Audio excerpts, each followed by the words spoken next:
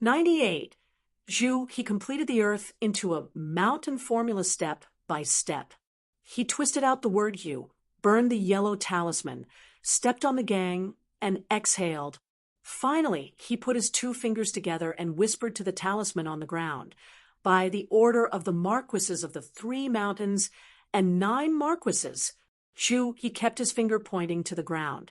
He looked more and more embarrassed because the word you on the ground didn't move. Zhu, his forehead was sweating. Zhu, he didn't make any mistakes in several key points to ensure the effectiveness of the talisman. For example, when burning the talisman, how much Shinchi should be injected into the yellow talisman from his Qi mansion, and so on. According to the explanation recorded in the ancient book, the so-called Earth Talisman in the opening mountain chapter didn't really appear a mountain peak. It was very different from the veritable spitting river-crossing talisman in the Walking Water chapter.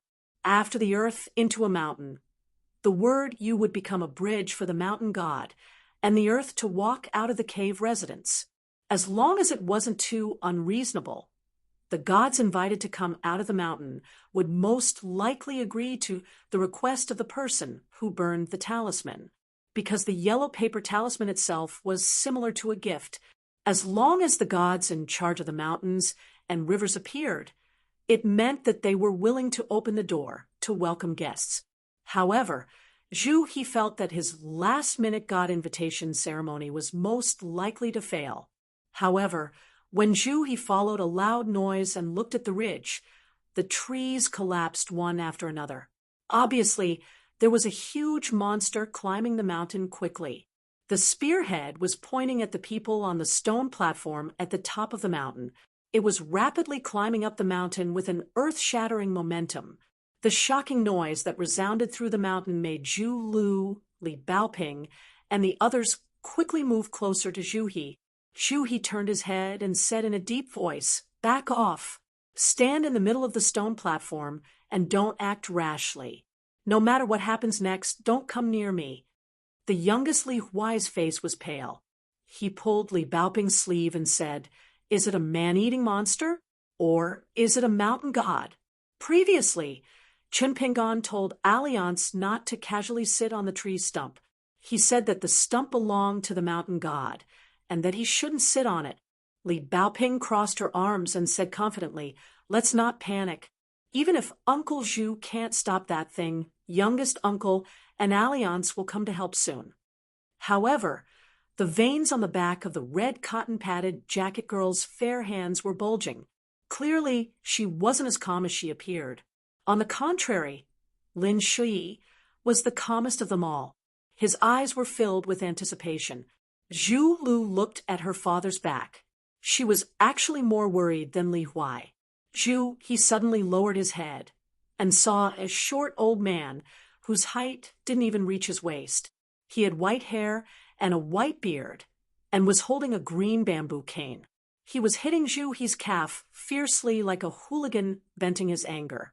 When Zhu He lowered his head, the old man looked at him for a moment and then resentfully withdrew his hand. He took a few steps back and said in a hoarse voice, "You know the language of the Eastern Bottle Continent?" Zhu He nodded in a daze. The old man asked again, "Then what about Dali's official language?" Zhu He nodded again. He hadn't recovered from the shock. The old man jumped up with his green cane and hit Zhu He's shoulder.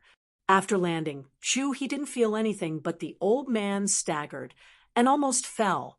He hurriedly supported his old waist with one hand and cursed in Dali's official language in exasperation. F***CK, you're 18 generations of ancestors. You don't have any ability, but you're the best at hurting people. I've been hiding from those animals for hundreds of years like a mouse. I thought I'd just struggle at death's door like this and finally get this once-in-a-lifetime opportunity to turn things around. I was just waiting for the Dali Imperial Court to wantonly confer titles to the gods of mountains and rivers. Then I'll finally be promoted from a wife to a wife and be promoted from a land god to a mountain god. I won't have to endure this anymore. Even if I still can't beat them, at least I can barely fill my stomach. While cursing, The old man raised his arm to wipe his tears. In grief and indignation, he knocked the ground hard with his bamboo cane. If you're so capable, go fight those bastards yourself. F***CK, you're 18 generations of ancestors. You used a broken talisman to drag me out. I couldn't hide, even if I wanted to. In the end, I had to be buried in the snake's belly with you bastards. Do you want me to die for love? I'm a 16-year-old lady, or a middle-aged lady. Could it be that I'm your type? Tell me loudly. F***CK, your ancestors. The old man with green bamboo seemed to be choked by someone and couldn't say a word. Juhi turned his head and looked. He was horrified. A pitch-black head, as big as a water tank, slowly lifted up from the ridge and finally appeared in front of everyone on the stone plateau at the top of the mountain. It had a pair of silver eyes and a scarlet tongue as long as a big piece of wood. It swayed quickly and made sizzling sounds. This shockingly huge black snake slowly moved half of its body onto the stone plateau. There were symmetrical scales on its head and back. Its whole body was as black as ink and glittered under the setting sun. Although it was an animal, its eyes were very similar to a human's. It looked mischievously at the old man in white with messy hair and beard, as if it was saying, after so many years of catching a mouse, I finally caught you. The old man seemed to have accepted his fate. He sat down on the ground and threw away his bamboo cane. He beat his chest and kicked his legs as he wailed, "What a sin! I'm the lord of the land of a mountain. But in the end, I was bullied to this extent by an animal. How can I live like this?" The black snake slowly straightened its back and raised its head. A pair of small claws appeared on its abdomen. It looked like the 4 claws embroidered on the royal robes of the kings of the secular dynasties, but not the 5 claws embroidered on the imperial robes. But this difference of 1 claw was really negligible to the people on the mountain peak and the short old man who called himself the lord of the land. The old man's eyes suddenly rolled around. He stood up abruptly and raised his head to look at the black snake. He said in surprise, "The skin and flesh of this boorish warrior must be very rough. You've come for the smooth and tender little dolls behind you, because each of them is more spiritual than the other, right?" The more the old man spoke, the more excited he became. His saliva splattered everywhere as he laughed heartily. "Eat, eat, eat, eat as much as you want. Once you're full, you'll finally be able to achieve the inky flood dragon real body. You won't have to think about my stinky skin anymore. When that time comes, this old man will be my Dali Chiduan mountain god, and you'll strive to be your river dragon. Before you walk the river, you'll still be the lord of the mountain, and you can still shit and piss on this old man's head. So it's meaningless for you to eat me now. Although eating me can increase your cultivation base a little, this old man is one of the earth gods after all.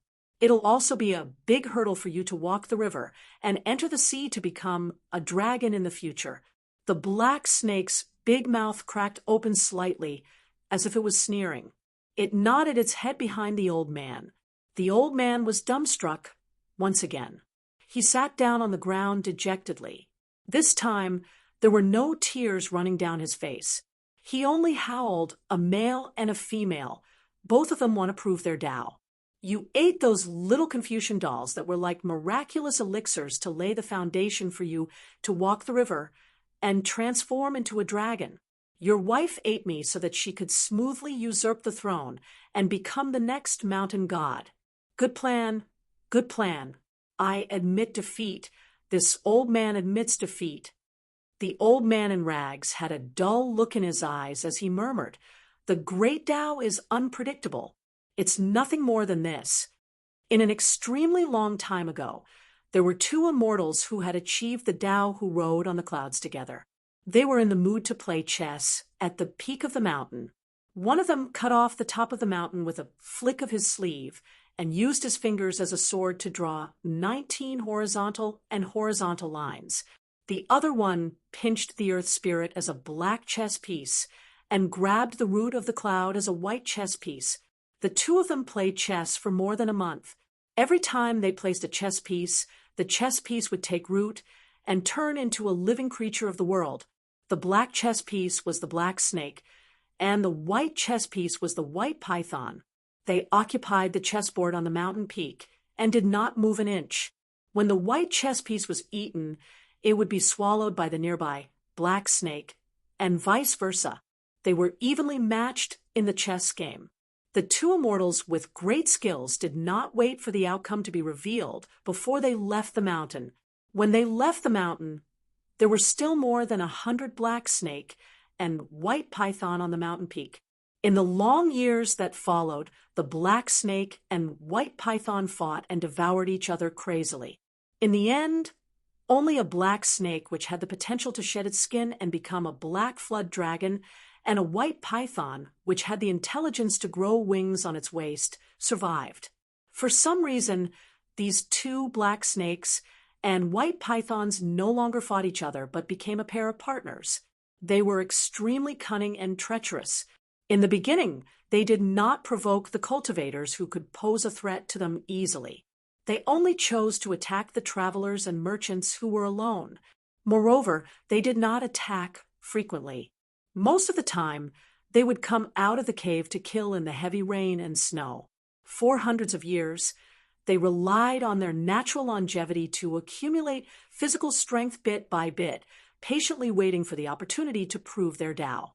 Time after time, they accurately killed their targets. They also began to deliberately choose those martial arts practitioners and chi cultivators who were in the mainstream to eat. As a result, their strength rose faster and faster, and even a mountain of land became their dream meal. In the early days, the two sides actually lived in harmony. The land could not do anything to them, and they could not catch the slippery old man of the land. Li Huai could not help but curse, "How can trash like you deserve to be the god of earth and mountain? The heavens aren't blind." The old man's back was facing the group of children. He used his bamboo cane to hit the stone ground hard. He could not be bothered to lower himself to their level. He only muttered unhappily, "He's probably really blind." Zhu Lu was actually the most annoyed and furious person. However, when she saw the black snake, the young girl could not help but tremble. She, who was at the peak of the second realm, realized that she did not have the courage to confront such a monster. Even if it was just one step, she did not have the courage to take a step forward. After all, Zhu, he was a martial arts practitioner of the fifth realm. He was full of courage. Moreover, he could not allow himself to retreat even half a step. Behind him was his mistress and his daughter. This man did not dare to turn around without permission. He tried his best to shout and remind her, "Zhu Lu, be careful of the cliff behind you. There's still a beast hiding in the dark." The young girl could only move her lips slightly, as if she wanted to tell her father not to worry. However, her voice was as soft as a mosquito. The martial arts practitioner Zhu, he did not care about this at all. The black snake in front of him, which was leisurely shaking its head, already gave him an almost suffocating sense of deterrence. In the air outside the stone cliff, an ear-piercing buzzing sound rang out. Zhu Lu and Li Baoping turned their heads in shock. A slightly slender, snow-white python hovered in the air, not far from the cliff. It did not have 4 claws, but a pair of almost transparent wings were flapping rapidly. Its pair of gloomy eyes stared unwaveringly at the young girl Zhu Lu. It flicked its tongue again and again, and thick white snake saliva continuously dripped down. It was practically a glutton drooling over a delicacy. It sized up the delicate and pretty young girl's figure.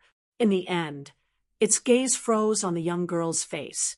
Being stared at by this beast, Zhu Lu only felt her legs go soft and her entire body lose strength. Although she did not fall, it was difficult for her to breathe. The young girl was well aware that even moving a finger was an extravagant hope, let alone using a punch to repel the enemy.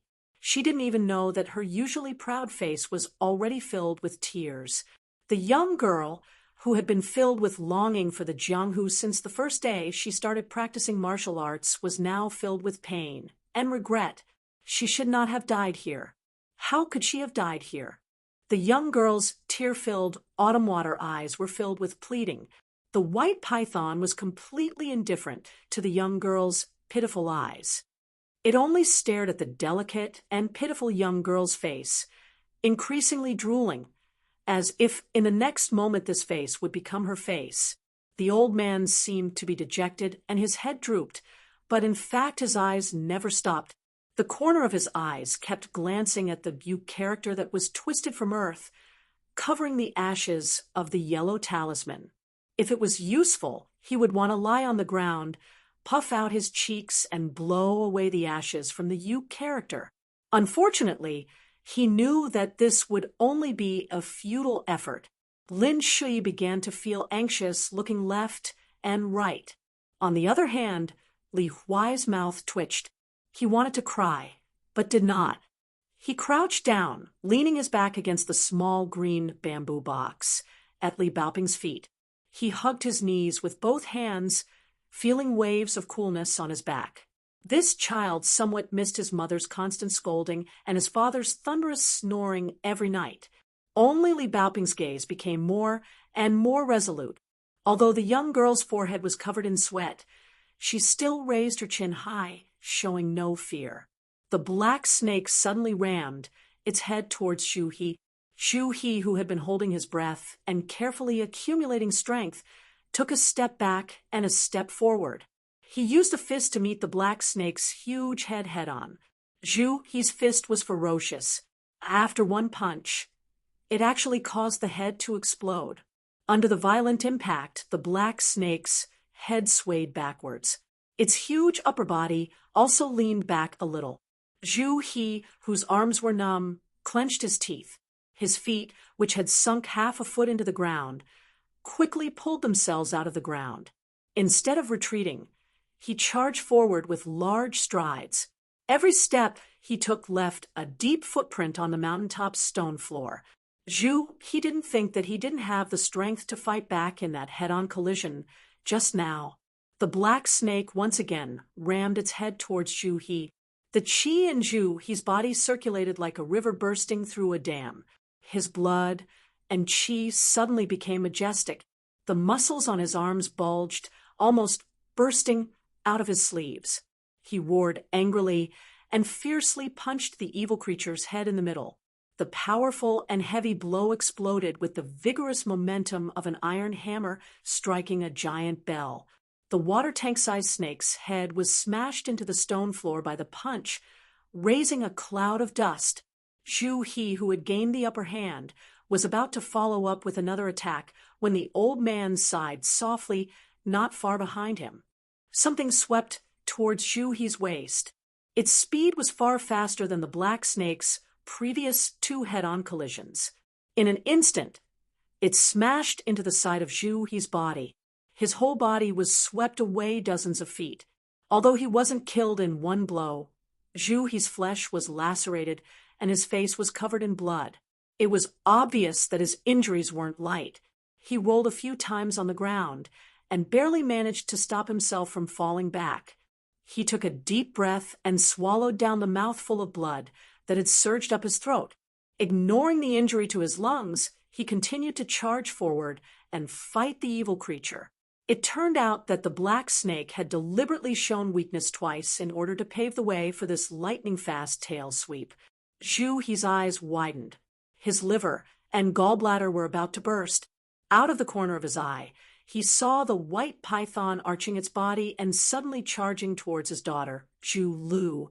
Its bloody mouth was a ghastly sight. At this moment, a thin figure ran along the black snake's back and finally stepped on its head.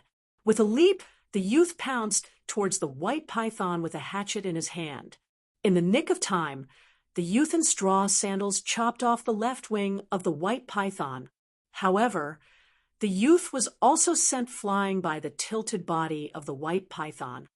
Somewhere on the mountain ridge below the stone floor, the bamboo hat man sat on the branch of an old pine tree that jutted out from the cliff. He was sipping wine with an expressionless face.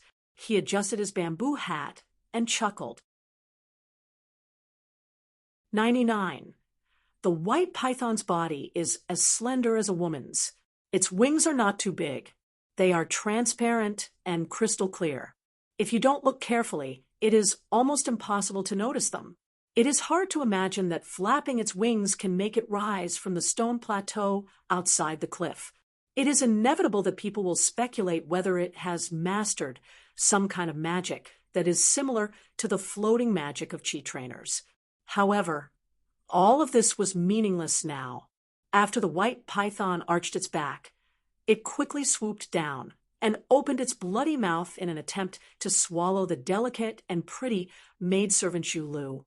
Unexpectedly, a blade-wielding youth appeared out of nowhere, using the black python's back and head as a ladder and a springboard. He leaped over with a single leap, and the hatchet in his hand just happened to strike the connection between the white python's wings and body. The white python needs the pair of wings to fly and control the direction. After the wings are chopped off, its body continues to move forward by inertia. However, it immediately moves more than 10 feet away. The white python's bloody mouth just brushes past the girl's shoulder, and its whole body falls heavily on the stone plateau. Zhu Lu and the 3 students behind her also escape the disaster. Taking advantage of the time when the white python is dizzy after hitting the ground, Li Baoping quickly carries the book box and yells to run. Lin Shui silently picks up the luggage and follows behind. Li Huai has already been scared, out of his wits. After running for some distance, he inadvertently finds that the annoying Zhu Lu is not there. When he turns his head, Li Huai is stunned. The girl is standing there stupidly. Isn't she just waiting to be killed? Li Huai can't help but shout loudly, "Zhu Lu, why are you still not running?" Zhu Lu finally shivers and comes back to her senses. However, she is still a little confused. She turns her head and looks at Li Huai in a daze. She sees the child running and shouting, "Run! Are you waiting to die?" Once Zhu Lu came back to her senses, she immediately displayed the lithe posture of a martial artist at the peak of the second realm. In 4 or 5 steps, she had reached Li Huai's side and retreated with them to an area far away from the white python. As expected, just as Zhu Lu left her original spot, the white python, with blood gushing out from its broken wings, began to struggle violently in pain. Its tail swung wildly, smashing the stone ground and sending rocks flying everywhere. If Zhu Lu had been even a moment later, she might have been smashed into a pile of minced meat by the python's tail, which was as thick as a water bucket. After losing one of its wings, the white python's vitality seemed to have been greatly damaged. It flailed around wildly, splashing up countless sand and stones. It did not calm down for a long time. However, the young man was not much better off. The palm of his left hand, which was holding the hatchet, was split open and covered in blood. Chun Pingon knelt on one knee and raised his arm to wipe away the sweat on his forehead to avoid blurring his vision. Half of the hatchet had already been broken when the bright blade rebounded. If Chun Pingon had not reacted quickly and turned his head, perhaps half of the hatchet would have pierced his face. At the very least, a large piece of flesh would have been scraped off from his cheek. Chun Pingon's current position formed a triangular formation with the black snake and the white python. The black snake's behavior was strange. After seeing that the white python had been seriously injured, it did not hurriedly abandon Zhu, and run to fight Chun Pingon. Instead, it was more leisurely and calm than before. It leisurely swayed its upper body and maintained a confrontational posture with Zhu He. The black snake's pair of gloomy silver-white eyes occasionally fell on the white python's body. Its gaze was no different from the way the white python looked at the young girl Zhu Lu, as if she was a delicacy on a plate.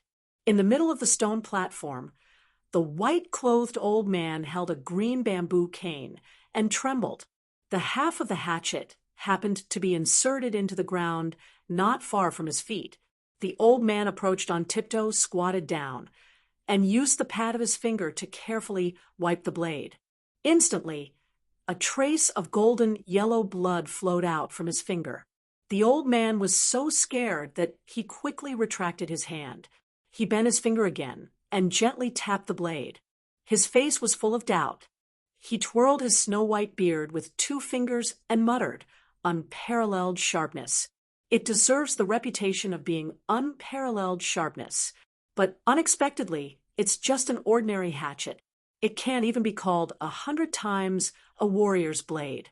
Therefore, the blade is extremely brittle and far from being tough enough. If the blade matched the quality of the blade, and it was given to that straightforward man who only knew martial arts as a weapon, he might not necessarily have no chance of winning. But now, everything is settled." The old man carefully sized up the bright and beautiful edge of the blade. He sighed with emotion and said, "As for the mystery of this hatchet, it can only be found on that young man's whetstone. But the problem is, how good of a whetstone must be to be able to sharpen a cheap hatchet made of inferior materials into such a sharp edge?" The old man's gaze was somewhat greedy and hot. He secretly looked at Zhu Lu and Li Baoping's wicker basket. Unsurprisingly, the whetstone was hidden in it. The old man then sighed heavily. No matter how good the item was, even if he could get it, it seemed that he would not have the life to enjoy it now. The only thing he hated was the fact that the 5th realm martial artist had used the earth turning into mountain incantation at the behest of gods and devils. It was originally a mountain-splitting technique that had been lost for countless years. At that time, the old man had been hiding underground, thinking that it was a joke to look at someone scribbling. In the end, he had fallen into this big tumble. In fact, this mountain-opening technique of earth turning into mountain formula was not very brilliant. It was just that this kind of technique had been silent for too long. In the years when the old man was the landlord of Chiduan Mountain, he was only invited out of the mountain mansion once by someone with this technique. It was the 2 immortals who came to the mountaintop to play chess. Of course, those 2 were true immortals of the land, who had great skills. A small 5th realm warrior was not even worthy to carry their shoes. The reason why he was called to the mountaintop back then was that the 2 true immortals did not want to break some old rules. They did not care about the face of a small landlord of Chiduan Mountain. It was not that Chinpingon did not want to take the opportunity to get rid of the white python. It was really that his internal organs were in a mess, making him unable to do anything more. After wiping away the sweat, it would soon cover his face again. Chinpingon simply did not waste any more energy. He just kept adjusting his breathing and tried to calm the chaotic aura in his body. This kind of adjustment was like trying to mend a leaky window on a rainy day. The sound of the drum once again resounded from his chest. The sound gradually grew louder and louder. The sound did not enter his ears. Instead, it was like a mysterious inner voice. It was clearly transmitting the trembling of his body and the wailing of his soul. The teenager's almost instinctive intuition first came from the colic in Mud Bottle Alley when he was young. Later, he experienced it again on the mountain. The reason why he did not roll on the ground this time was that Chinpingon noticed that the strange aura in his body was like a fire dragon. It began to flow upstream from his abdomen, wherever it passed, whether it was the Qi Mansion aperture acupoints that he recognized from Song Jisen's wooden puppet or the meridians that connected the critical points of the human body. It reduced the pain to a great extent. It was like a general leading troops to quell a rebellion, or the so-called imperial troops in Song Jisen's novel. The effect was remarkable. Although it could not solve the root cause, it could at least make the rebels avoid the sharp edge. Although Zhu He's injury was not light, his momentum did not decrease. Instead, it increased. His vigorous fighting spirit was high, and his 2 sleeves were fluttering. He had the demeanor of a grandmaster who could not be underestimated. The black snake, whose abdomen was slowly slithering on the edge of the stone platform, narrowed its eyes. Even though he showed great fighting strength, it was not anxious. It shook its head vigorously from side to side, as if it was looking for a loophole. In this way, it gave he a great opportunity to suppress his injury. Seeing this, the old man hesitated for a moment. He still weakly reminded, "Don't struggle." The reason why this evil creature is not in a hurry to eat you is that it wants you to completely stimulate your chi and blood. It is just waiting for a green fruit to ripen.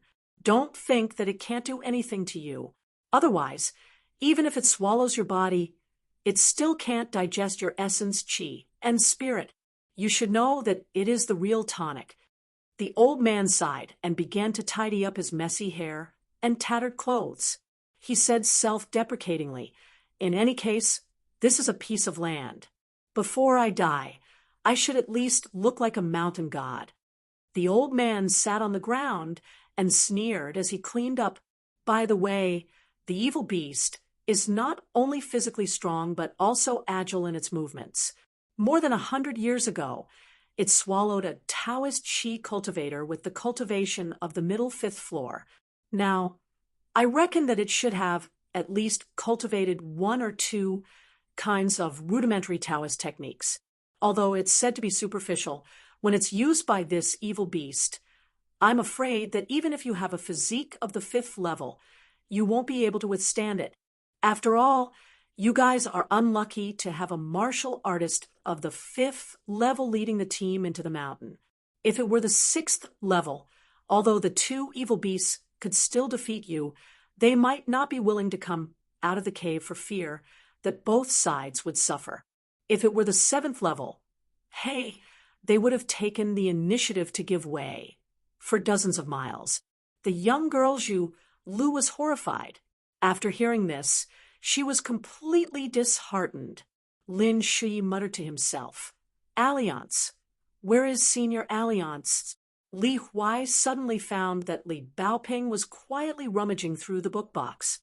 After taking out a small porcelain bottle, she held it tightly in her palm. Following her line of sight, Chen Pingon calmly nodded at them from afar. Li Huai suddenly envied the tacit understanding between Li Baoping and her youngest uncle. According to the book, this was called telepathy. When he heard the old man divulging the heaven secret, he didn't show any fear on his face. He twisted his wrist and said with a smile, "Being cowardly, and cowardly means death. Being free and having a good fight also means death. Since I'm going to die anyway, who cares if I become a stepping stone for that evil beast to transform into a dragon?" A 5th level martial artist already had the qualifications to be praised as a master of the martial Tao. His soul was strong and his spirit was sturdy. He only needed to condense a martial courage. He was trapped in a situation of certain death and had no intention of retreating. In fact, this was in line with the true meaning of the martial Tao's principle of facing death to build martial courage. It was just that he still needed to continue tempering and polishing. He's martial aura had already reached its peak. He was ready to go. In an instant, the black snake changed from its previously leisurely and lazy appearance. It was as if it was certain that he was not holding back. Its soul was already boiling in its chi mansion. As the chi and blood quickly circulated throughout its body, it could finally taste this delicious food. The black snake raised its head and opened its mouth at the same time, gradually revealing 2 terrifying ivory fangs. It was as thick as a young man's arm. Compared to the white python's filthy appearance, the black snake that had the potential to become a divine creature, the inky flood dragon, was much cleaner. The inside of its mouth was snow white, and waves of cold air flowed out. The stark contrast between the 2 colors of black and white made this intelligent creature look extremely dignified. Compared to the sloppy old man, it looked more like a genuine god of the earth and mountain. The black snake suddenly launched an attack. This time, it didn't try to show weakness by bashing its head against he's head. In an instant, it opened its mouth as wide as it could. It looked as if it was about to bite down on Zhu-He's head, but in reality, it spat out a mouthful of extremely stinky, snow-white miasma. The miasma condensed into a solid substance and shot towards the ground like a crossbow arrow. Zhu-He was born and raised in a small town and was the son of the Li family. He did not have much actual combat experience. In his martial arts career, he had mostly sparred with the ancestors of his family. This was the first time he had encountered a life-and-death battle. However, after suffering a great loss from the evil beast's diversion tactic, Zhu-He knew that the sinister and treacherous black snake was a treacherous person. His figure moved accordingly, and he would never again meet force with force. Just as expected, the icy miasma that was as sharp as an arrow missed and shattered the stone ground. Zhu-He moved a few steps to the side, and immediately felt a strong gust of wind sweeping towards him from the side. It was the same two attacks from before. Zhu-He had long since anticipated this. He pushed off the ground with the tip of his foot, and instead of retreating, he charged straight towards the black snake's abdomen. Unexpectedly, the black snake leaned back and spat out mouthfuls of miasma. Its intention wasn't to pierce through Zhu-He's body, but to stop him from charging forward. At the same time, its tail continued to extend until it formed a large cage around Zhu-He, instantly trapping Zhu-He and forcing him to fight like a trapped beast. After the black snake's long body had formed 2 full walls, it was still able to raise its tail high like a patrolling soldier, preventing Zhu-He from escaping. Zhu-He's reaction this time was fast enough. Before the snake could form the second circle, he was about to rise from the ground. However, just as his figure rose into the air, he was violently smashed down by the tail. Zhu-He protected his head with his arms and was violently slapped back onto the stone ground. Although his internal organs weren't injured, his qi was boiling, causing his face to flush red. The soul, that circulated throughout his body, had good intentions. In order to protect its master from being injured, it had no choice but to leave the established meridians and infiltrate into the flesh and skin outside. The black snake's cold silver eyes revealed a trace of a smug smile.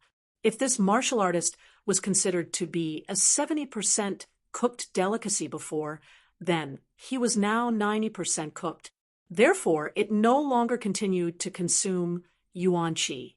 Instead, it opened its mouth wide and lowered its head time and time again to pounce on Zhu-He. Zhu-He's fists were like rainbows, nimbly twisting and turning in the beast-fighting arena. His 2 arms released misty blue gang qi. Every time he punched, it could split the air and cause the wind to roar. Although he was at an absolute disadvantage, Zhu-He didn't show the slightest sign of weakness. His eyes were shining, and his essence, qi, and spirit were unprecedentedly abundant. The white-clothed old man's ears perked up, and he clicked his tongue in wonder. Although he hadn't seen the battle with his own eyes, he could roughly guess what had happened. He thought to himself, it's a pity that a martial arts grandmaster would die halfway. He suddenly woke up with a start, as if his butt was on fire. He picked up the dim, green bamboo cane and shouted to the martial artist companions, "Someone come quickly. Anyone will do. As long as it's a boy or a girl, step on the character that your elders made with your feet, and I'll be able to escape. I won't be bound by this talisman. At that time, I'll be able to lend him a hand. I don't dare say that I'll be able to kill this evil creature, but escaping won't be difficult. Hurry up." The old man's anxious gaze wandered around the faces of those people. Lin Shi's lips curled into a cold smile. Li Huai was just about to summon up his courage to take a risk, but Li Baoping grabbed his arm. The old man was stunned. He stomped his feet and scolded bitterly, "Idiots who don't know what's good for them. Don't tell me you want to watch your elders exhaust themselves and die in battle? Have you bastards' consciences been eaten by dogs?" Xu Lu's figure flashed, and she madly rushed toward the Qidun Mountains land. In the distance, Chun Pingon suddenly shouted with a stern expression, Zhu Lu, don't go. If you don't help him, he'll have no way out. Maybe he'll have to fight side by side with us. If you help him with his timid nature, he'll definitely run away. Besides, we're still not sure whether he's in cahoots with those two bastards. Don't be impulsive. From the beginning to the end, he seems to have been helping us, but have you noticed that he hasn't helped Uncle Zhu at all? How could Zhu Lu be willing to listen to Chen Pingan's words? She just buried her head and rushed forward. The moment Chen Pingan opened his mouth to speak, he had already begun to rush toward the old man. His speed was not inferior to Zhu Lu's in the slightest. If there were no accidents, there was hope that the straw sandals youth would be able to stop Zhu Lu's actions. The old man's face was cloudy and uncertain. He stood in place with his green staff in hand. The white python, which had lost one of its wings, soon lay motionless on the stone platform. It was on the verge of death, as if it could no longer participate in this battle. However, when Chen Pingan rushed toward the old man, his figure appearing a dozen steps away from its head, the white python darted forward without warning, its big mouth viciously biting at the youth. It no longer had the half-dead posture from before. Chen Pingan abruptly stopped in his tracks and retreated backward, avoiding the white python's dangerous attack. He shouted angrily, "Zhu Lu, do you see? This evil beast also wants you to destroy Uncle Zhu's character. That person and these two beasts might have already reached a secret agreement." Chen Pingan's line of sight was blocked by the white python's body, so he couldn't see the white-clothed old man. However, the white python's head first looked in the direction of the young girl, and then slowly turned toward the youth, its eyes full of ridicule. At that moment, the youth was filled with resentment and disappointment. Even the fire dragon in his body, when passing through the 3 Chi Fu acupoints, inexplicably changed from an irresistible momentum to a cautious and humble posture. The youth didn't pay attention to it. Zhu Lu, whose mind was in a mess, ran near the character. With a face full of tears, she stretched out her foot and stomped around. The young girl choked with sobs. "I want to save my father. I want to save him. I know, because he is my father. That's why you don't care about his life or death." The ashes on the character were trampled into the soil and finally disappeared. The character was finally blurred under the girl's stomp. The white-clothed old man blankly looked down at the girl's feet, and a burst of suppressed laughter came from the depths of his throat. Hee. Then the old man raised his head and stared at the panic-stricken girl with a playful gaze. The old man casually twisted his wrist, and the green bamboo cane brought out a field of emerald green fireflies in the air. His aged face was like a withered tree that had come back to life. The old man beamed with joy and nodded. "Hee, I understand that you are eager to save your father." The old man's figure began to rapidly grow taller, and his face became younger and younger. His muscles and bones stretched, and a series of ear-piercing sounds like soybeans cracking was heard. The middle-aged man looked up to the sky and laughed, as if he was crying and laughing at the same time. He was extremely happy. "Ha! As for these guys, you can do whatever you want with them. Of course, in the future, our relationship can't continue to be the same as it was hundreds of years ago. Don't worry, after I am conferred the title of Mountain God, I will promote you to the land here. As for the matter of your man walking on the river, I will also give him some support. After all, everyone benefits each other and participates in this grand undertaking." After saying these words, the man with the green cane had become a handsome man in his 20s. He looked at the stunned girl with a smile. "Your father and I are fated." Originally, when Dali conferred the gods of various mountains and rivers on the territory this time, I took the opportunity to restore the original body of the land. But he was able to call out the name of that mister, which is really shocking. It is equivalent to helping me restore the original body of the land that was originally taken away by the immortals. To be honest, if he had written the character, you in the opening chapter of The Mountain with Soil, I might have been the orthodox mountain god of Cheetuan Mountain without being conferred the title by Dolly. The man looked extremely happy. He paced slowly, waved his hand, and said with a smile, "It's okay, it's okay. I am very satisfied. Your father is a good person, and so are you. You are my benefactors, but it is a pity that I have to repay the kindness of a drop of water with a gushing spring. As a result, I really have no way to repay such a great favor of being conferred the title of mountain god." Ooh. The girl's face was pale. Her lips trembled, and she repeatedly murmured, "You liar! You liar!" The handsome man glanced at the white python and said, "None of us expected my wings to be cut off.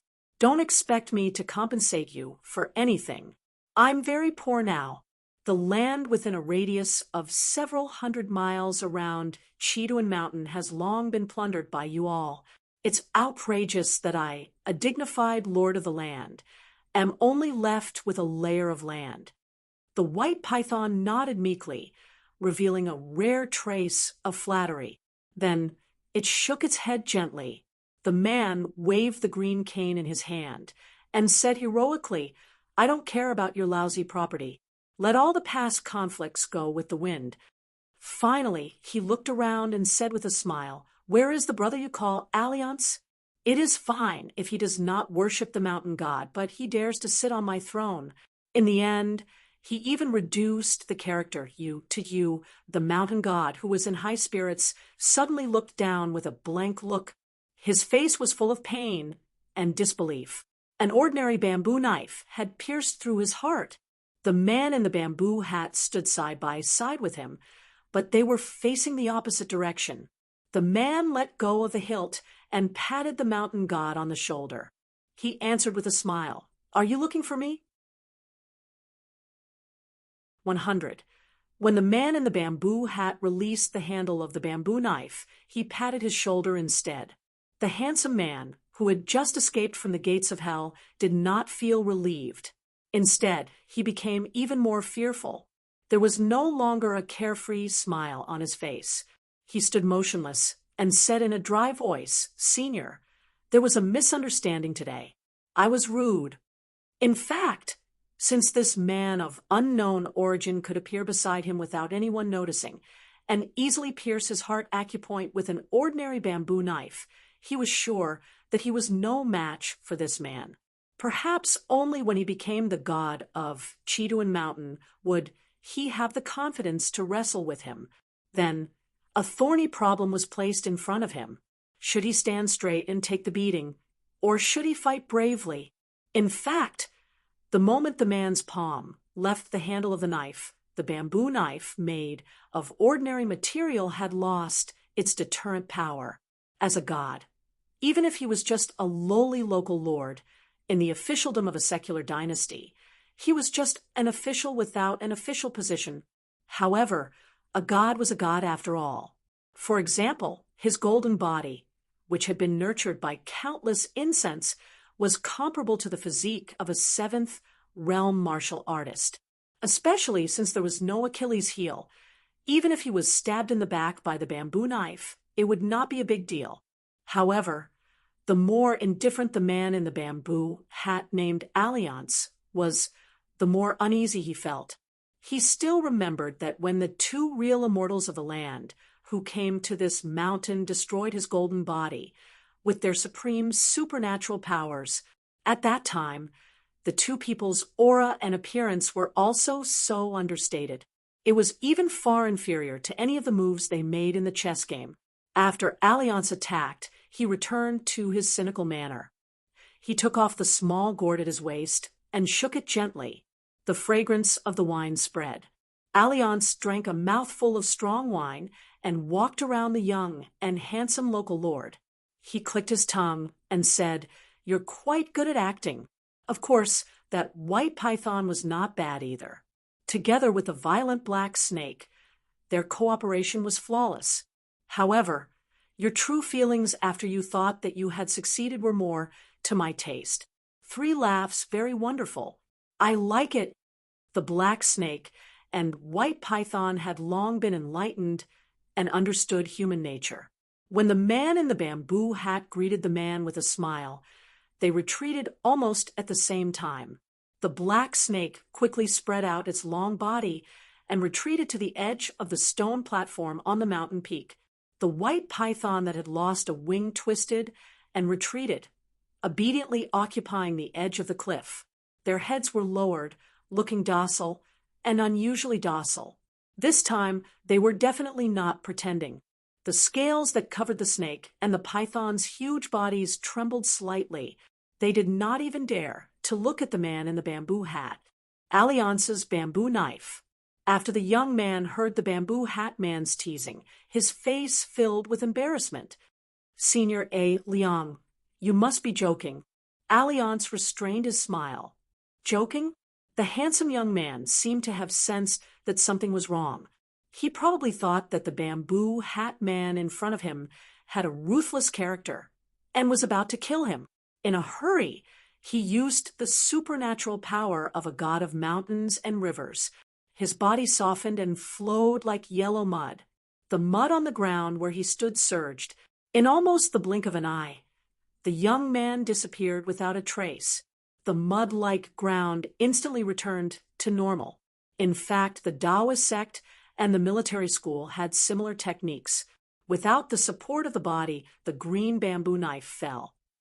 Alliance reached out to hold the bamboo knife and found that the red cotton-padded jacket girl and the other 2 were staring at him with their eyes wide open.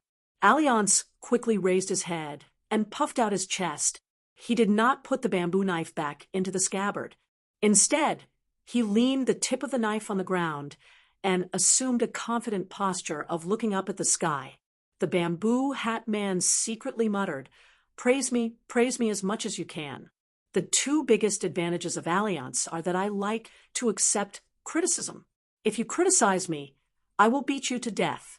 The second is that I can withstand other people's praise. No matter how ridiculous or mushy it is, I can accept it. Li Huai was the first to speak. The child trotted all the way to Alliance's side and sized him up. He said, Alliance, you came so late.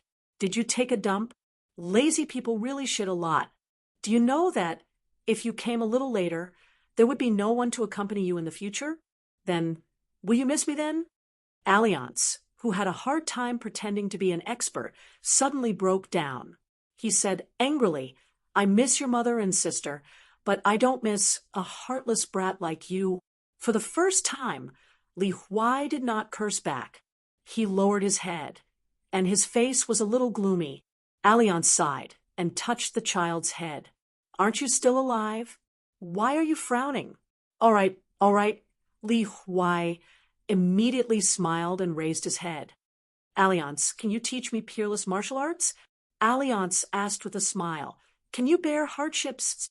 The child shook his head seriously and said, Of course I can't bear hardships. You didn't teach me to not have to bear hardships and still be able to learn powerful martial arts that are invincible in the world? Ooh, Alliance's mouth twitched. What do you think? Li Huai curled his lips and glanced at the bamboo hat man. Alliance, you disappoint me. Li Baoping carried a small suitcase and smiled at Alliance. Then she ran to see Chinpingan. Lin Shui arrived in front of Alliance. He was a little puzzled, but he didn't ask anything. Alliance nodded to the youth, indicating that they should talk in private. Zhu He, who was covered in blood, sat cross-legged. He only looked frightening, but his soul and vitality had not been harmed. The man wiped the blood off his face and smiled. He felt happy, really happy. He had never been so happy in his life. It was as if all the depression in his heart had been swept away because of this great battle. His mind was clear and his muscles and bones were relaxed. Zhu Lu ran to Zhu He's side and squatted down. Her face was still covered in tears. Zhu He waved his hand and laughed. Daughter, one who survives a great disaster is bound to have good fortune in the future. This is a good thing, a very good thing. I feel as if I've grasped an opportunity to break through the realm. Several key aperture acupoints that were originally lifeless have shown signs of budding. Don't underestimate these little signs. For someone like me, whose future in martial arts was originally cut off, this is a great blessing. Zhu Lu was skeptical. She said worriedly, "Father, don't be in such a hurry to talk. Be careful not to pull on your wounds." Zhu He's smile grew wider. He put his hands on his knees and his face glowed. He seemed to be in high spirits. "This little injury is nothing. If I endure for another 15 minutes, I might be able to step into the threshold of the sixth realm. Of course, the premise is that I don't die in the mouth of that beast." Zhu He looked at the bamboo hat man and gave him a thumbs up. "Senior Alliance, when we arrive at Red Candle Town, I'll treat you to my newly brewed apricot spring." With his back to Zhu He, Alliance raised his arm, waved his hand, and said something that spoiled the mood. "Old Zhu, I can't thank you with words. Just remember it in your heart. If you say it out loud, it will seem insincere." Chun Pingon took the small porcelain bottle handed over by Li Baoping. It was the exclusive ancestral secret recipe of the Yang family's shop. Its use was very simple, which was to endure pain. Previously in the small town's immortal tomb, after the fierce battle with Ma Kuxuan, the youth had used it once. If Alliance had not appeared in time, this small porcelain bottle would have come in handy. Now, it was not necessary. Although Chun Pingon was full of pain at the moment, it was not necessary to use it. Old Yang had once said very clearly that every medicine was 30% poisonous.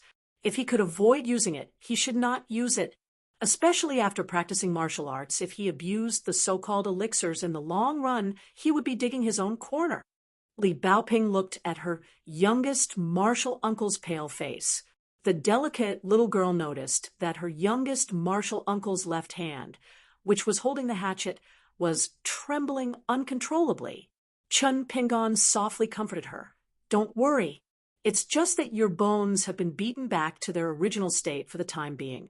But it's not that there are no benefits. If my feeling is not wrong, there will be more benefits in the future." Li Baoping vigorously nodded, not doubting at all, because her youngest martial uncle had said that he would not lie to her. Alliance looked around, separately looking at the black snake and the white python. After thinking for a moment, he quietly increased the strength of the hatchet, nailing it an inch into the ground in an imperceptible manner. One of them ran back to the cave in the belly of the mountain in a daze. His head felt as if it had been struck by lightning, and blood spurted out. He was so scared that he pissed his pants. After taking a few steps away, he raised his head and looked up. There was only a small section of the green hatchet in the air, nothing else. This handsome young man, who had an elegant bearing like that of a noble family, gritted his teeth and stomped his feet. The next moment, his figure sprung out of the ground from Kaidenshin shiping like bamboo shoots after the rain. He pressed one hand on his wound and looked at the unfathomable man in the bamboo hat with a long face. He wished that he could kneel down and beg for mercy. He begged bitterly, "I beg the great immortal not to play with me anymore." When the young man returned, the girl Zhu Lu was subconsciously shocked. She did not know why her emotions exploded in an instant. She stood up and shouted at Alliance, "Kill them!" Alliance smiled and turned around. Looking at the girl with a ferocious face, he asked, "Why do you want to kill them?" "We have no reason, no enmity, no enmity." The girl's delicate and pretty face became more and more distorted. She stretched out her finger and pointed at the man in the bamboo hat. "No reason. Those two beasts wanted to eat us just now. This Chiduan Mountains land is the culprit behind the scenes." Alliance came to a realization. He looked at the young man whose face was full of anxiety, and then looked at the black snake and the white python respectively. "You want to eat me? You or you?" The Chiduan Mountains land. and the two snakes that had yet to transform naturally shook their heads desperately. The girl was so angry that her whole body trembled. She cried, "My father almost died. We all almost died." Her eyes were hazy with tears as she looked at the strange man in the bamboo hat. "You clearly have the ability to get rid of evil for the people. Why don't you do it?" Two beasts. One of them used his position for private gain. Instead of protecting travelers, they worked together to harm people. "Why can't you?" "Alliance, kill them." Alliance was silent for a moment. Suddenly, he laughed out loud. "Ha ha, you sound like my future wife." No, no, no. I actually like girls who are slightly older and have fully developed bodies." At this point, Alliance pulled out the bamboo blade from the ground and put it back into the scabbard. He made a round and plump gesture with his hands and said sneakily, "I like this kind of girl." The girl was stunned. She screamed, "You're unreasonable." He struggled to get up. He patted his daughter on the shoulder and said in a deep voice, "Don't be rude, and don't let your emotions affect your decisions. Leave everything to Senior Alliance." Zhu Lu suddenly turned her head and looked into the distance. Her face was full of grievance and resentment. Alliance looked at Chinpingan. The young man nodded and said, "Alliance, you make the decision." Languid, Alliance said, "All right, then I'll have the final say. As the old saying goes, don't go too far in life so that we can meet again in the future. As people of Jianghu, we have to be more magnanimous." The young man nodded vigorously. The two mountain-like snakes on the stone platform also lowered their heads slightly. Alliance suddenly changed his tone. "But it's unreasonable if you don't compensate me for such a big fright." The young man wanted to cry, but had no tears. Great deity Alliance, the person who was really scared, out of his wits, is now standing opposite you.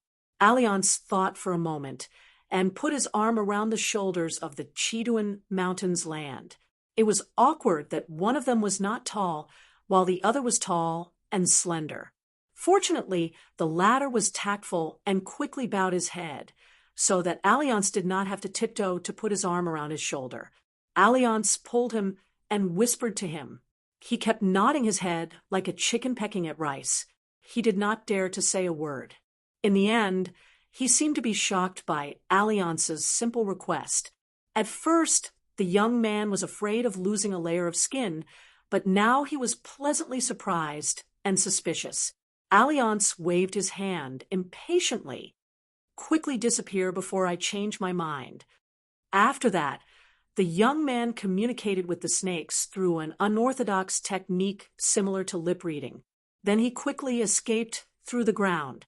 The white python swayed cautiously and used its mouth to pick up the broken wing that fell on the stone platform. It tried its best to avoid the crowd and left the top of the mountain with the black snake. Before leaving, it faced the man in the bamboo hat, who almost made their snake gallbladder explode in an instant. Its two huge heads slowly fell and finally touched the ground, showing its submission to Alliance. In the twilight, after a sudden thrilling battle, he called Chinpingan and went to a stream near the stone platform to wash their wounds together. The girl, Zhu Lu, followed silently. One big and one small squatted by the stream and washed the blood on their faces and clothes. He wanted to say something, but stopped. Chinpingan saw the girl sitting on a stone in the stream far away. The boy said that he would go back first. He nodded and did not ask him to stay. After Chinpingan left, he stood up and came to sit beside his daughter. He softly said, "Why didn't you say sorry?" The girl took off her boots and socks, revealing her white and tender feet. After hearing her father's slightly reproachful words, the girl suddenly opened her eyes wide and said with grievance, "Father, what do you mean?" He looked into his daughter's eyes. That was a pair of beautiful eyes that greatly resembled her mother's. It caused this upright man to slightly change the harsh words that were at the tip of his tongue. He sighed and said in a gentle tone, "Earlier, Chin Pingon stopped you from destroying the Yu character. Afterwards, it was proven that he was right." Zhu Lu hugged her knees with both hands and looked at the stream.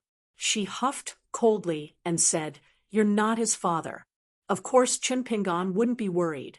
How could I have cared about these things at the time? What if he was wrong? Could it be that I would have just watched you die there? Zhu, he didn't say anything. She turned her head, her eyes red. "Father, if I didn't do anything at the time, would I still be your daughter?" Zhu, he held back some hurtful words, forcefully swallowing each, and every word back into his stomach.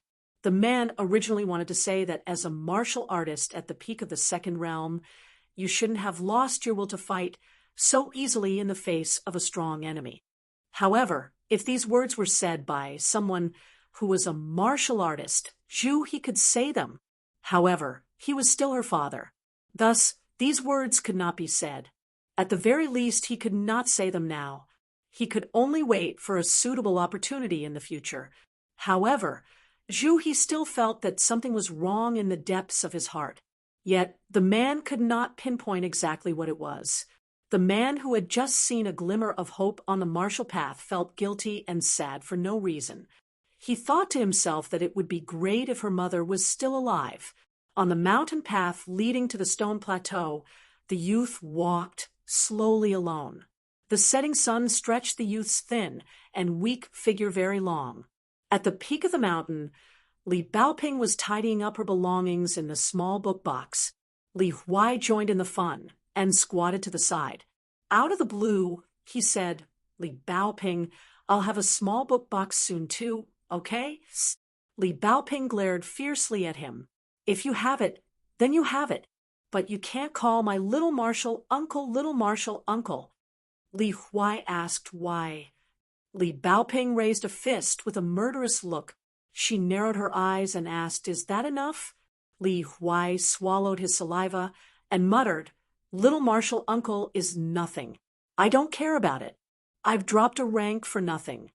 Li Huai patted his butt and stood up. After walking far away, he turned his head and smiled. "Li Baoping, if in the future you want to call me Chun Pingon brother, what will you do? What should you call me?" Li Baoping chuckled. After standing up, she twisted her wrist. Li Huai panicked. "Li Baoping, can you always reason with your fists? Can we talk nicely? We are scholars and scholars should." Without waiting for Li Huai to finish, Li Baoping quickly stepped forward and was about to beat Li Huai. Li Huai was quick-witted. He braced himself and didn't step back. He said earnestly, "Li Baoping, aren't you afraid that your little martial uncle will think that you are an unreasonable young lady? When the time comes and he doesn't like you anymore, who will you cry to?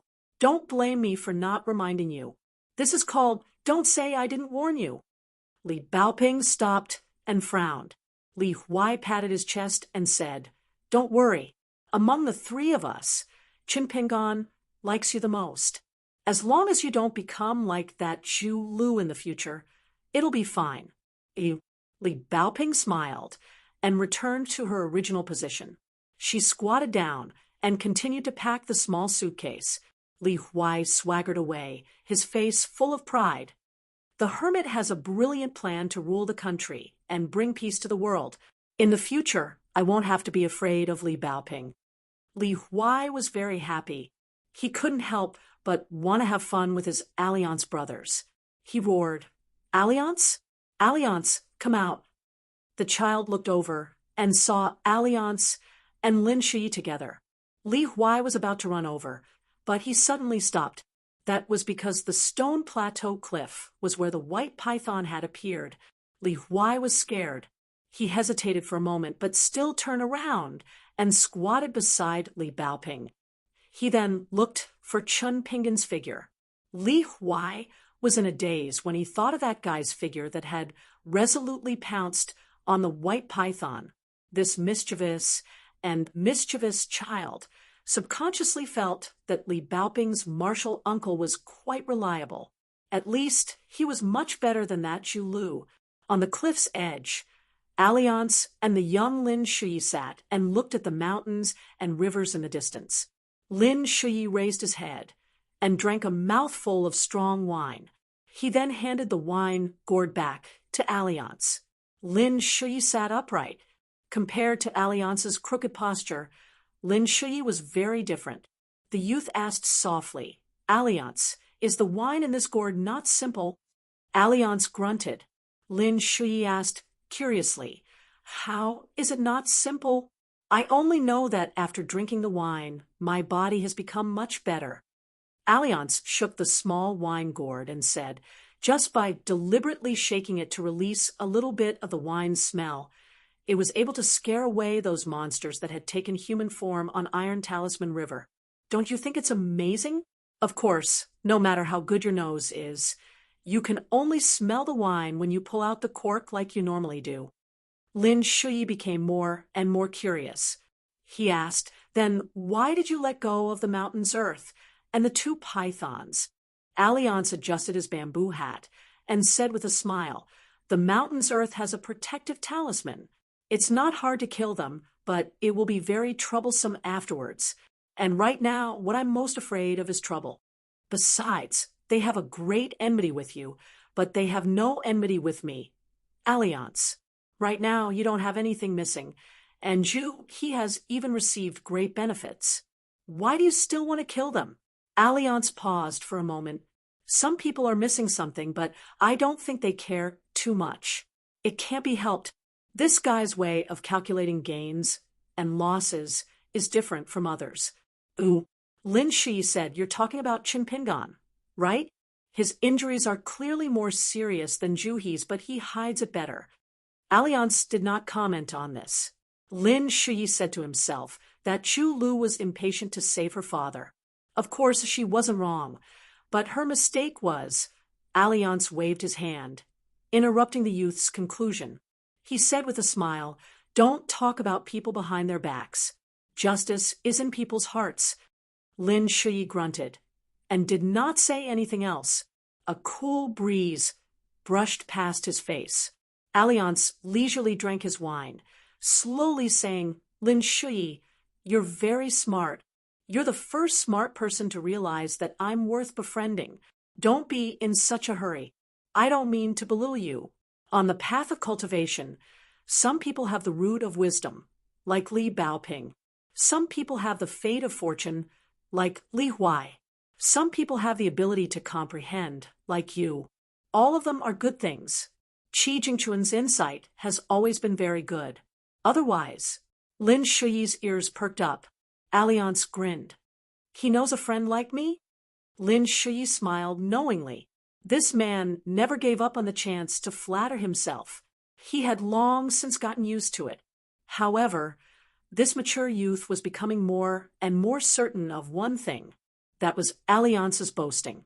It sounded very far-fetched, but that was because, including himself, no one really knew how powerful this guy was.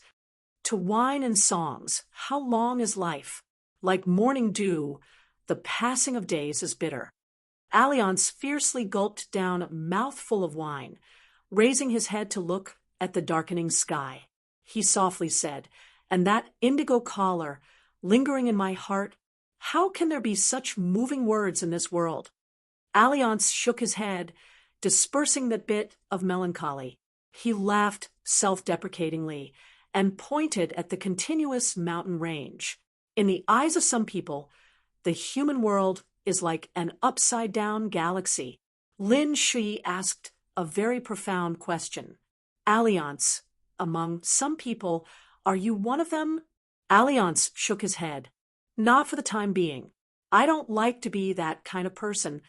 Alliance softly exhaled, no longer drinking. He propped up his cheek with one hand and tilted his head to look into the distance. In the past, there was a stubborn old man who had students all over the world. Among his favorite disciples, Qi Jingchuan's calligraphy was the best, Cui Dong's chess skills were the best, and there was also one person whose sword skills were the best. Lin Shui held back his laughter and turned to look at the bamboo hat man's profile. The disciple whose sword skills were the best was he called Alliance. Alliance laughed loudly. Of course, that person wasn't me. How could it be me? Lin Shui, who did not get the answer right, was somewhat stunned. He only heard that guy say with a smile, but that person's sword skills were taught by me. Although the youth was shocked to the extreme, he still believed this without a doubt. Alliance turned his head and asked, if I said that Qi Jingchun's calligraphy was also taught by me, would you believe me? The youth, who was sitting upright and still did not hesitate, and said decisively, I wouldn't believe it even if you beat me to death. Alliance patted the youth's shoulder and said earnestly, Lin Shui, you're really smart. So tomorrow you won't have any wine to drink. The youth, who had always been old-fashioned and indifferent, grinned, but it was still implicit and silent. Alliance said with emotion, Heaven and earth, all things go against the flow. When a scholar speaks, there is knowledge in his words.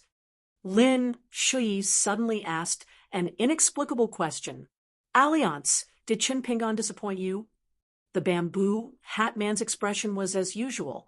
Let's wait and see. Late at night, Qin Pingan and Zhu He were in charge of taking turns to keep watch by the bonfire as usual. The youth was weaving straw sandals at the same time.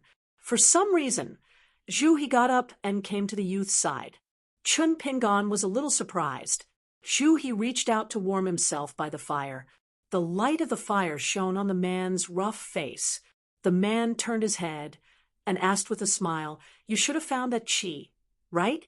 The Qi is like a swimming dragon, and it keeps sinking and roaming around, right?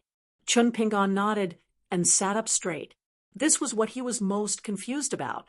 Zhu He did not hide or keep him in suspense. He slowly explained, This means that you have entered the mud embryo stage. Don't underestimate this first hurdle.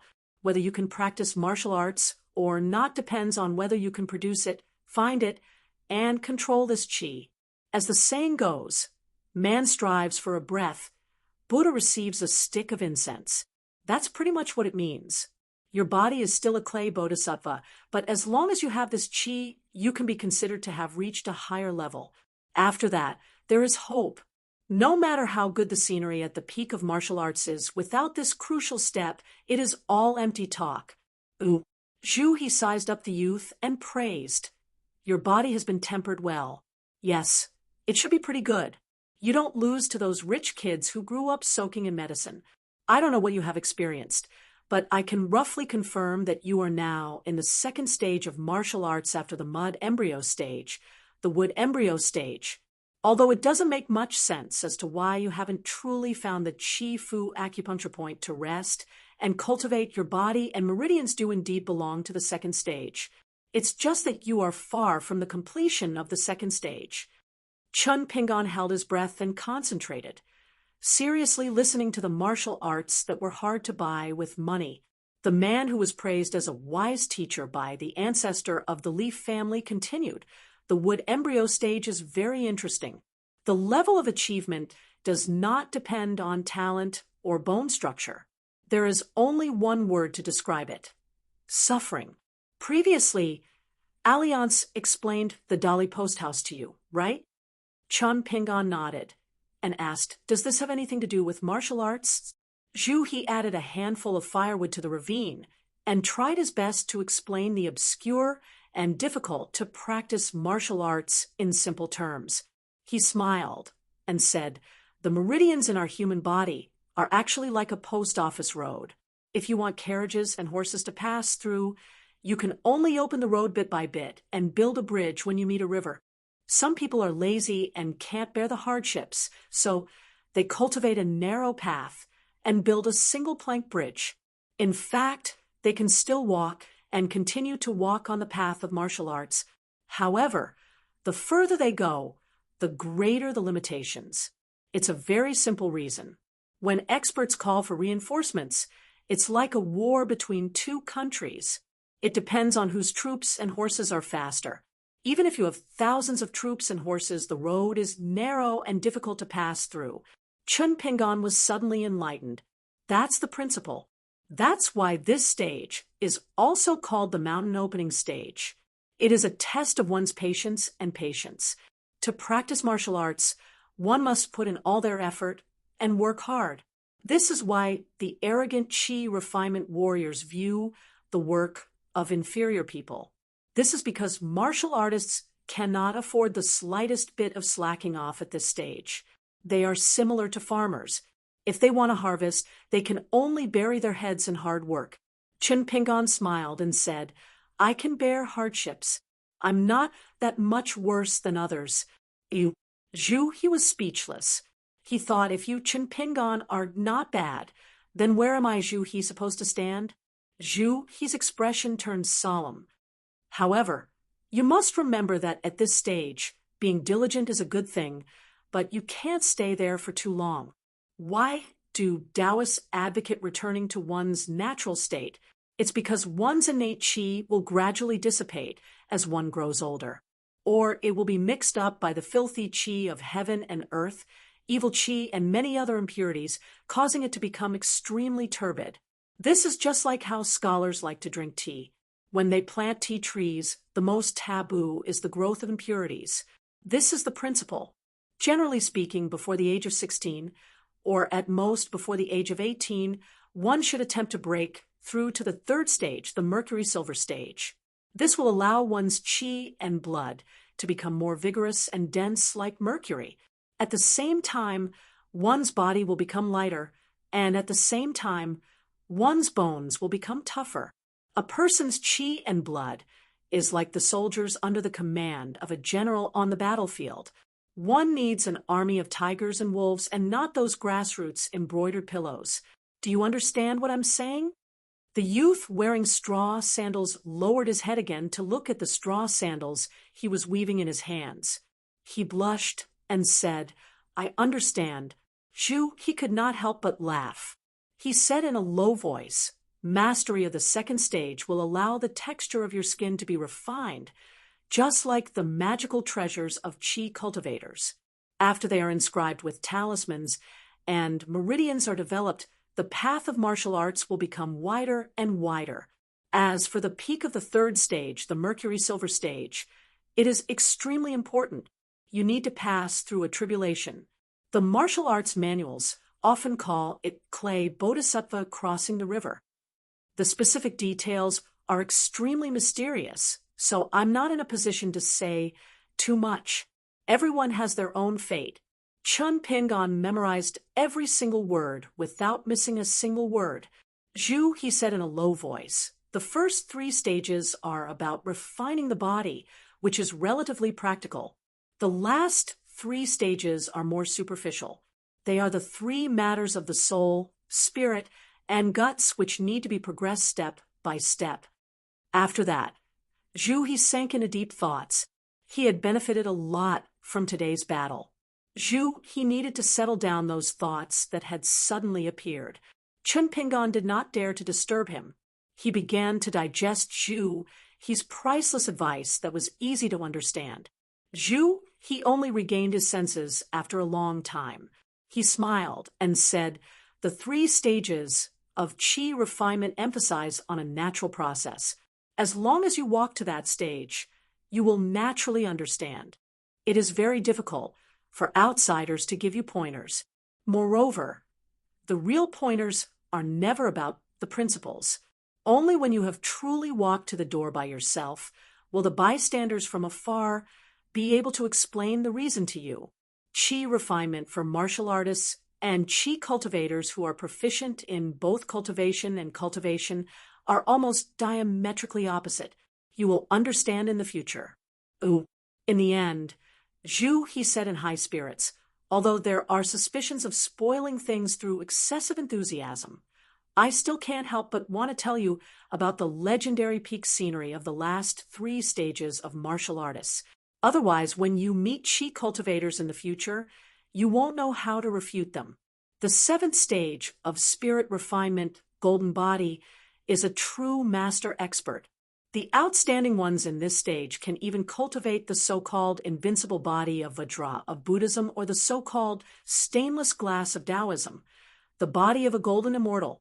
There are even some methods that can allow martial artists to strengthen their own body through 3 methods of ordering, hiring, and praying, making it indestructible. The 8th stage, Ascendant Realm.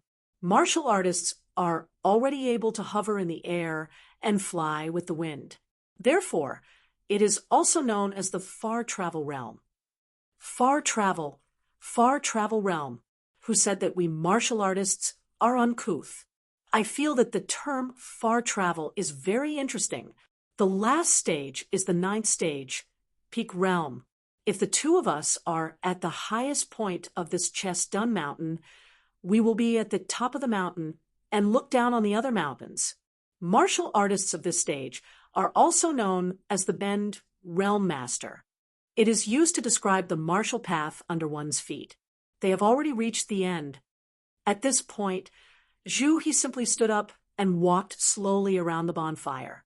With an agitated expression, he clenched his fists and said in a clear voice, although it is not as exaggerated as moving mountains and overturning seas, it is still able to break city walls with a punch and split a river with a palm. The vigorous aura around one's body is invulnerable to all evils and repels thousands of soldiers. The body is extremely strong and tyrannical, even surpassing the body of a Buddhist arhat. Once a chi refinement warrior is within 100 feet of one's body, unless one has a superior grade protective Dharma treasure, or better, one will definitely die. He's eyes were burning and filled with passion. He lowered his head and stared at the young man. Think about it. Once you reach the end realm, you will be able to see thousands of miles of mountains and rivers under your feet. You will look down on immortals and belittle kings. This is how a real man should be. Chun Pingon was a little embarrassed. For a moment, he did not know how to answer.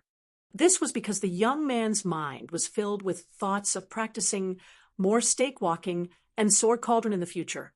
Perhaps he might be able to reach the 3rd realm in this lifetime. How could he think so far ahead? After all, he already felt that it was very difficult to promise Miss Ning that he would punch 1,000,000 times. When he left, his emotions were still surging. He left behind a young man who continued to weave straw sandals.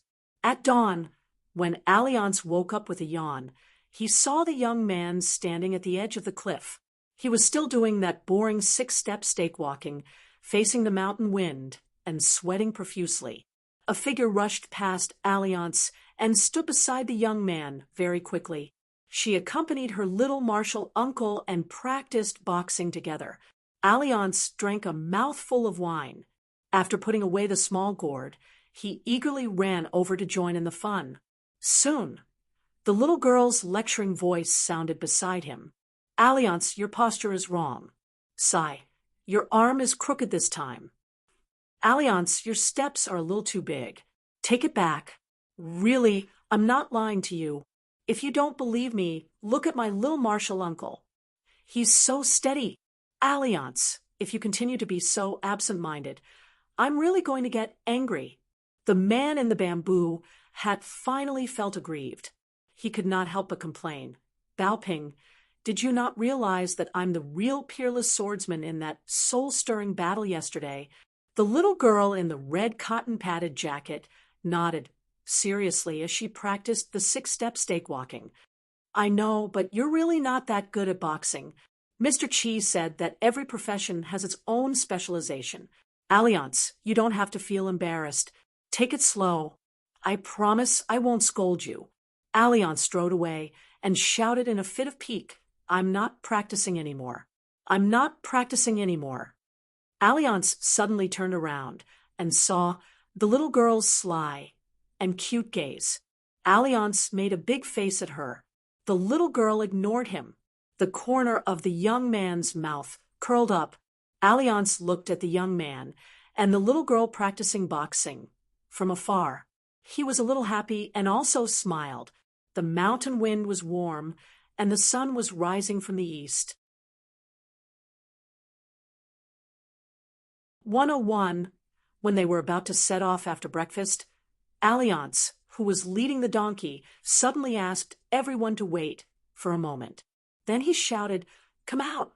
The young and handsome man of the Chiduan Mountain, who was dressed in a fluttering white robe with large sleeves, soon came out of the stone plateau at the top of the mountain. With a long wooden box in his hand, he bent down and said to the man in the bamboo hat with a flattering face, "Great Immortal, I've already prepared a carriage. The remaining 200 miles of mountain road will be as smooth as flat ground." Alliance was like a completely different person from the guy who had defeated the enemy with one strike yesterday. He said amiably, "Thank you for your hard work. Please take the things first. You can pass them to me when we are about to leave the territory of Chiduan Mountain."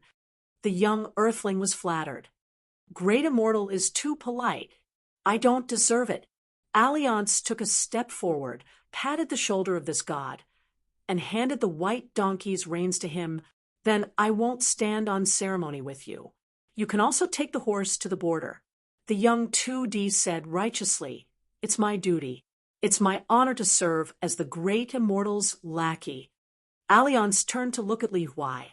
When they were eating, this little brat had cried, made a fuss, and threatened to hang himself in order to snatch a piece of spiced beef from him. He had done everything he could, including selling his mother and sister. If Alliance was willing to accept him, this little brat might even sell his father to him. Of course, Alliance was not soft-hearted. In the end, Li Huai was so angry that he wanted to have a duel with Alliance. Until now, the relationship between the two of them was still hostile. Alliance stuck out his thumb and pointed at the flattering young man behind him. His meaning was, "Did you see that, kid? Alliance am very popular in the Jianghu, so show me some respect in the future." Li Huai rolled his eyes, turned his head, and spat on the ground. Alliance snapped, "Let's go, let's go." Moments after he finished speaking, 3 tortoises with carapaces as big as a round table climbed to the top of the mountain. Their carapaces were bright red, like large balls of flame. When the young local god with the green bamboo stick looked at them, the mountain tortoises shrank their necks at the same time. Everything had its vanquisher. As the nominal king of the Chiduan Mountain, the young local god had been unable to deal with the 2 pythons for hundreds of years due to the constraints of his cultivation. However, the rest of the birds and beasts that had yet to mature were no different from cattle, sheep, chickens, and dogs in the market before him. Each tortoise's carapace could accommodate 3 people.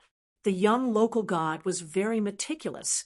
He nailed a circle of low railings around the edge of the carapace. The railings were made of sturdy hardwood taken from the ground. They acted as handrails to prevent the distinguished guests from falling from the bumpy ride. Li Baoping, Li Huai, and Lin Shui climbed up the carapace one after another. Chun Pingon was called by Li Baoping to the tortoise carapace she had chosen. Alliance accompanied Li Huai, Lin Shui, Zhu He, and Zhu Lu. The father and daughter pair had their own quiet place. Li Huai was overjoyed. When the mountain tortoises moved, the child's body only swayed slightly. It was not bumpy at all. It was actually much more comfortable than an ox carriage. Although it looked clumsy, the speed of the mountain tortoises going down the mountain was not slow. Li Huai was overjoyed. He hammered Alliance's knee with all his strength. "My dear mother, it's the first time in my life that I'm sitting on such a big tortoise's back. Alliance, you wicked brat, you finally did a good deed." Alliance looked at Li Huai with a pitiful expression.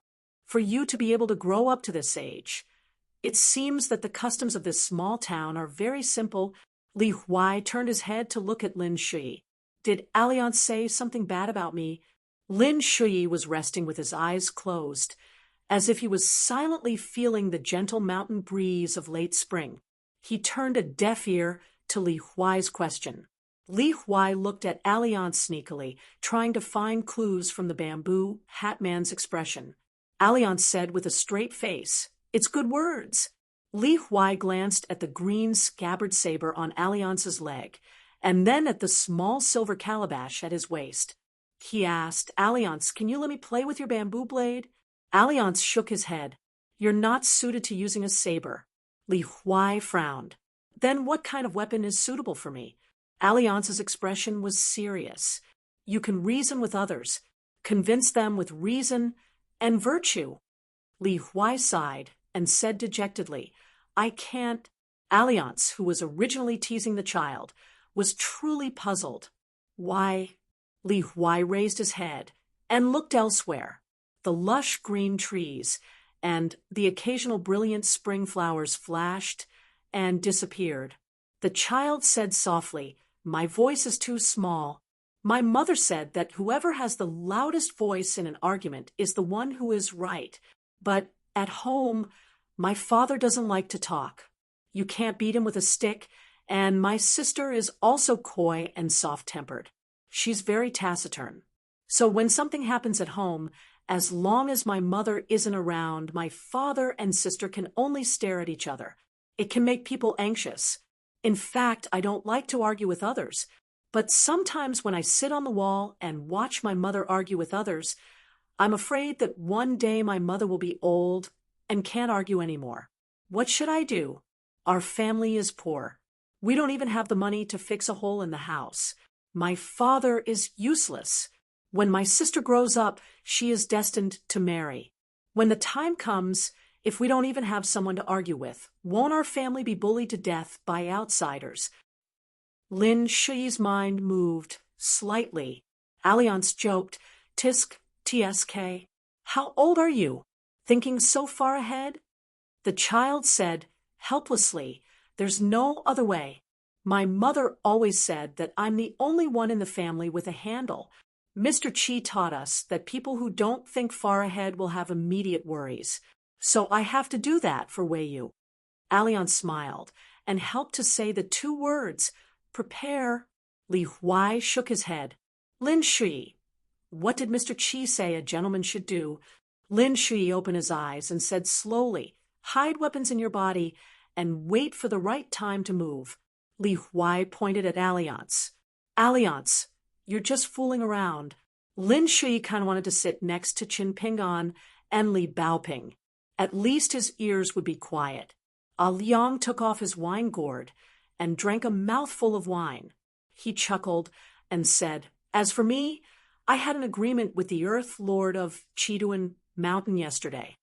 When we parted, as compensation, he and those two evil creatures would take out a parting gift. You saw that long wooden box earlier, right? It's called the Hongbao Ge in the Jianghu. It's similar to 100 treasure rack that was erected, and it's filled with valuable treasures. Originally, I had agreed to give each of you a gift. Of course you, Li Huai, were no exception. Li Huai was unmoved. He just said methodically, Alliance, I know you have 100 big boats in your stomach. Liang was stunned. What nonsense are you talking about? Lin Shuyi said casually, the Prime Minister's stomach is big enough to support a boat. Alliance slapped Li Huai's head and laughed heartily. The mountain tortoises chose secluded mountain paths to traverse through mountains and rivers. They were relaxed and comfortable, making the group leisurely. When they arrived at some beautiful places, Alliance let Qin Pingan rest for a while. During this time, Qin Pingan passed by a small bamboo forest with bamboo poles that were as green as jade. He used the remaining half of his hatchet to chop down 2 bamboos. He divided them into bamboo tubes of different lengths and put them into the basket on his back. Li Huai knew the reason. He was so happy that he jumped around, shouting that he wanted to carry the book box. The 3 mountain tortoises lay in the distance, watching the straw sandals youth chop down the bamboos. Their fist-sized yellow eyes were full of admiration. Alliance drank wine on the side and looked at the busy youth. He said cheerfully, You have good taste, but unfortunately, you still don't have the luck. Before they set off, the red cotton-padded jacket girl asked Zhu that she wanted to sit alone with Zhu Lu. He naturally did not refuse. He only told his daughter to take good care of the young lady. Zhu Lu nodded. He then went to sit on the same tortoise shell as Qin Pingan. The youth chopped the green bamboo tubes into bamboo slices and strips. Now that they lacked hemp rope, The bamboo box could only be formed after they reached Red Candle Town at the earliest. He picked up a piece of bamboo and found that it was very light but quite tough. Thinking of the green bamboo stick in the hands of the young local lord of Chiduan Mountain, he suddenly understood that the bamboo forest, which was only 1 or 2 acres in size, was definitely not ordinary bamboo. Perhaps it was one of the spring areas where the spiritual aura of Chiduan Mountain gathered. He liked his young lady from the bottom of his heart. He could not help but remind her, these bamboos have a great background. If it was an ordinary hatchet, it would have long been chipped or bent. Therefore, after these 2 book boxes are completed, my young lady may be depressed because in the end, her small bamboo box is the most ordinary. Chun Pingan was stunned. He turned his head to look at the mountain tortoises carrying Alliance and the other 2 people behind him and asked tentatively, "Is that bamboo forest related to the land of Chiduan Mountain?" Alliance nodded and said, "It can be considered as old foundation. After absorbing the spiritual aura of the mountain, it can only produce this kind of green color in 100 years. After another 400 or 500 years, there is hope to condense a little bit of greenwood essence. But it's okay. The 2 bamboos you cut are only 200 years old. It's not enough to make that guy bleed. At most, he will feel a little pain. It's nothing." Chun Pingan sighed and dispelled the idea of going back to chop down another green bamboo. Alliance asked, "What's wrong? You think 2 are too few? Do you want me to help you pick a few better bamboos?" Chun Pingan shook his head and said, "Forget it." He asked, curiously, "It's not troublesome to go back and forth. It's less than an hour." Chun Pingan looked at the basket by his feet. It was packed with bamboo pieces and bamboo strips. There was still quite a lot of space.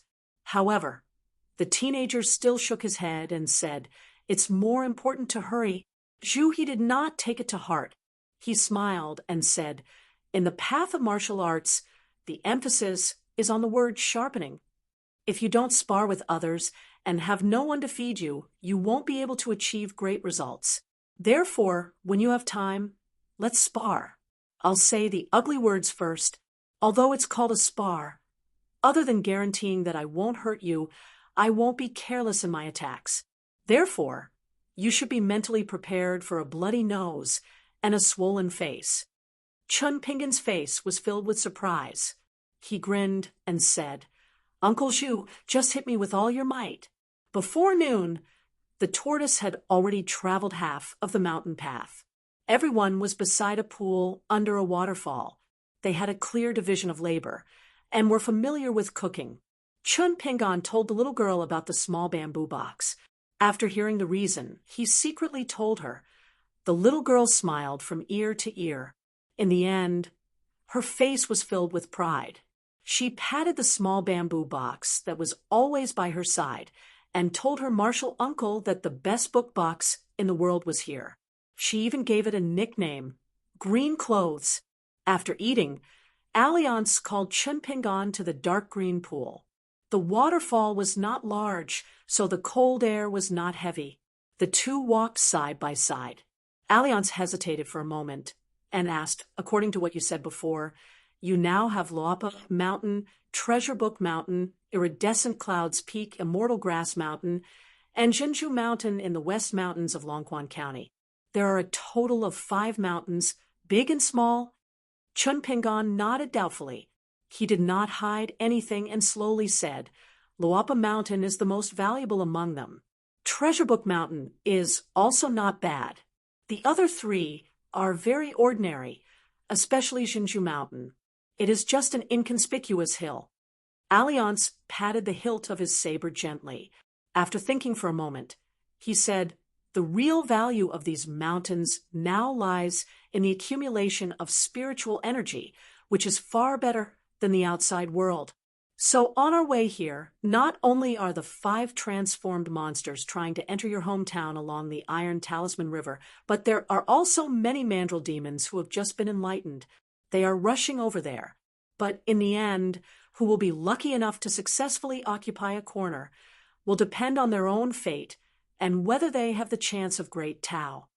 Alliance drank a mouthful of wine and continued, "Don't think that just because there are demons entering the mountain, there will be thieves at home.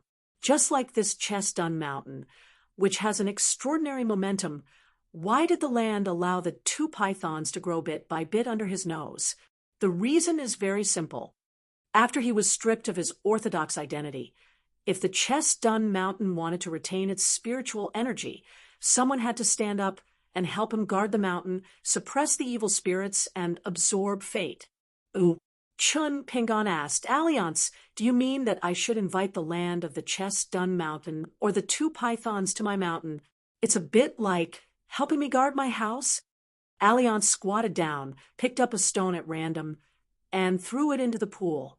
He shook his head with a smile. "You are only half right. Awarding the righteous gods of mountains and rivers is the most important thing of the Dali imperial court recently. It involves the fate of the dynasty, so outsiders are not allowed to meddle in it. So, which of the mountains in your hometown can have a mountain god recognized by the imperial court? They must be some dead people, or, to be precise, heroic spirits appointed by Emperor Dali. If the land of the Chestun mountain goes to your mountain, it will not be legitimate. What is going on? Besides, even if your Lapa mountain or Balu mountain is lucky enough to have a mountain god conferred by the imperial court settle down, build a mountain god temple, erect a clay statue, and be qualified to enjoy the incense. However, the land here has not been strictly examined by Kinyanjian, so it is impossible for him to be the mountain god of Luapa Mountain. Only if he stays in the Chestun Mountain, there may be some hope. After all, in the past few hundred years, even if he has not made any contributions, he has worked hard and did not cause any trouble. Maybe Emperor Dali will give him a way out and promote him to a mountain god while upgrading the Chestun Mountain. So, even if you ask him to go, he will not agree. The matter of the incense god position to these gods of mountains and rivers is a matter of life and death to the mortals. It is even more important because once you take this step, there is no turning back." Chun Pingon squatted beside Alliance and asked tentatively, "Do you want me to rope in those two pythons?" Alliance threw a stone and said with a smile, "It is a little difficult to choose. Although those two beasts are not of bad origin, they have done a lot of evil over the years. If word gets out, their reputation will be bad." Chun Pingon asked, "If I allow them to go to Lapa Mountain or Balu Mountain, can they guarantee that they will not eat people?" Alliance was stunned. He rubbed his chin and said, "Eat people? Under normal circumstances, with such abundant spiritual energy, it is too late to cultivate. However, pythons belong to the flood dragon family after all. They are cold-blooded by nature. Occasionally, when they are full, they will eat people to try something new. For example, if you are unlucky, it is hard to say if you encounter them coming out of the cave to look for food." "Ooh." Chun Pingon asked again, "Then can you tell them from the beginning that they can cultivate on my mountain, but they are not allowed to eat people?" "Alliance, is this okay?" The man in the bamboo hat asked back, "Aren't you afraid that they will agree verbally, but when they go back to the mountain and see someone, they will bite that person's life? Anyway, you will not be on the mountain recently." Chun Pingon was in high spirits. He said slowly, "Alliance, didn't you say that there is a courier station in Red Candle Town? The courier station can send letters. I can write a letter to Master Wan and rent the 3 mountains, including Baolu Mountain, to him for 50 years. If Master Wan thinks it is too little, I can add another 50 years. Then I will ask Master Wan to help me keep an eye on those 2 beasts. If they dare to hurt people, I will kill them with one punch so that they will not stay on Chestun Mountain to harm people. Of course, this is the worst-case scenario. When the time comes, I will ask the Black Snake, who has the potential to become an inky flood dragon, to stay on Loapa Mountain and help me accumulate wealth year after year. Alliance, you said that if a snake or python successfully transforms into a dragon by walking on the river, then the place where it first originated from will also receive great fortune, right?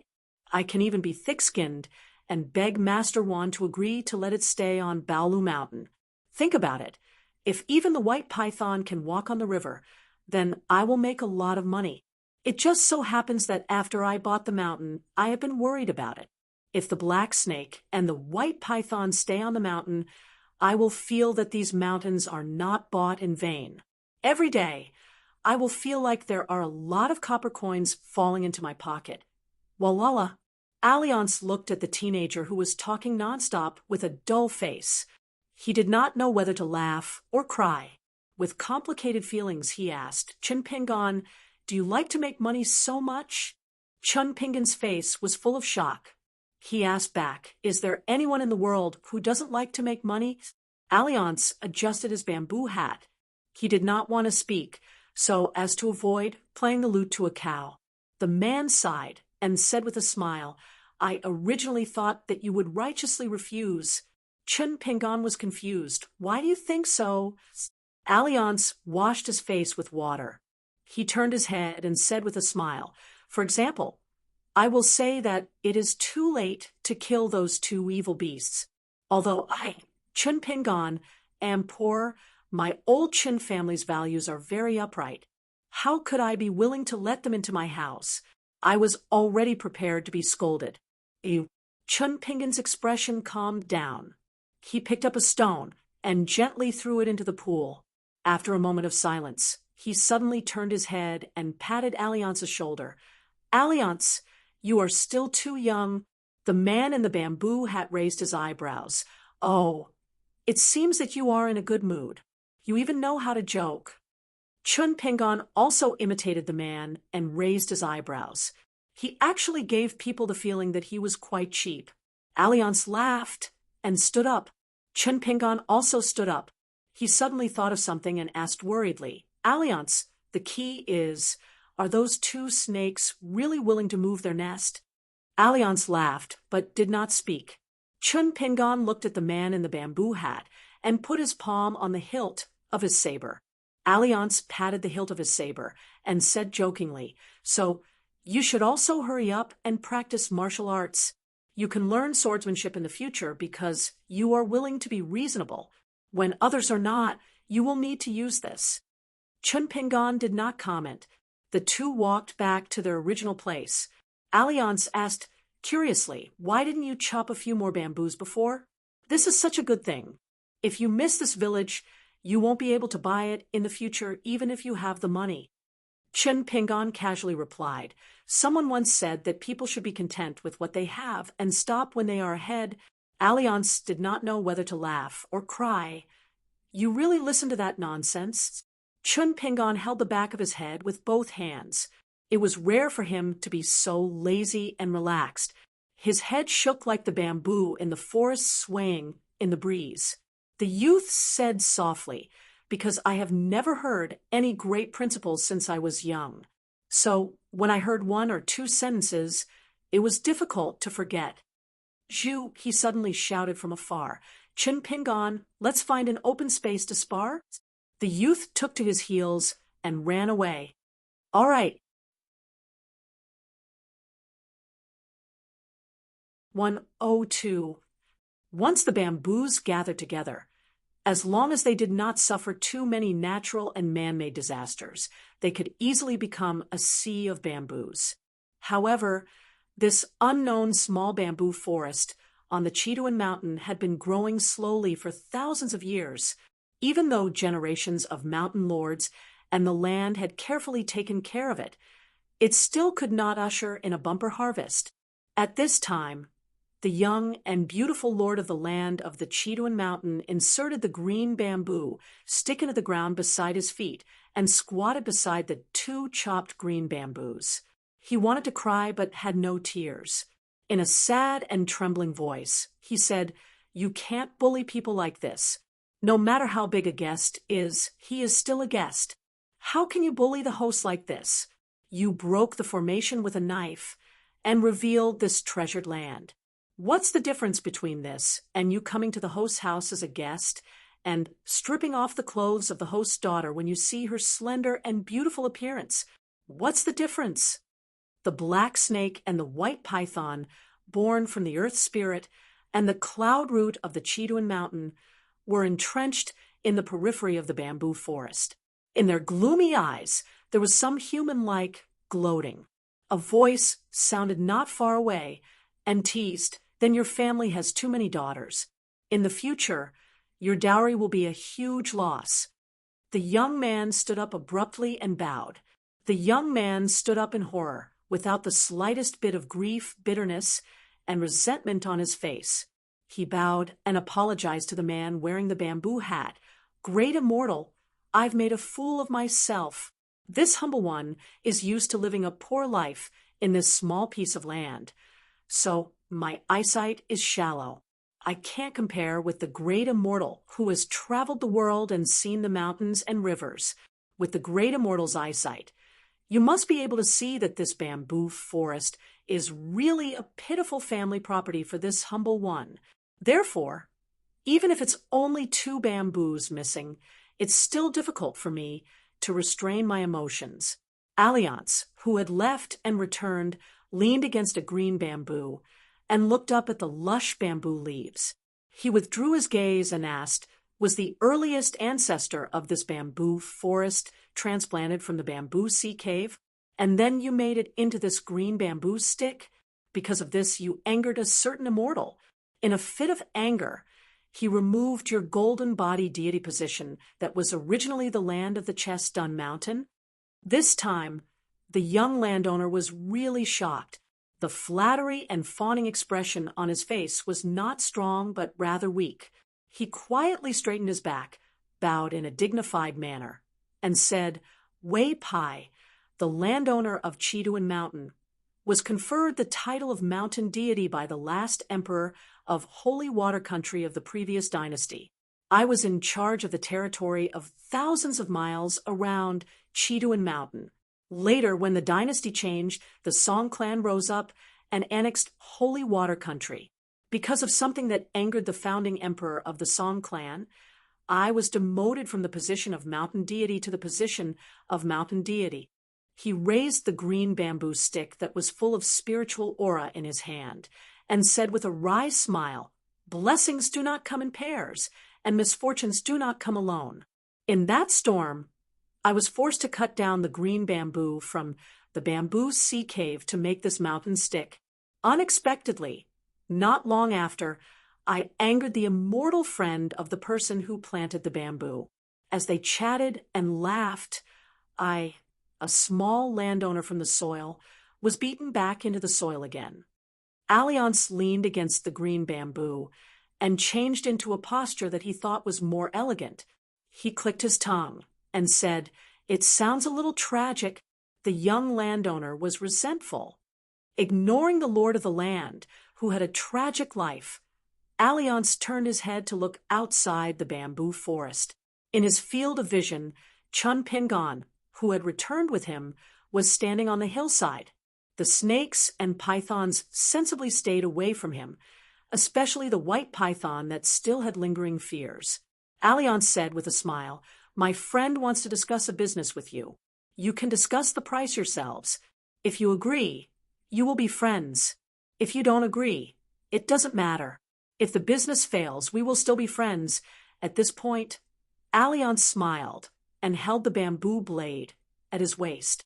Alliance withdrew his gaze from the bodies of the 2 behemoths and asked curiously, "Those 2 beasts are not real flood dragons after all, especially the black snake. How did it become the prototype of the inky flood dragon and grow 4-toed dragon claws? Did they have a fortuitous encounter?" The young landowner, who called himself Wei Pai, carefully replied, "They did have a fortuitous encounter, but I don't know the specific reason. I only guess that it has something to do with the Liju cave. They must have accidentally swallowed something strange. And this thing must be of great benefit to snakes, pythons, and carps. The Red Candle Town, near the border of the Chiduan Mountain, is a place where the waterways connect to the confluence of 3 rivers. One of them is called the Chongdan River. Now, there is a carp that has grown 2 strands of genuine golden dragon whiskers, which makes people envious. 100 years ago, This carp once went against the flow of rivers, streams, and mountain springs all the way to the Chiduan Mountain. I have seen it with my own eyes. Logically speaking, even if it is given another 400 or 500 years, it will never be able to grow such amazing dragon whiskers. Alliance nodded and suddenly said, "If that's the case, then I have a little idea." The young landowner glanced at the waist knife of the man in the bamboo hat and asked tentatively, how did the great immortal know the origin of this green bamboo stick? Alliance's expression was strange. He laughed and said evasively, "When I was young, I visited the bamboo sea cave once and had a little friendship with Madame Ju. Our friendship was not deep, very ordinary." Hearing the name Madame Ju, Wei Pai showed a fascinated look. It should be known that Madame Ju was the only mountain god in the bamboo sea cave and rarely showed up. It was rumored that she was slender and taller than men. She was the founder of the school of novels of the 100 Schools of Thought. She had once aspired to travel all over the world and record the local conditions and customs of the whole world. In one of her records, she had specially named Madame Ju. Beautiful appearance, likes to go barefoot, and has green hair. Although they were both gods of the mountain god and the land god, compared to Wei Pai, whether it was status or cultivation, they were too far apart. Wei Pai could not even feel ashamed of his inferiority. Deep in his heart, there was only admiration. Madame Ju's many deeds were quite popular, so much so that even the Eastern Treasured Vase continent was not unfamiliar with her. Under the 10 great grotto heavens, there were 36 small grotto heavens. The Pearl Grotto heaven that floated above the Great Li dynasty was one of them. The vast territory of 1,000 miles of mountains and rivers was only the smallest of all the small grotto heavens. The small caves were often called secret realms by Qi cultivators to distinguish the big caves. The secret realms were usually full of aura. However, compared to the 10 big caves, the small caves were incomplete. Its predecessor could be the ruins of old sites or the ancient battlefield of the Dragon Palace. Its origins were mixed. There were even secret realms called island caves. There were many ancient celestial islands that had mysteriously disappeared in history. It was actually in the stomach of an ancient giant beast, the island whale. Among the 36 small caves, the bamboo sea cave was one of the best. It was rich in all kinds of wonderful bamboos. It was valued by the celestial cultivators of the past dynasties. All kinds of celestial weapons made from these bamboos were popular in the world. Within the cave, there was only one celestial power with a high status. It was the Green Immortal Mountain with a long history. It was said that the founder of the Green Immortal Mountain once asked for advice from the sage of the Confucian school. He brought a young, virtuous bamboo as a gift. After that, it thrived in the sacred place of the Confucian school, Virtuous Forest. On the contrary, the bamboo sea cave gradually declined. It was said that this bamboo could record the merits and faults of a gentleman. It was one of the origins of the Book of Merits. When Alliance was chatting with the young landowner, Chun Pingon was sitting on a mountain rock, holding the half of the hatchet in his hand. Not far away, there were 2 terrifying giant heads. After looking at the young man's head, the bodies of the serpents spread out like 2 winding mountain roads, and finally disappeared in the mountain forest. From time to time, there were sounds of trees being swept by their tails. Along the way, Chun Pingon, in addition to learning how to read from Li Baoping, he also learned the official language of Dali from her. He made good progress. Of course, his pronunciation still had a strong accent of the small town. However, in ordinary communication, he could roughly understand the general meaning. Chun Pingon told the serpents that he owned 5 mountains in Longquan County of Dali, hoping that they could move to Luapa Mountain. Of course, he did not forget to tell them clearly that the Sage Master One wanted to borrow 3 mountains from him. Obviously, The serpents had a much better idea of the importance of the identity of the sage in Liju Cave than Chin Pingon. Even the indifferent black snake's eyes changed at that moment. At first, the white serpents were slightly moved when they heard the name of Longquan County of Dali.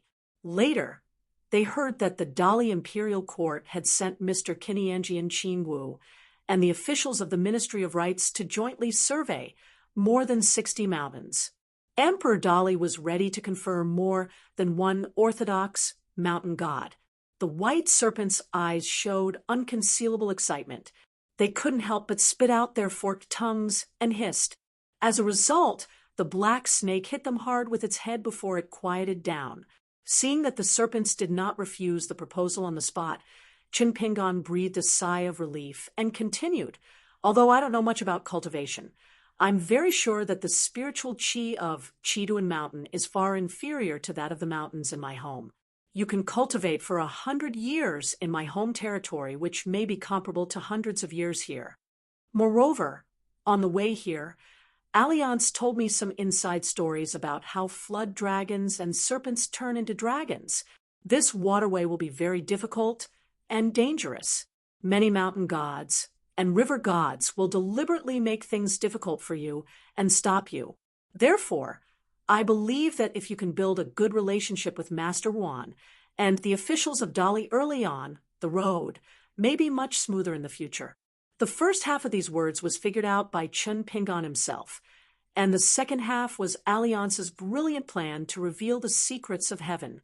Chin Pingon said in a low voice, "An old man who taught me how to burn porcelain once said that the spirits of mountains and rivers may not be worse than humans. After I saw you, I felt that this sentence did not seem to make sense. However, you were subdued by Alliance and have little to do with me. Since Alliance is willing to let you go, I can't say anything. If I had the ability of Alliance, you would dare to provoke me and eat people in front of me." Ooh. Chun Pingon lifted the half of the hatchet in his hand and stared at the white python. "Then you're not only missing half of your wings. Our supper last night was a big jar of snake stew. The white python had lost its wings and its cultivation was severely damaged. It was already extremely distressed. At this time, the teenager was rubbing salt on its wound. The cold-blooded beast was furious, as if its scar was being exposed in front of its face. It raised its head high, and its body suddenly tensed up. It was about to pounce forward to kill this annoying and hateful teenager. Chun Pingon was indifferent. The black snake moved as well. It did not help the white snake deal with the straw sandaled youth. Instead, it opened its mouth and bit the white snake's neck. Then, it flung the slender white snake, which only had half of its body, to the ground, and threw it to the ground. The young man was shocked.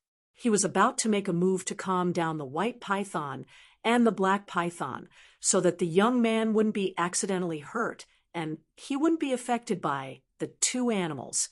However, he heard the bamboo hat man shake his head and whisper, "Don't interfere." The young man was somewhat puzzled. He could not help but look at the man. He saw that the man was still leaning against the green bamboo, with one foot on the ground.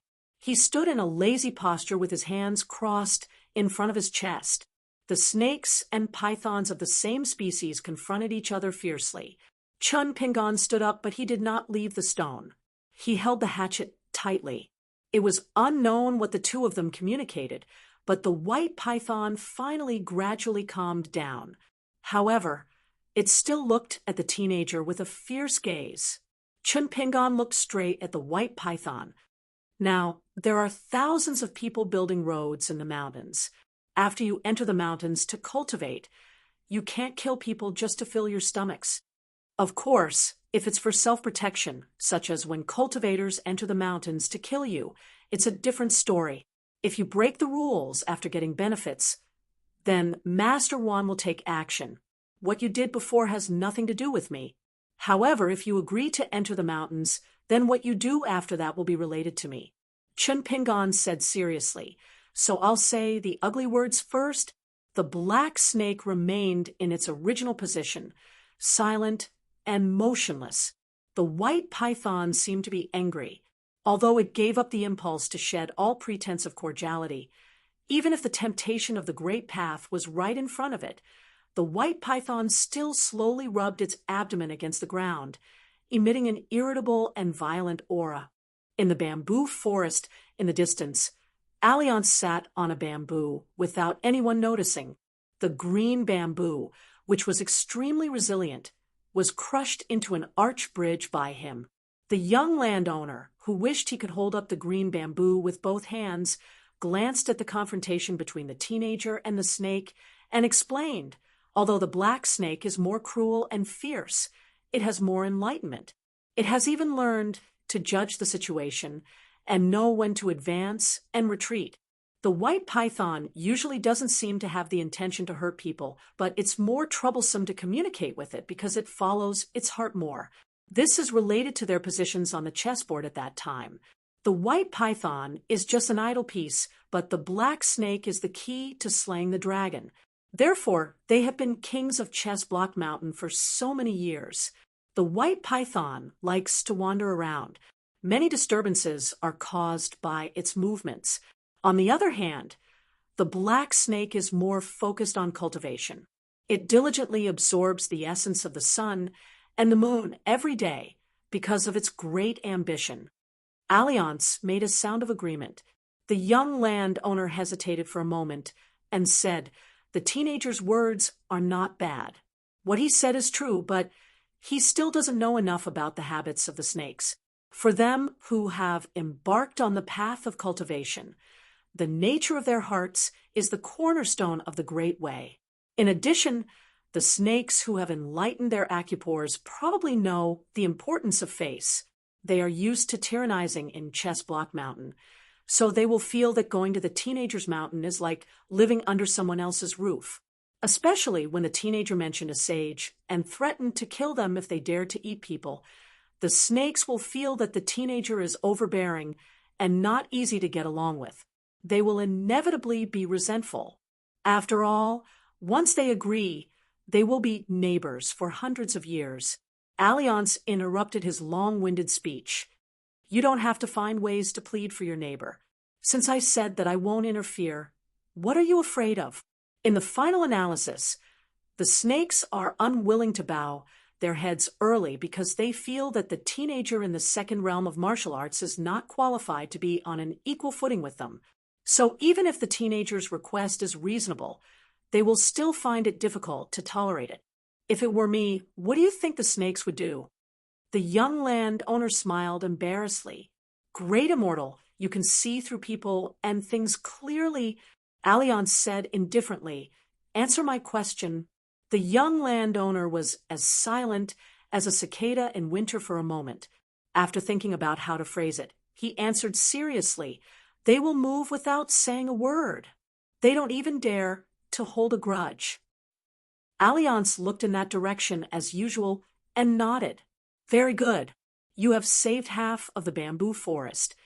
Crackling noises could be heard coming from the bamboo forest around them. About half of the green bamboo seemed to have been cut in half by a knife and fell to the ground. The young landowner knelt on the ground and said in a trembling voice, "Great Immortal, please don't be angry." Alliance was too lazy to pay attention to this guy. His face was indifferent as he slowly said, "See, even if you have scared people just because you are too easy to talk to and have a good temper, you will be fooled by a little landowner. So it is very difficult to be a good person." The young landowner didn't dare to breathe. Alliance suddenly said with a smile, "Get up and talk. It's inappropriate to kneel. I'll make a bet with you. Let's bet whether that money-grubber teenager is willing to make a losing deal. You bet that he is willing, and I bet that he is not willing. If you win the bet, you can keep the remaining half of the bamboo forest. If you lose the bet, didn't you just restore the body of the landowner? I'll beat you back to your original form." The young landowner, who had just stood up, wanted to die at this moment. He murmured, "May I ask, Great Immortal, what is the chance of this little one winning?" Alliance stretched out a finger. The young landowner's face was pale. 10% chance of winning. The man in the bamboo hat grinned and said, "It's 1%. Then Alliance looked at the teenager and shouted, "Chimpingon, just open your lion's mouth. Alliance will keep an eye on it. Don't be afraid of angering those two animals. If there is a conflict, you can use the pair of snakes to practice. Don't worry, I will help you look at the situation. When the time is right, I will definitely make a move. Didn't you previously exchange pointers with the 5th level expert Juhi? After the exchange, you clearly have some understanding. You might as well strike while the iron is hot. Maybe you can make further progress." The young land owner was dumbstruck. Alliance said with a smile, "Sorry, you don't even have that little chance of winning now." The young landowner's heart was dead like ashes. Instead, he had some extra courage. He turned his head and said with a wry smile, "Senior Alliance, your gambling character is really not very good." The man in the bamboo had said something strange, tossing and turning just for a sure-win situation. "Do you think that Alliance, am so boring?" The young landowner chewed on these words carefully. He looked at the teenager named Chun Pingon again, with both envy and pity. A moment later, a white rainbow of sword chi that was enough to shake mountains rose into the sky. The young landowner was so scared that he fell to the ground. The figure of the man in the bamboo hat disappeared from the green bamboo pole in the shape of an arch bridge in an instant. He came to the sky above Chiduan Mountain and quickly pulled out the green-sheathed bamboo knife at his waist. He cut the white rainbow in half and did not let it continue to rise into the sky. A moment later, Alliance sat back on the bamboo pole that had not been straightened and casually threw away the broken bamboo knife made of ordinary material. Although it was not broken, the whole knife was broken. The black snake fled madly into the depths of the dense forest of Chiduan Mountain, not far in front of the young man. The white python that had pounced on him without warning had already lost its entire head at this moment, revealing a mangled and bloody neck. It was a ghastly sight, and it was extremely tragic. Chun Pingon's face was calm, and he grinned. The look in his eyes was exactly the same as when he killed Kai Chinchien of Mount Yunxiao in the alley. Alliance held back his laughter. He took off the small gourd at his waist and drank a mouthful of wine. He laughed in a low voice. "It's a bit interesting." 103. The green bamboo suddenly straightened. It turned out that Alliance had jumped to the ground and reached out to pull up the lord of the land of Chiduan Mountain. He chuckled and said, "My gambling character is not good, but your gambling luck is very good." The young lord of the land's face was snow white and frowned. Although he had survived the disaster and managed to save the remaining half of the bamboo forest, when he saw the white python whose head had been blown off in the distance, the young lord of the land could not help but have mixed feelings. For hundreds of years, they had lived next to each other. Although they were evil neighbors and had constant friction, they had generally lived in peace. At least they had never fought to the death. Today, the snake python should have been about to embark on the bright road of cultivation, but at this time, its head was blown off by someone's fierce sword chi. It could be imagined how great the shock it brought to him was. The young lord of the land sighed and bowed dejectedly. He said softly, "As senior thinks, I'm a lowly Philistin who will not be beaten for 3 days. But now, I'm really full after a beating. I hope Senior Alliance can pity me. I'm really scared, out of my wits, and I don't have the slightest bit of heart. Next, Senior Alliance, just say the word, and I'll do it." Alliance did not deliberately mystify him. He looked down at the empty green bamboo scabbard and nodded. "You pick a better old bamboo. I want to exchange it for a bamboo knife. Take it as a gift from your friend. Also, there are so many bamboos that fell on the ground inexplicably. It's not good to waste them." The lord of the land, and Wei Pai's mouth twitched. He only dared to curse in his heart. "Senior Alliance, you're heartless. Alliance, you're good." Alliance rubbed his chin. My friend made a losing deal and indirectly helped you in half of the bamboo forest. One should be kind and repay kindness. What do you think? Wei Pai smiled bitterly. It's only right and proper. Chun Pingon took half of the hatchet and ran to the white python's corpse. He chopped off the remaining wing. It was crystal clear and as long as a human's arm. Touching it in his hand, it was as cold as snow. Under the sunlight, it constantly flashed with a burst of brilliant colors. Alliance had mentioned before that the most valuable thing on this white python was the snake's gallbladder and its wings, which were priceless and priceless. The rest of the python's skin, tendons, and bones were also rare and valuable, but they were far more precious than the first two. Chun Pingon hung the hatchet at his waist and jogged toward the bamboo forest. In the end, he saw the young landowner bending over and half squatting, pulling a green bamboo out of the ground with both hands. Underneath the ground, the jade-green bamboo whips intertwined with each other. As the green bamboo was pulled out of the ground, the nearby soil was splashed up by the bamboo whips. After seeing the straw sandals teenager who killed and stole the golden belt, the young landowner, who was sweating profusely, swallowed subconsciously. Then he gently put the green bamboo back into the soil and looked around. Finally, he chose a green bamboo whip that was as thick as a child's arm. He sighed and looked up at Chun Pingon. With a forced smile, he asked, "Can you lend me the hatchet?" Chun Pingon approached and handed half of the hatchet to the young landowner. The latter held the hatchet and took a deep breath. After cutting off the bamboo whip, he handed it to Alliance.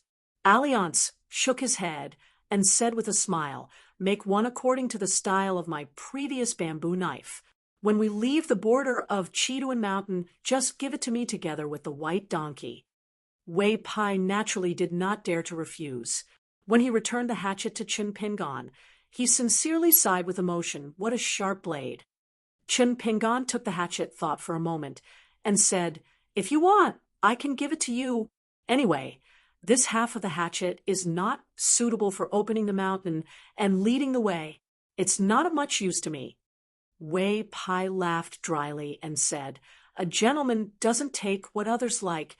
Alliance said with a smile, "If you want it but feel embarrassed to ask for it for free, you can buy it. It's a fair trade, right?"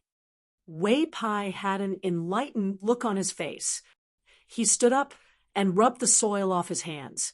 He said to Chun Pingon with a smile, "If you're a mountain woodcutter who often goes into the mountains, you'll know that if a bamboo forest is too dense, it's not conducive to the growth of bamboo. Only when the density is appropriate can the bamboo forest grow, so some of it has to be cut down. Moreover, the truly valuable part of this bamboo forest is the bamboo vines that are connected to the roots of the mountain, not the bamboo poles on the ground. Just now, I took the opportunity to borrow the bamboo blade from Senior Alliance and cut down some of the excess bamboo poles.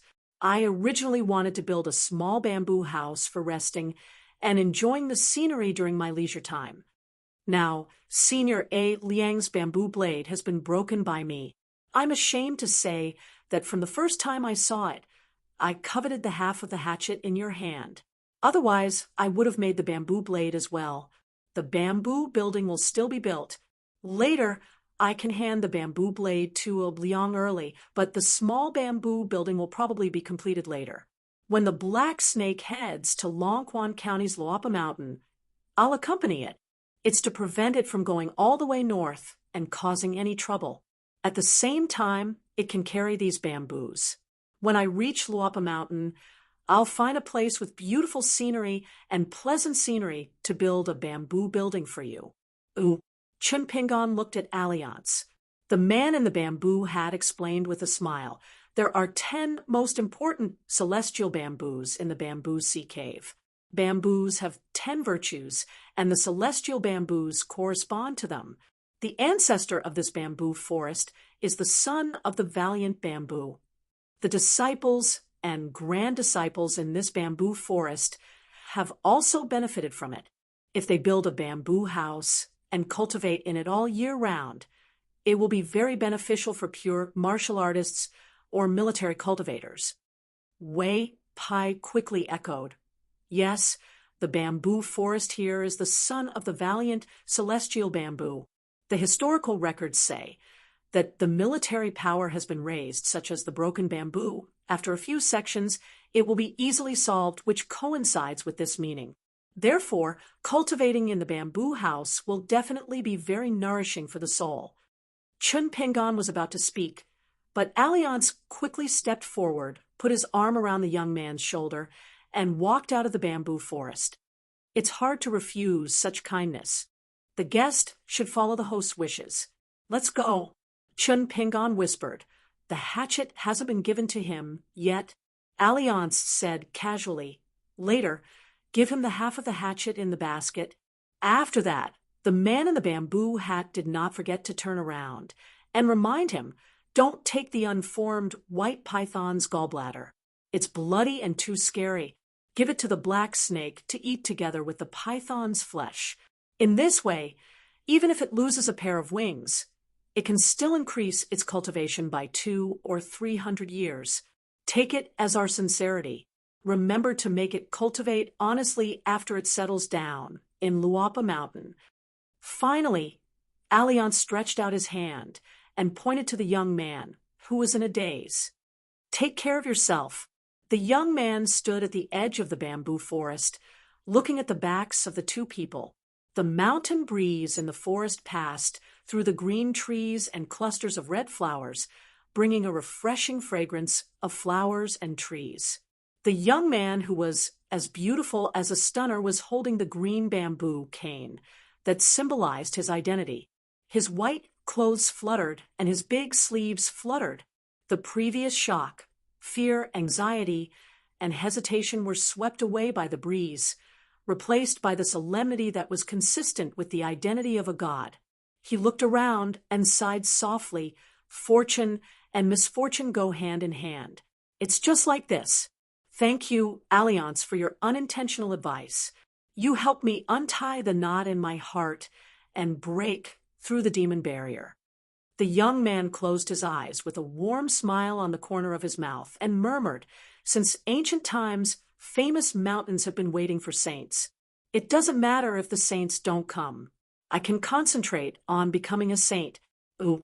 When he opened his eyes, there was a light golden earring on the handsome man's ear. The delicate earring swayed slightly with the mountain breeze, making the young man look like a mountain god. The two people returned to the pool the way they came. Unlike when they came, they chose to take a walk and chat. Alliance, will the black snake really eat the remains of the white python? Aren't they partners who have depended on each other for hundreds of years? The black snake is determined to become a flood dragon. So, of course it will eat it. Not only the flood dragon, but all the mountain spirits and ghosts also eat. It's just that the flood dragons, snakes, and pythons that live in the mountains and swamps are especially cannibalistic. This is similar to the principle that two tigers can't live in one mountain. The reason why the black snake kept the white python alive is that it has been enlightened and its spiritual wisdom has increased.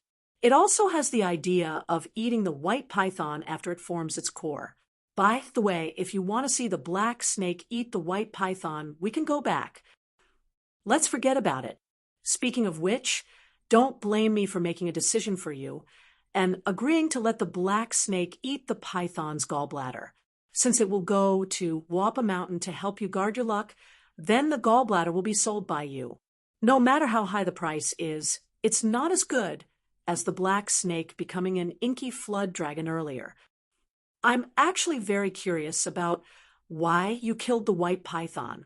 Why didn't you wait for me to stop you? After taming the white python, it would be a good deal to let it go to Balyu Mountain or Iridescent Clouds Peak. Are you afraid that Alliance, will not help it? How is that possible? Alliance, I trust you. Then you? Alliance, before I answer your question, I also want to know if you saw that I found the 3 acupoints when I was sparring with Shuhi, and the truth within the acupoints. To tell the truth, I knew from the beginning that there was something strange within those 3 acupoints. There was a great mystery, but it was rather embarrassing to say it out loud. Even I couldn't see it clearly, and could only guess that it was strands of sword chi that contained 3 types of Tao insights. As for which 3 types, I didn't dare to be sure. Of course, if I wanted to forcefully see the scene within your chi palace, I wouldn't hesitate to harm your body's chi. It's just that it would be very despicable. As a peerless expert, I, Alliance, naturally have the demeanor and bearing of an expert. I understand. Alliance, do you know that our town has a memorial arch with 4 plaques on it? I know that there is such a thing. Chi Jingchun mentioned it to me in the past, but I didn't remember the contents and had long since forgotten. One of the plaques has 4 words written on it. Don't ask for anything from the outside. I have a person of the same age next door who has read a lot.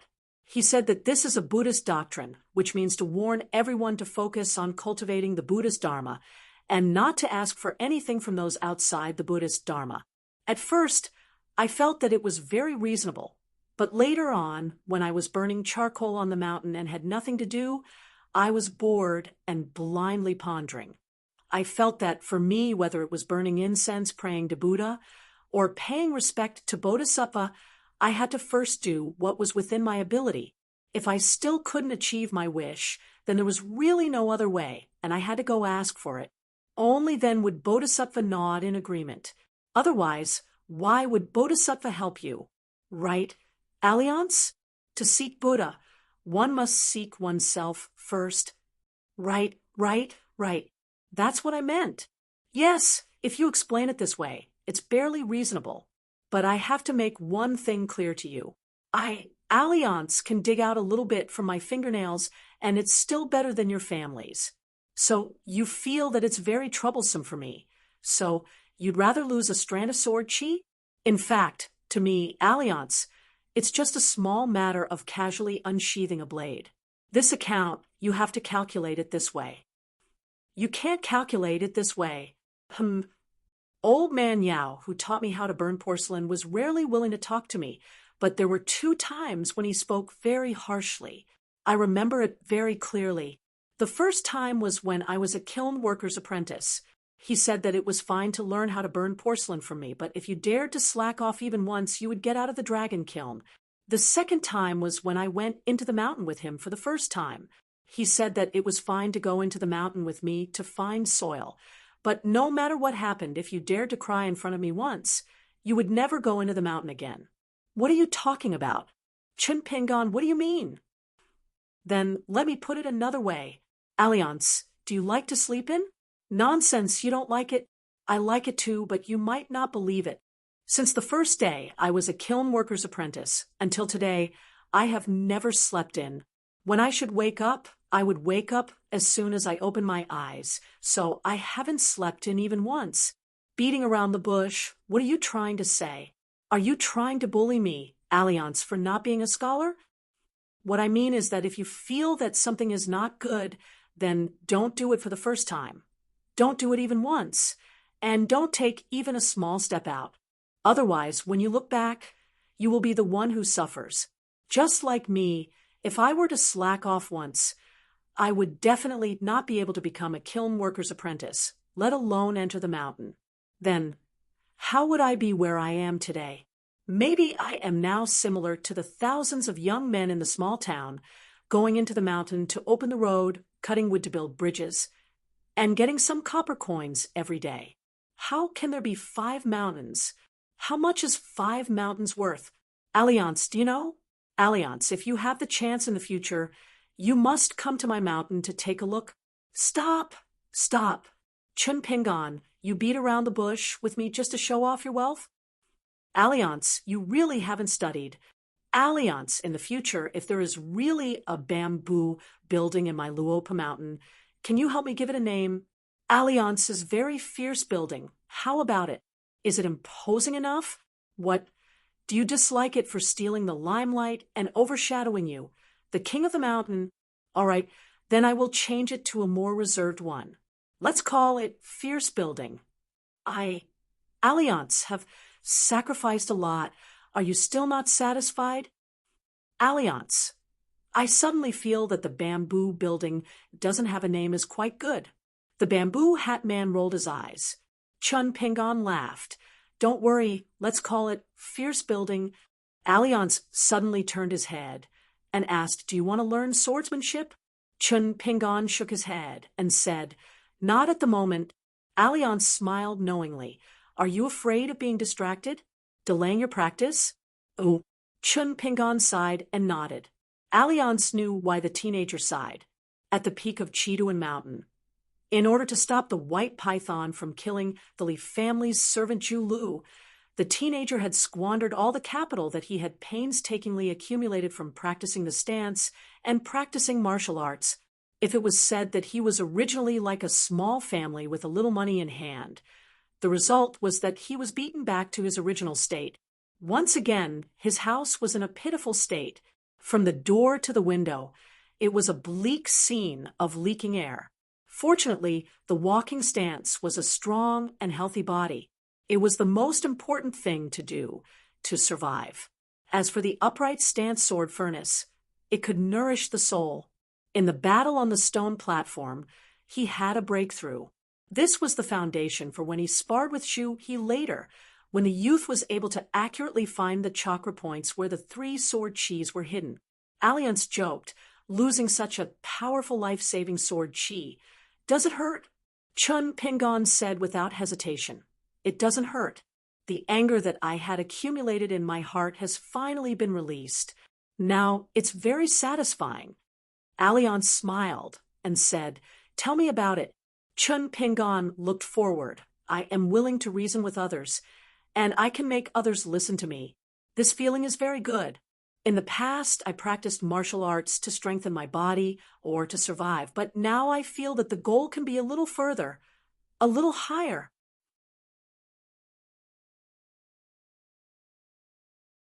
"104.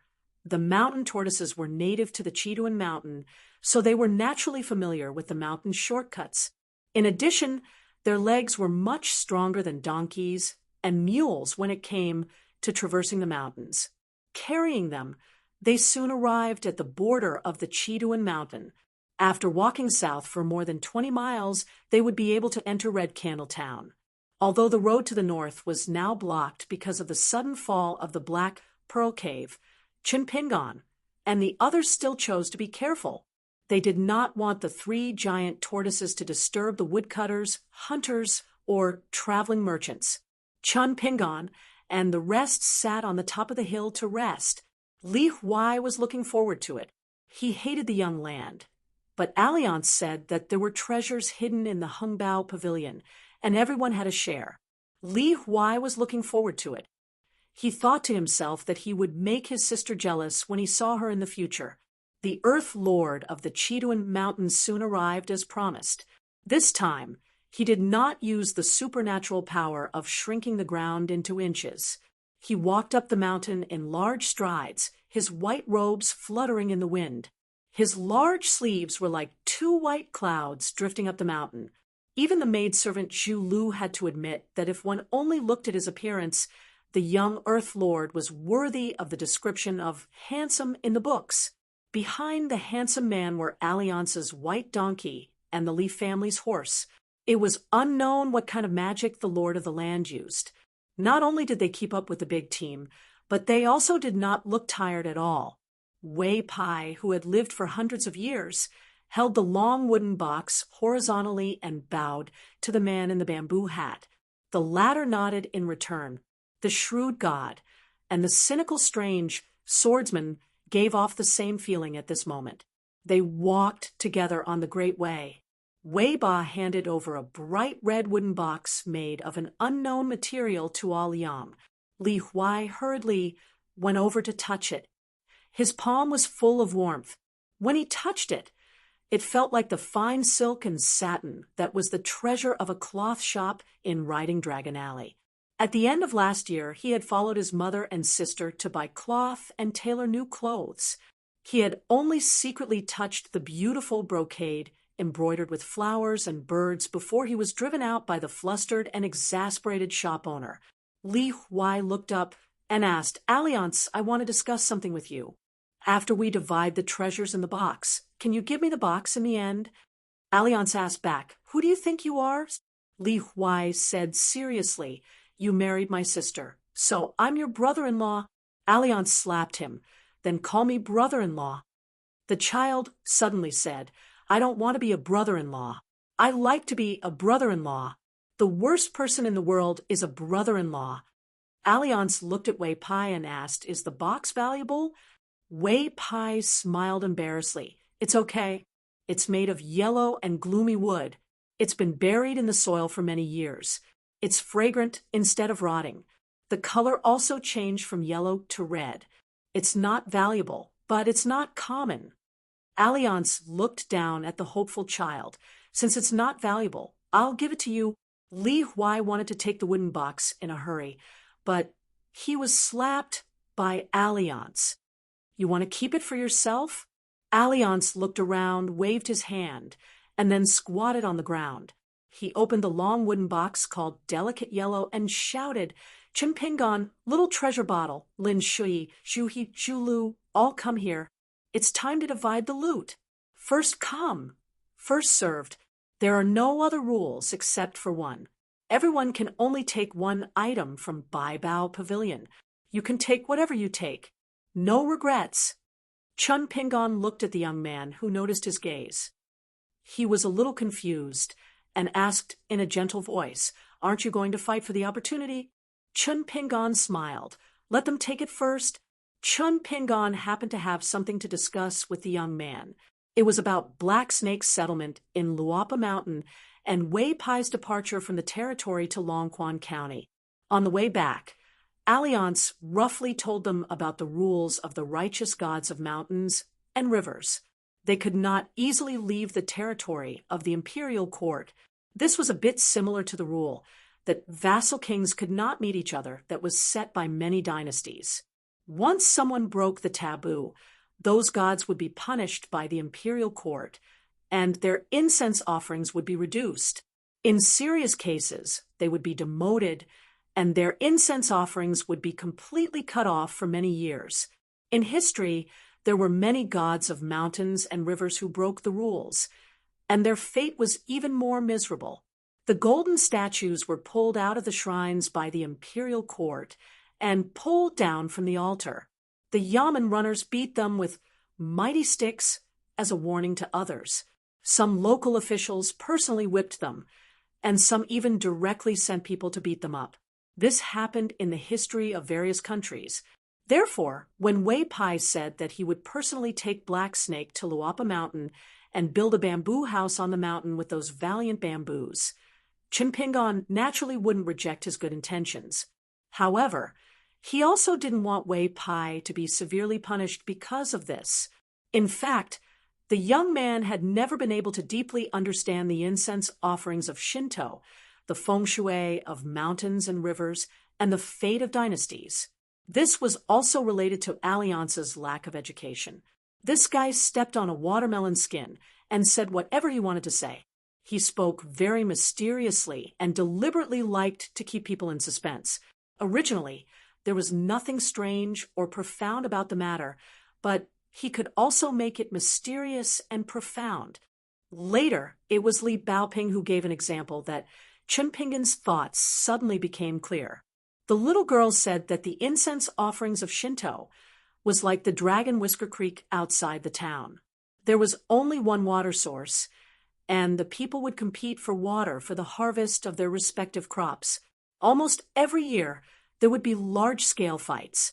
Li Baoping ran to Chinpingon's side and said anxiously, Little martial uncle, why don't you go and get the treasure?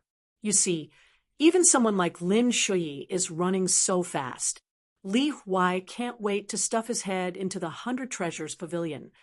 Chun Pingon said casually, It's okay. I've already chosen the last one. Li Baoping turned around and ran. It's okay. Little martial uncle will help you choose one. Chun Pingon was about to speak when the little girl in the red cotton-padded jacket had already rushed to Alliance's side. She pushed Li Huai's head away with one hand and pushed Lin Shiyi's shoulder with the other. Li Huai said with grievance, "Li Baoping, you're bullying me." Li Baoping turned around and said righteously, "I'm picking something for little martial uncle." Li Huai thought of the small bamboo box that had not yet been in his hands and sighed. "Then you choose." Lin Shiyi was not angry when he was pushed away. He pointed to a rolled-up ancient book in the 100 Treasures Pavilion. It was tied up with a golden silk thread, just revealing the title of the book written in Yunzhuan.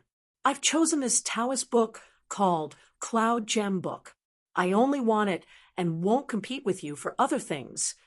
Li Huai leaned forward and stretched his neck. He slightly bypassed Li Baoping and asked, "Shi, why don't you choose that knife? It's so beautiful. If it were me, I would choose it." It took a lot of effort for Lin Shi to move his eyes away from the narrow saber that occupied the largest area of Bai Bao Pavilion. He said softly, "I'm not good at martial arts and I don't like to practice sabers or swords." Li Huai saw that Lin Shi was unwilling to change his original intention, so he began to persuade Li Baoping, "This knife, at first glance, is an unparalleled weapon in the world. I guess it can even cut the iron chain of our town's iron lock well." Li Baoping, "Such a good thing. You really don't want it? Besides, isn't your little martial uncle a good weapon now? I think it's good for him to use this knife. Taking a step back, it's more impressive to use it to open a path in the mountain. It's better than holding a broken knife, right?" That narrow knife, even if it was like a lady hiding in an embroidery house, was lying quietly in the white scabbard with a beautiful arc. Alliance smiled and bent down to pull out the narrow knife. The blade was like a white rainbow that lingered in the world. There were no inscriptions on the blade, but there were natural lines, like the talisman of auspicious clouds carved by the Taoist immortals. Alliance was slightly surprised. He flicked his finger. There was no turbid buzzing sound, but a clear and melodious vibrato. Alliance listened for a moment and nodded. Yes, it should be the auspicious symbol at the bottom. Alliance put the knife back into the scabbard and handed it to the little girl. He smiled and said, "Take it. This knife suits you. Later, find a sword-nourishing gourd and this auspicious symbol knife and hang them on your waist. Find a tall horse, wear a red dress, ride the horse alone in Jianghu, and drink wine on the horse. Everyone who sees you will like it." Alliance laughed heartily. Who wouldn't like such a girl? Li Baoping stared blankly at the heavy, narrow knife in her hand. Zhu, he was also squatting nearby. Zhu Lu didn't want to come over at first. She even said that she didn't want the food that was given to her in a fit of pique. However, her father glared at her sternly and then pulled her over. This was the first time the girl saw her father angry. She was a little scared, but she still didn't want to squat down like Zhu He. She stood there stubbornly with a cold face. Li Huai took advantage of Li Baoping's inattention to grab a palm-sized painted puppet. The workmanship was exquisite and lifelike. This was the object that he fell in love with at first sight. Lin Shi gently picked up the rolled-up ancient Taoist book. After holding it in his hand, the introverted young man revealed a joyful expression for the first time. Zhu He picked a book and a sealed medicinal pill. Then he looked up at the bamboo hat man with a shocked expression. The latter laughed and said, "What? Are these things that you and your daughter can use? Don't thank me. If you want to thank someone, you should thank Weiba and Snake Python." After thousands of years of hard work, they've accumulated enough wealth to be able to take out a martial arts manual from an immortal mansion and a unique medicinal pill from Martial Mountain. Zhu He held the medicinal pill in his palm and said in a trembling voice, "Senior Alliance, is it really the legendary hero's courage?" Alliance ignored the ecstatic Zhu He and looked up. Chun Pingon and Wei Pai were walking side by side. The latter saw the only pale golden seed left in the treasure pavilion and the narrow saber in Li Baoping's hand. The young man looked calm. Then, when he saw the books and medicinal pills in the hands of the others, He was stunned and could not help but look at the bamboo hat man. The latter ignored him and smiled at Chinpingan. This is the only thing left, but I guess it's the same whether you arrive early or late. You'll only get this lotus seed. Seeing the lonely pale golden lotus seed, Chinpingan squatted down, picked it up with a smile, and put it in his sleeve pocket. Li Baoping said softly, "Junior Marshal Uncle, I'll trade with you." Alliance said that this saber is very good. Speaking of this, the little girl quickly shut her mouth with a face full of regret. Obviously, she should not have said the latter half of the sentence. Sure enough, Chinpingan touched her head and said, "Okay, take it. Junior Marshal Uncle doesn't practice using sabers. A chopper is enough to open a path in the mountain." Alliance joked, "Yes, Chinpingan is a swordsman. A saber is not suitable for him." Chinpingan said angrily, "Then why do you use a bamboo knife?" Alliance said shamelessly, "It's none of your business." Li Huai said softly, "Alliance, this box is mine, right?" Alliance asked, "What do you want this box for? Do you have so many treasures to put in it?" Li Huai retorted, "It's none of your business. Everyone had their own gains. Even the young local tyrant Wei Ba and the black snake were the same, other than the white python whose head had been blown up and its body eaten. It could be said that everyone was happy. Chinpingan got a slightly shriveled pale golden lotus seed the size of a thumb. Li Baoping got the narrow saber called the auspicious symbol, but she was a little unhappy. She leaned it against the small bookcase with some disdain. However, according to her junior marshal uncle's suggestion, she wrapped the saber with a piece of cotton cloth from head to toe.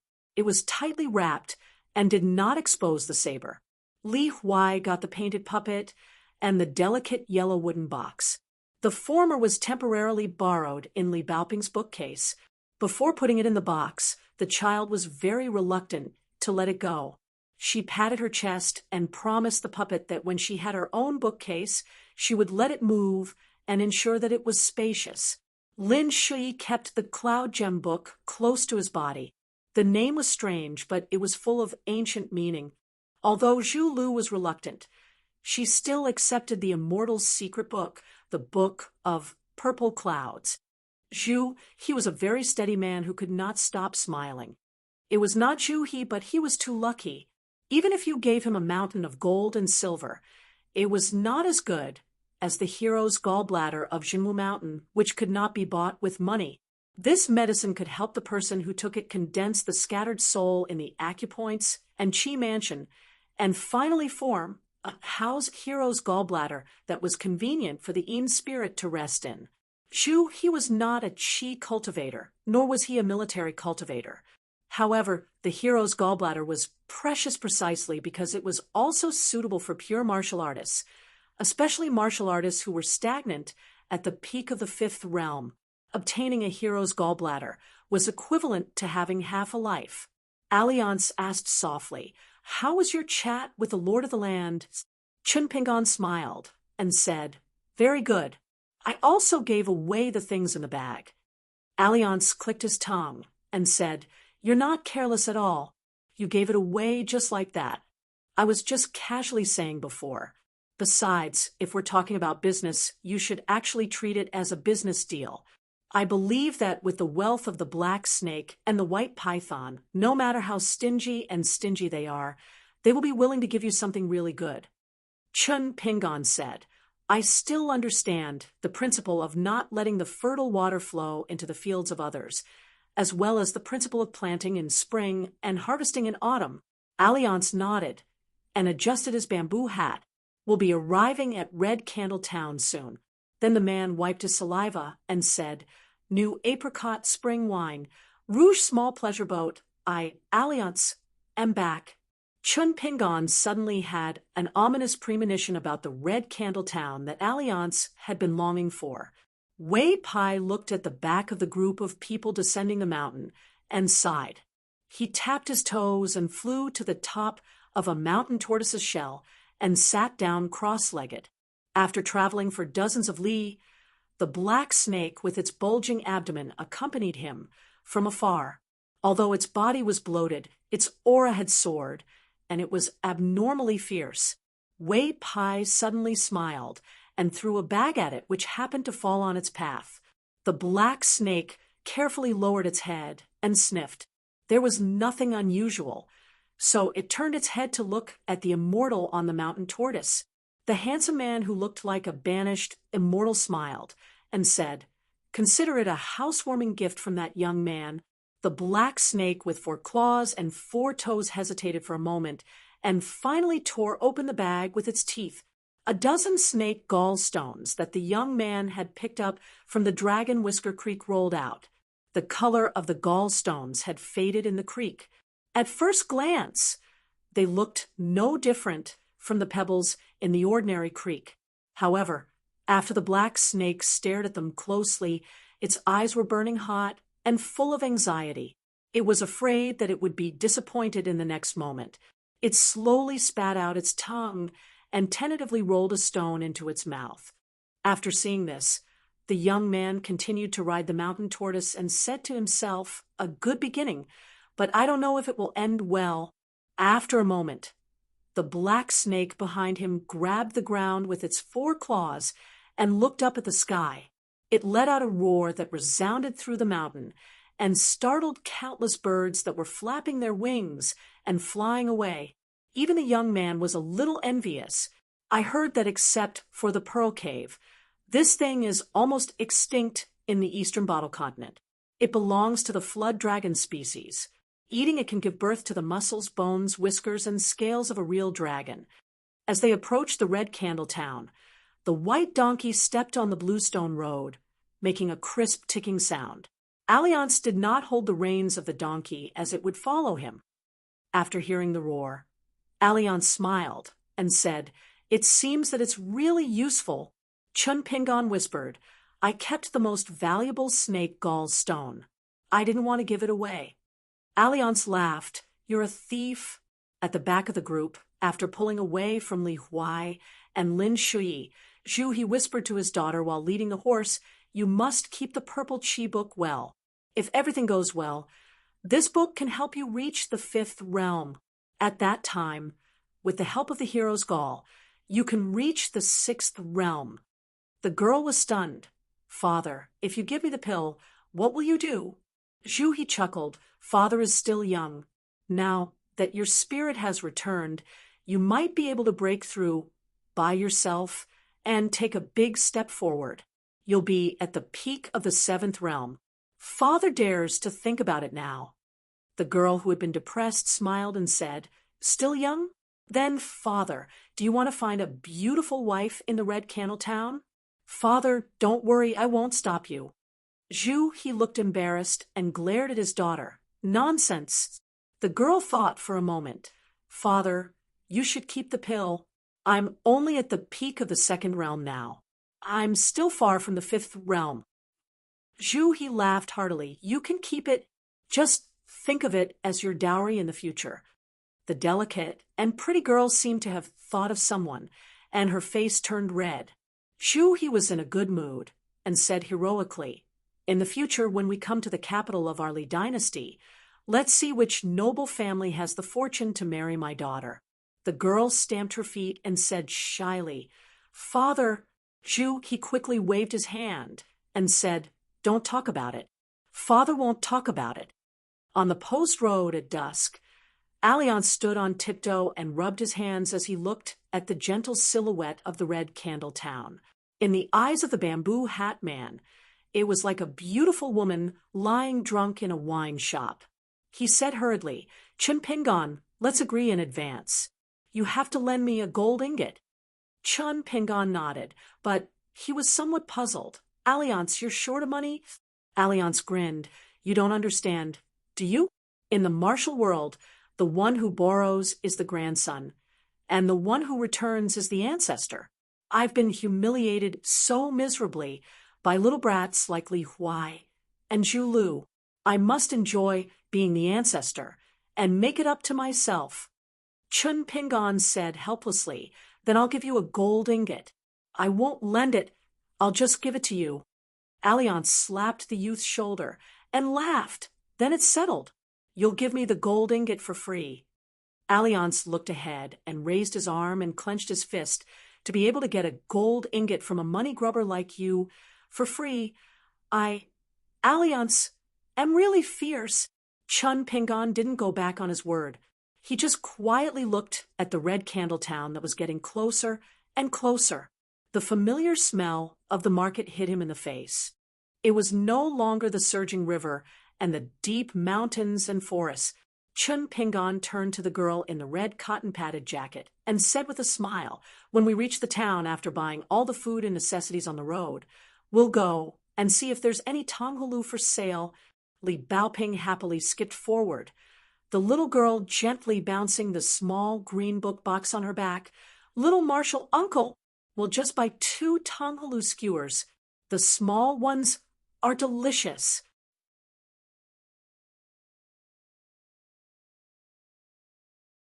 "105. Red Candle Town was surrounded by high walls. Chun Pingon and his party needed to enter the town from the north gate, but an accident soon occurred. There were armored soldiers guarding the gate, and they needed to submit their residence documents before they could enter. Chun Pingon was stunned on the spot. He didn't even know what the residence documents were. Alliance, who had already received a gold ingot, grinned and took out a wrinkled document from his bosom. After passing the inspection, this guy didn't even want his donkey, and swaggered into the town alone. When he reached the gate, he didn't forget to wave goodbye to the people who were looking at each other in dismay. Li Huai scolded him and threatened to kill the white donkey. Alliance laughed and left. Zhu, he was also helpless. Before leaving the town, the ancestor didn't specifically instruct him about this. In fact, except for his age, Zhu he knew nothing about the outside world. He was no better than Chun Pingon. As for traveling mountains and rivers, eating and sleeping in the open, he was far inferior to the poor boy who used to be a kiln worker. Zhu, he suddenly had an idea. He thought that money could make the devil turn millstones. It must be a universal principle. He was about to secretly give money to a soldier, but the young soldier directly pointed a spear at his chest and reprimanded him sternly. Even the good-tempered Zhu, he was a little angry.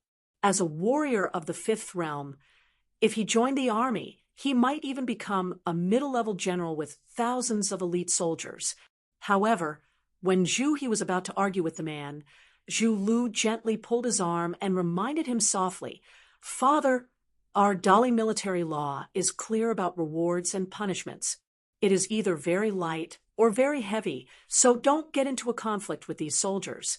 We common people won't have any advantage." Zhu he frowned and snorted coldly. In the end, he still chose not to fight with the officials. Zhu Lu comforted him in a low voice. "Father, in the future, let the ancestor help you find an official identity. With the amulet and your skills, I believe you will soon be able to stand out. You don't need to endure this." Zhu he strode away and nodded. He glanced back at the gatekeeper and sneered. It's really like the old saying, "The king of hell is easy to meet, but the little ghosts are hard to deal with." Everyone subconsciously looked at Chun Pingon. Chun Pingon thought for a moment and slowly said, "There is no other way. We can only go around Red Candle Town and sleep outside tonight. We can hire people to help us buy everything we need. The real trouble is that we can't go to the water transport wharf in the town. The established itinerary will have to be changed. The original more than 200 miles of water route will be much easier than walking along the Embroidery River, and we won't have to take a detour." At this time, a middle-aged man in a blue official uniform quickly walked out of the city gate. He carefully sized up Chun Pingon and his party. Finally, he looked at Zhu He and asked with cupped fists, "This one is Zhu He, now the post-house official of Red Candle Town's Pillow Inn. May I ask if you are Mr. Zhu from Longguan County?" Zhu he was silent and looked alert. The man who claimed to be the post-house official laughed heartily. "Your family had once sent a letter directly to our county magistrate, briefly explaining your itinerary and asking our county magistrate to be the host. In addition, each of your letters have already arrived at our Pillow Inn. I specially vacated the room for you 10 days ago. It can only be said that it's clean and plain, but I dare not say that it's very good. Please forgive me, and don't complain to our county magistrate. Otherwise, if our county magistrate is unhappy, I'm afraid I'll lose my job tomorrow." The post house official suddenly remembered something. "If Mr. Zhu doesn't believe me, I can immediately go to the post house and call someone here. This person comes from Longquan County's Falu Street and says that he is an old government servant of the supervising officer's office. One of the letters came from Dali's capital, which he personally brought on behalf of his superior. He said that he wanted to personally deliver it to a young master named Lin Shi." Lin Shi took a few steps forward, his face full of the conceit and arrogance of an aristocratic family's son. He asked, "I am Lin Shui from Longquan County. May I ask post house official Chung, what is his name?" The maidservant Zhu Lu was a little stunned. At this time, Lin Shui was not the same as the taciturn and cold young man in her impression. Li Baoping and Li Huai looked at each other and nodded slightly. Chung Sheng's words were not stagnant at all. If I remember correctly, his name should be Tang Shirtu. He is in his 40s and can't speak Dali's official language very well. Well, this person especially likes to drink, but when he is drunk, Lin Shui nodded and asked casually, "Has the post house official been waiting for us at the north gate these days?" The man smiled and said, "Although I want to nod, I really don't have the face to do so. In fact, the Pillow Post House is north of Red Candle Town, not far from here. Secondly, there is a beacon on the top of the mountain near the town. I have a good relationship with Captain Sway, so I asked him to help keep an eye on the road down the mountain in the north. As long as he sees Mr. Zhu's figure, he will ask his subordinates to enter the city to inform me." Lin Shui understood and stopped talking. He turned to Qin Pingan, and the latter nodded. Shu he smiled and thanked him. "Lord Chung, thank you for your trouble." The post house official hurriedly waved his hand and said, "I don't deserve to be called Lord. I'm just a lowly person who serves the noble all day long. It's really difficult for me to be called Lord Chung. Let's not talk for now. I'll go and inform the guards. I believe they will enter our town soon." The post house official belonged to the Dali Imperial Court, but he was not an official of the Imperial Court. This kind of official did not belong to the ranks and did not belong to the ranks. There was a huge gap between the clean and the turbid officials. Soon, the post house official led them to the gate of the city wall. Although the guards let them go, their faces were still not very good. The post house official took the lead and walked through the particularly shady gate of the city wall. He turned to Zhu He and explained in a low voice, "They are all veterans who retired from the border battlefield. They are not very capable, but they are stubborn. Sometimes, even our county magistrate can't do anything to them. Mr. Zhu, don't lower yourself to their level." Zhu He did not have any Jianghu experience, but he still understood the principle of saying more to a stranger.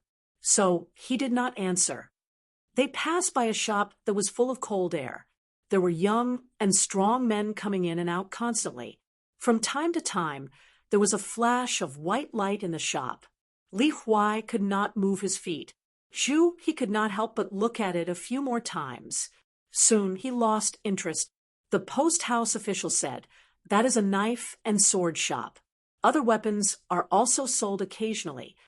Lin Shui asked, curiously, "The government doesn't care? Aren't they afraid that the people in the market will fight with weapons?" The post house official smiled and said, "The government doesn't care too much about these things. But as long as something happens, it will be very strict. If the county government is not enough manpower, the county magistrate can mobilize all the Jianghu sects in the territory to help solve the dispute." Dali valued martial arts. There were many wanderers who traveled around with swords and sabers. Some of them were street scoundrels who were arrogant but incompetent. But there were also children of noble families who were chivalrous.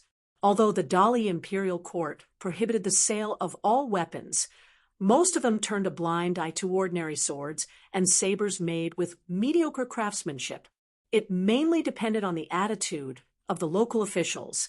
If they were pure scholars, most of them would be strictly prohibited. If they were warriors from the battlefield, most of them would be lenient. Of course, strong bows, strong crossbows, fine armor, and other national weapons were not allowed to be sold anywhere. Beacon towers, relay stations, markets, taverns, brothels, and so on and so forth. Red Candle Town had everything one could think of, and it was extraordinarily bustling.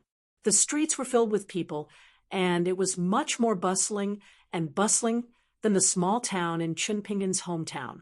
There were all sorts of shops on both sides of the streets that dazzled the eyes, and shouts rose and fell in succession. After chatting all the way, they arrived at the Pillow Inn after an incense stick's worth of time.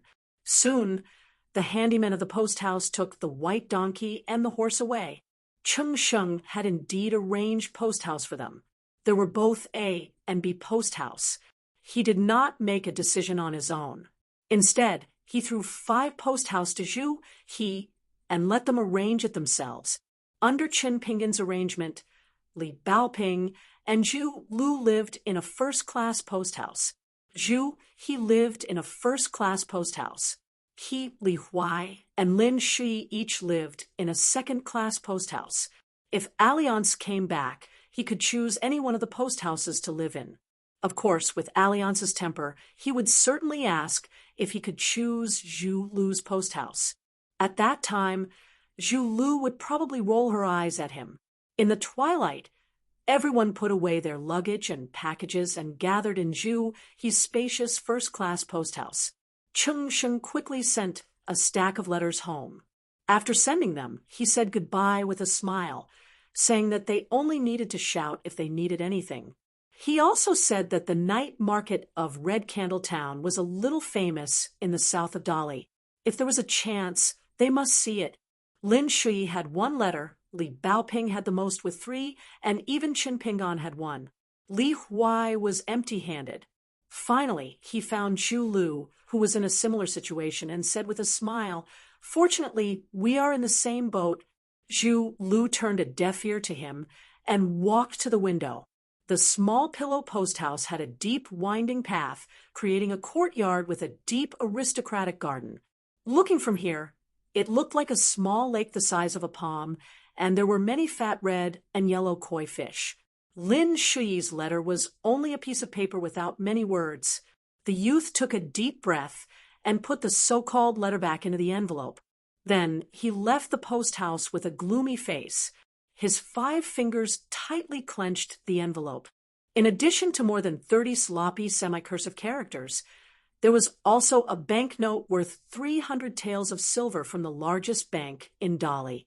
The youth strode back to the post house, gently closed the door, and put the envelope on the table. His face was ashen, and his chest was heaving up and down. Chun Pingan picked a secluded place and sat down. Li Baoping ran over and looked like she wanted to say something. He smiled and said, "If I don't know the characters, I will ask you." Li Baoping returned to the table and began to open the letters. There were 3 letters from her father, her eldest brother, and her second brother. Li Baoping opened the letters one by one. His father, Li Hong, wrote many words of concern in the letters. As usual, he did not put on the airs of a strict father. He only reminded him of trivial matters such as wearing more clothes when the weather was cold, not being afraid of spending money outside, and that he must send a letter home to his parents every time he passed by the relay station. He was long-winded, and 5 to 6 letters were gone just like that. Li Baoping sighed and looked at Zhu He, who was sitting across the table and drinking tea. She said worriedly, "When will father and mother stop treating me like a child?" Zhu He could not help but laugh and drink tea. Li Baoping browsed the second letter. It was written by the eldest grandson of the Li family, her eldest brother. He was now studying the classics at home, preparing to take the imperial examination next year. The content of the letter was concise and to the point. It was written in a regular script, as if it was full of the charm of a teacher sitting upright. Every stroke revealed a strong sense of cautiousness. It was full of sages and sages. He told her not to neglect Zhu He and Zhu Lu, and not to treat them as children of the family. He told her to listen more to the words of Chen Pingan from the Mud Bottle Alley. She should be able to endure hardships and not cause trouble for others. However, at the end of the letter, her eldest brother, who had been scrupulous in etiquette since childhood, told her that he had already raised the crab he caught from the stream when she was young. He told her not to worry about it. Li Baoping raised the letter in her hand and complained to Zhu He, "My eldest brother doesn't care about me the most." Zhu He held back his laughter. He thought to himself, "Miss, come on. Who doesn't know that in the Li family, it is the eldest young master who cares about you the most?" The first time a bookworm like him, who was difficult to reason with even the ancestors, drank wine, his tea was secretly changed by his younger sister to the homebrewed peach blossom spring wine. The eldest young master was so angry that he almost collapsed. When his parents saw it, they were afraid and did not dare to persuade him. They only dared to follow their son, who ran to find his younger sister to denounce her.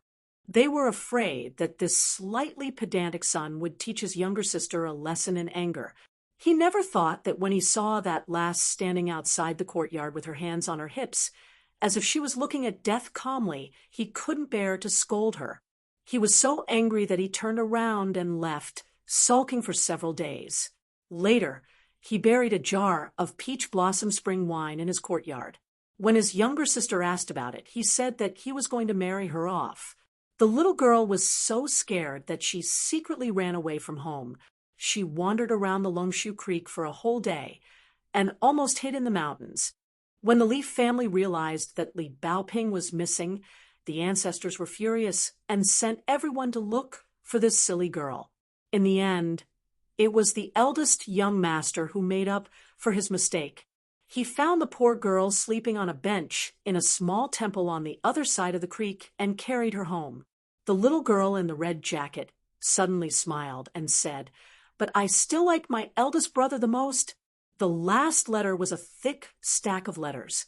It was sent by the second young master of the Li family to his younger sister. He told her about his experience in the capital of Dali. It was all anecdotes that he had seen with his own eyes or heard from others. The words were beautiful like prose, and he was very skillful. He was like a talented poet. In the Leaf family on Falu Street, the second young master was far more popular than his eldest brother. He was handsome and elegant, but also humorous. He liked to read books on the art of war. Since he was young, he liked to let the maids and servants form a battle array to kill, compared to the old-fashioned and dull eldest young master. The servants in the residence preferred to deal with the cheerful second young master.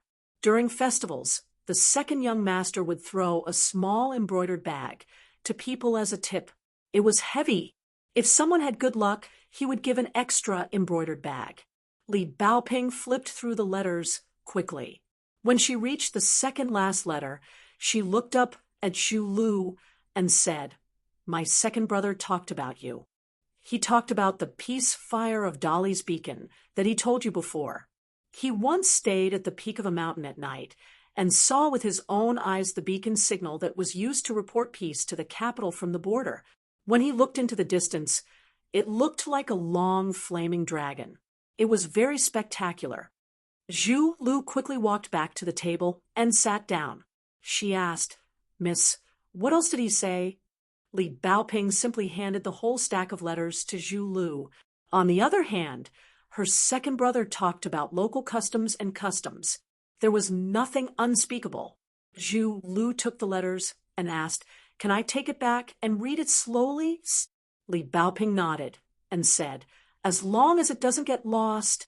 Zhu Lu's face was full of joy. She smiled and left. Cheng Xing knocked on the door and entered carrying a pot of fresh fruits. Behind him was a man wearing a bamboo hat. Li Huai was furious. He ran over and wanted to push this heartless bastard out of the room. Alliance was competing with Li Huai, while sitting on a stool by the table. He asked with a mischievous smile, "What's wrong with Zhulu? Her face is full of spring breeze, and she looks even prettier than usual." Zhu He's face was dark, and he didn't say anything. Lin Shuyi returned and sat down near Qin Pingan. Alliance tossed a small silver gourd to Lin Shuyi. The youth pulled out the cork and took a sip. Alliance turned to the post house official and asked, "Is there a watershed in Red Candle Town? Isn't it too far from the harbor?" The post house official's expression was strange. He nodded and said, "There is." Alliance clicked his tongue and said, "A money-squandering den." A money-squandering den. There was a crescent-shaped river bend in Red Candle Town, where a type of exquisite pleasure boat unique to Red Candle Town floated. It was less than 20 to 30 feet long and was surrounded by either purple or ordinary green bamboo. The luxurious decoration inside was determined by the wealth of the owner of the pleasure boat. Generally, there were 2 to 3 women on each pleasure boat. Most of them were beautiful women and young girls who were proficient in zither, chess, calligraphy, painting, tea, and wine. In addition to the viewing room, there was also a bedroom. Its function was self-evident. Those boatmen's daughters were from the Great Li's lowly households for generations. According to legend, they were once the remnants of the divine water nation of the previous dynasty. The Great Li's emperor had issued an imperial edict that they were never allowed to go ashore and that their descendants would be rootless duckweeds for generations to come. The people of Red Candle Town passed down from generation to generation that the lord of the land of Chiduan Mountain, not far away, was loyal and righteous. He secretly sheltered the ancestors of these surnames during their escape. As a result, Emperor Dali was enraged and demoted him from a mountain god to a land god. He ordered the descendants of these surnames to personally break their golden bodies and sink them to the bottom of the river. The post house officer carefully chose his words and selected some harmless stories from the small town to tell the important guests. Red Candle Town was not the hub of Dali's north and south, but it was a busy harbor for water transportation with many boats shuttling in and out. It was the confluence of 3 rivers, namely the Chongdan River, the Xihua River, and the Yuye River. However, there were only 2 river gods. There were temples built on the banks of the river, and clay statues of the gods with golden bodies were built. Both of them were the commanders of the Dali Navy who died in the naval battle. Only the Chongdan River did not have a river god and did not have an ancestral temple. Later, there was a temple of the Empress, which was full of incense. It was dedicated to a woman from a small town who committed suicide by jumping into the river to prove her innocence. As a result, it was quickly designated as an obscene temple by the Dali imperial court. Now, there was only a pile of ruins, broken bricks and tiles, and only snakes and rats running around. When he heard about the deeds of the lord of the land of Chiduan Mountain, Li Huai whispered, "I didn't expect such a big bad guy to have such a good reputation in Red Candle Town." Lin Shuyi's face was indifferent. Every family has its own difficulties. Chun Pingan put away the letter sent by Wan Xiao. The letter said that the Luapa mountain he bought was successfully conferred with the title of a new mountain god of Dali. He helped to gather spiritual energy on the mountain, which was second only to the Cloud Mountain, which was not involved in the sale, and the Lantern Mountain, which was owned by her father.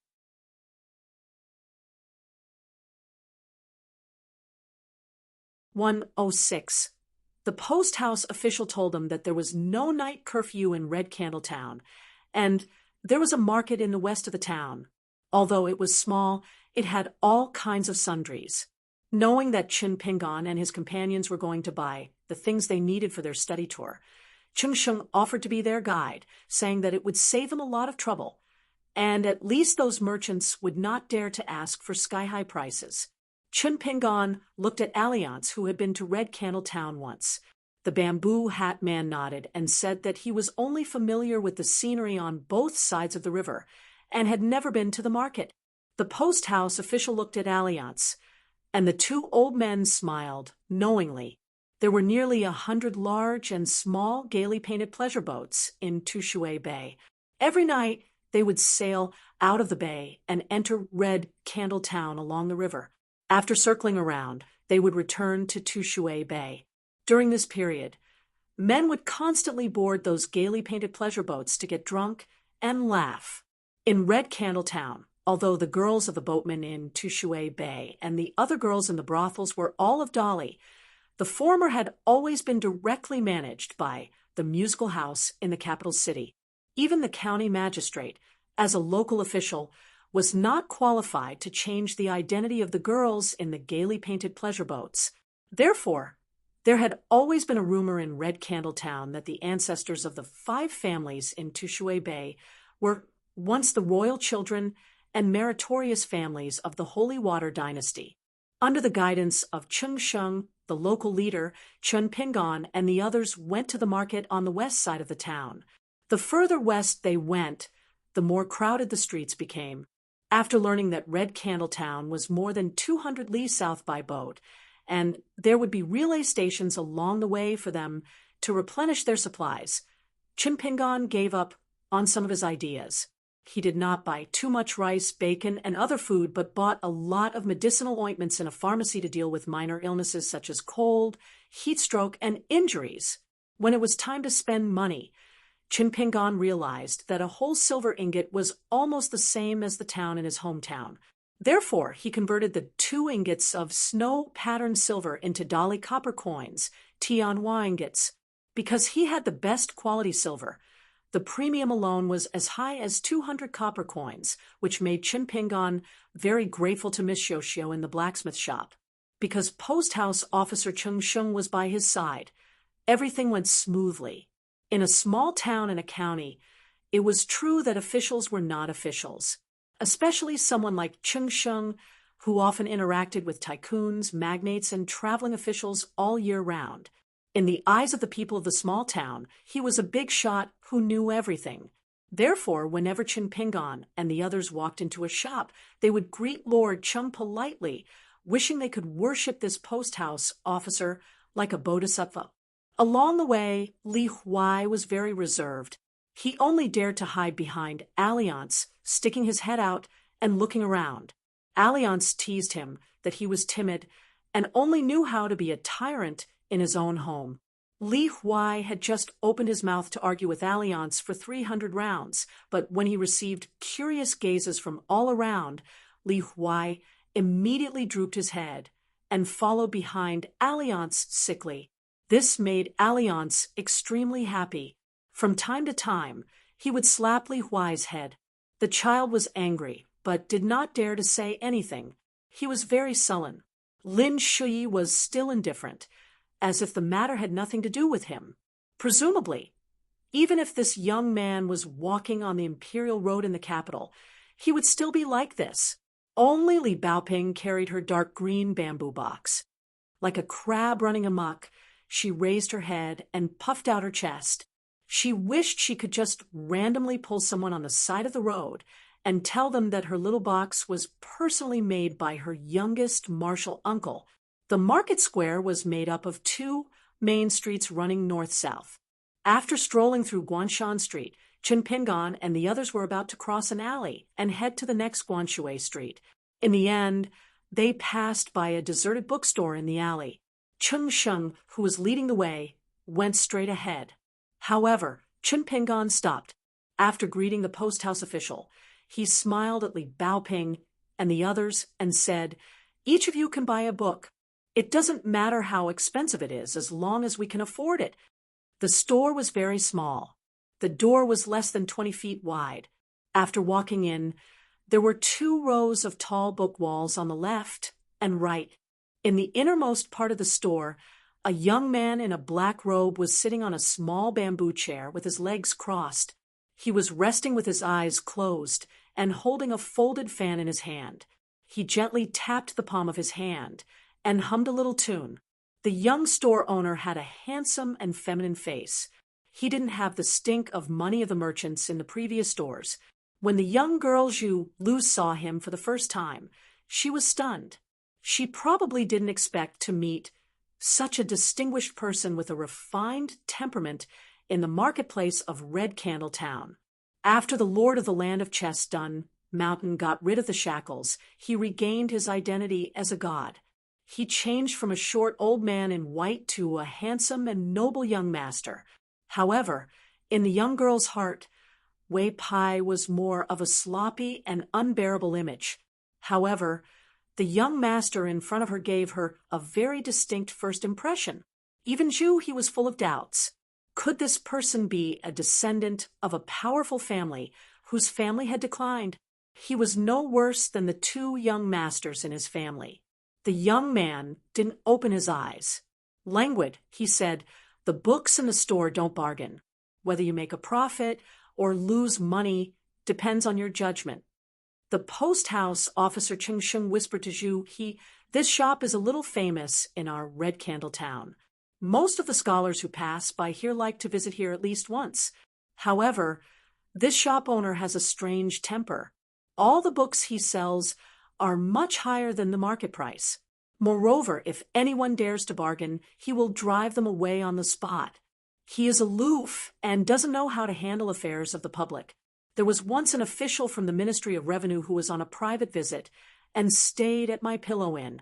That official took a fancy to a unique book that was priced at 300 taels of silver, but he only bargained for 50 taels of silver and was driven out of the shop without leaving any face for him. That official was so angry that he didn't calm down even after he returned to the post house and almost asked the county government to close this small shop. Perhaps he thought that it would be bad for his reputation. So he let this shop escape a disaster.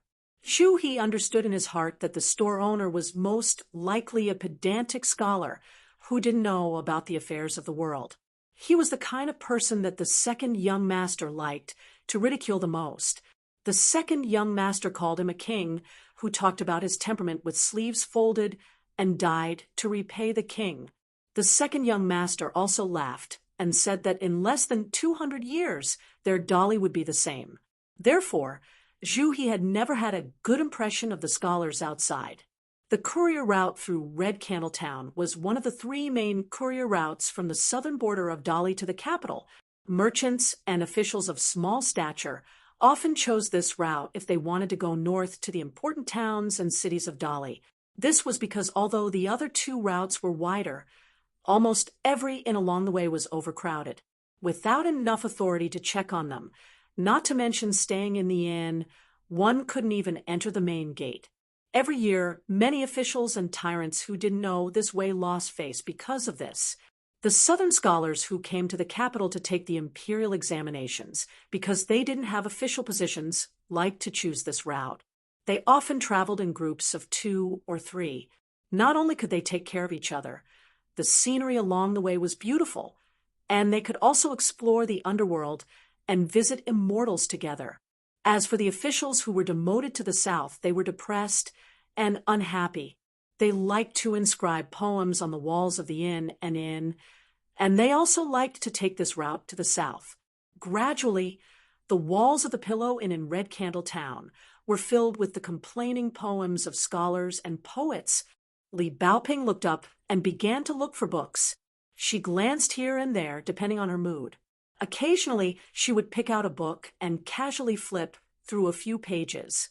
If she wasn't interested, she would put it back. Finally, the little girl found a travel book of mountains and rivers. It was priced at 300 copper coins. She was a little distressed, but she really liked it. She turned to look at her youngest martial uncle. Chen Pingan smiled and nodded. Lin Shuyi's gaze slowly swept over the wall of books in an orderly manner, from right to left, from top to bottom. Every time he picked out a book, he would start from the title page. Finally, the youth took a fancy to a geomancy book that didn't have the author's name on it. It was priced at 400 copper coins. Lin Shui looked at Chen Pingan, and the latter still nodded. After Li Huai arrived at the shop, the noise on the street was finally gone. He immediately returned to his naughty nature, almost like a runaway wild horse. He was the youngest and the shortest, so he insisted on sitting on Alliance's shoulder to pick a book. Alliance agreed, but threatened that if Li Huai didn't pick a book, he would leave him alone on the street after they left the shop. In the end, Li Huai braced himself and picked a brand new book on the highest shelf. It was priced at 9 taels and 2 copper coins. When he saw the price, Li Huai was so scared that he wanted to sneakily throw the book over. However, he was flustered, and the book didn't succeed in being stuffed back into the shelf. Instead, it fell to the ground. The young shop owner who tapped his folding fan opened his eyes and looked at the book that fell to the ground. He said angrily, "Buy it and leave." One copy of the latest edition of Great Watercliff, 9 taels and 2 copper coins. Li Huai didn't dare to talk back to a stranger. He could only cry and carefully look at Chimpingon. The latter asked, "Do you know how to read it after buying it?" Li Huai nodded vigorously. Chimpingon smiled and nodded. "Then I'll buy it." Alliance asked, "Chimpingon, don't you want to buy one?" Chimpingon, who was taking out money, quickly shook his head and said, "I haven't learned all the words yet. Why would I buy a book?" "Zhu," he turned to ask his daughter, "is there a book you want?" Zhu Lu still stood at the door of the shop and didn't move. She glanced at the wall of books and shook her head. The young shop owner who was about to take the money stood up. He tied his hair with an ebony hairpin and held a snow-white folding fan in his hand. He glanced at the little girl in the red cotton-padded jacket and the cold young man, and finally looked at the child who was timidly holding the book of Great Watercliff with a playful smile. Alliance grinned. Leaving the bookstore and walking to Guanshui Street, Zhu He's heart was moved. He looked back and found that the good-looking young man was leaning against the doorpost and watching them leave. After seeing Zhu He, the man smiled and nodded to greet him. Zhu He turned his head and frowned. After leaving the alley, he quickly walked to the bamboo hat man. "Senior Alliance, is the owner of the bookstore strange?" Alliance held his bamboo hat and said something really strange. "Compared to this guy, the real trouble is still to come, but it has nothing to do with you." The Chongdan River was the most turbulent river with many hidden reefs and dangerous shoals. It was famous for its wonders. In one section of the river, many large and small stone pillars protruded from the water surface, which was known as the bamboo chutes after the rain. Only a small boat could shuttle through the gaps of the stone forest. It was difficult for a big boat to cross. Even the boatman who grew up on the river and was familiar with the water didn't dare to take a boat into the water, unless it was a scholar who paid a lot of money to hire a boat. Therefore, there was also the white paper small boat Tai Suigong, saying that every year there would be boatmen and foreigners who lost their lives on this section of Chongdanjiang's stone forest waterway. However, there were many tourists in the Chongdan River at dusk tonight. The surging river water crashed against the stone pillars. A bare-chested man sat on top of one of the stone pillars, gently tossing an empty wine pot into the river water. Beside him were 3 unopened wine pots. In the distance, a red light was getting closer and closer. It turned out to be a hunchback old man holding a big red lantern. He used the stone pillars as steps to wade in the river, like a dragonfly skimming the water surface. Suddenly, a majestic figure descended from the sky and stepped on top of a stone pillar. The solid stone under his feet couldn't bear the weight and turned into powder in an instant. He stood in the river just like that. In the river, a middle-aged woman was swimming against the current, leisurely strolling. 3 feet above her head floated a fist-sized snow-white bead. It emitted a bright light, illuminating the bottom of the river as bright as day. The woman said lazily, "I walked for more than 100 miles and didn't find a single treasure. Who told me that there are flowers under the Chongdan River?" The man sitting on top of the stone pillar looked at the bottom of the river and said indifferently, "Sir is already in Red Candle Town." The old man shook the bright red lantern and laughed with a hoarse voice. "Sir is actually going out in person? Then what do the 4 of us need to do? Sit on the bench and watch the show?" The man drank a mouthful of wine and said in a deep voice, "I hope so."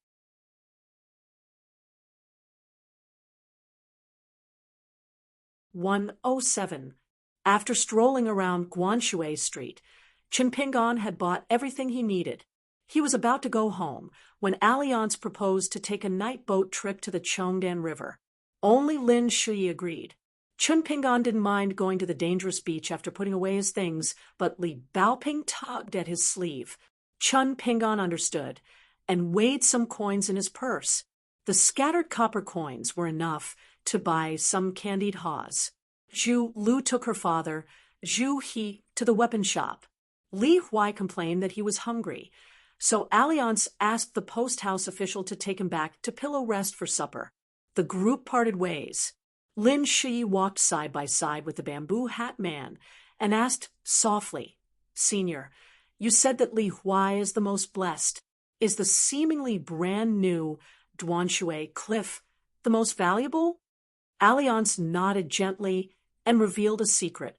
"It just looks new. It's a few years old.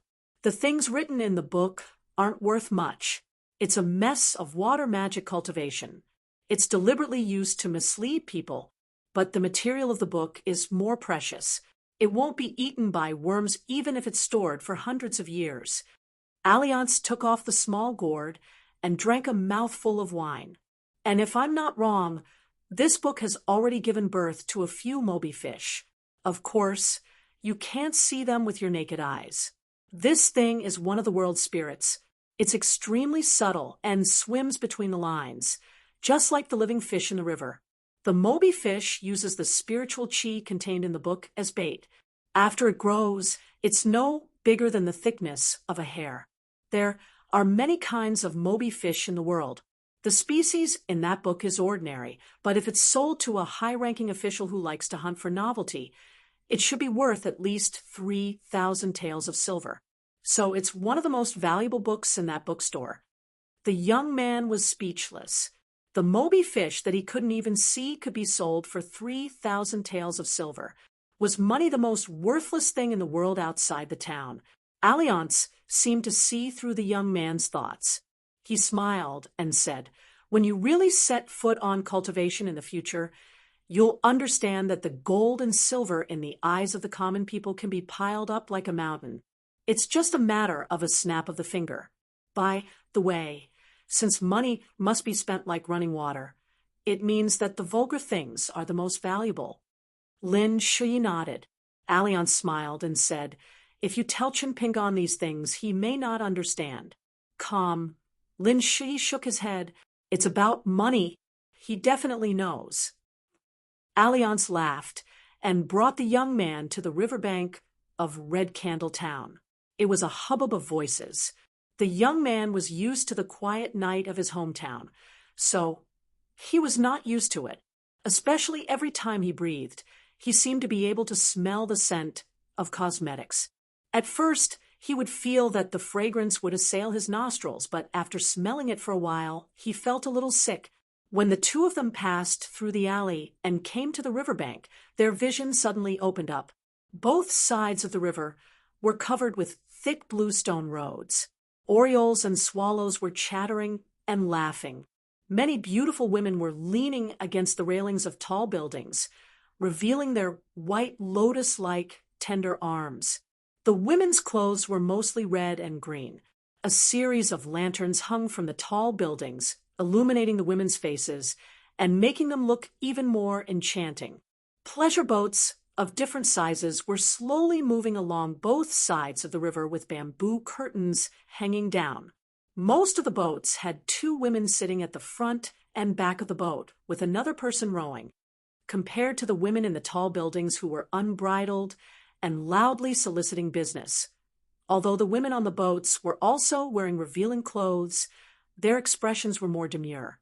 The younger women were like the pretty girls of the neighborhood, while the older women were like the daughters of noble families. From time to time, some of the women in the tall buildings would ridicule and abuse the women on the boats who were competing for business, throwing fruits and vegetables. The latter were used to it and did not care much.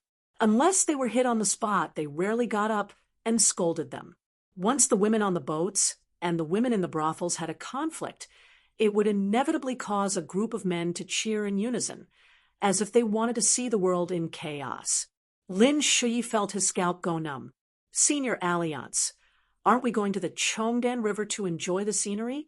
Alliance shamelessly said, since it's the confluence of the three rivers, then this is naturally the Chongdan River. Lin Shui was speechless. Liang squatted by the river and looked at the pleasure boats that slowly sailed past. Every time a boatwoman secretly gave him a flirtatious look or greeted him with soft words, Liang would silently take a sip of wine and murmur to himself. Lin Shui squatted down and pricked up his ears to eavesdrop.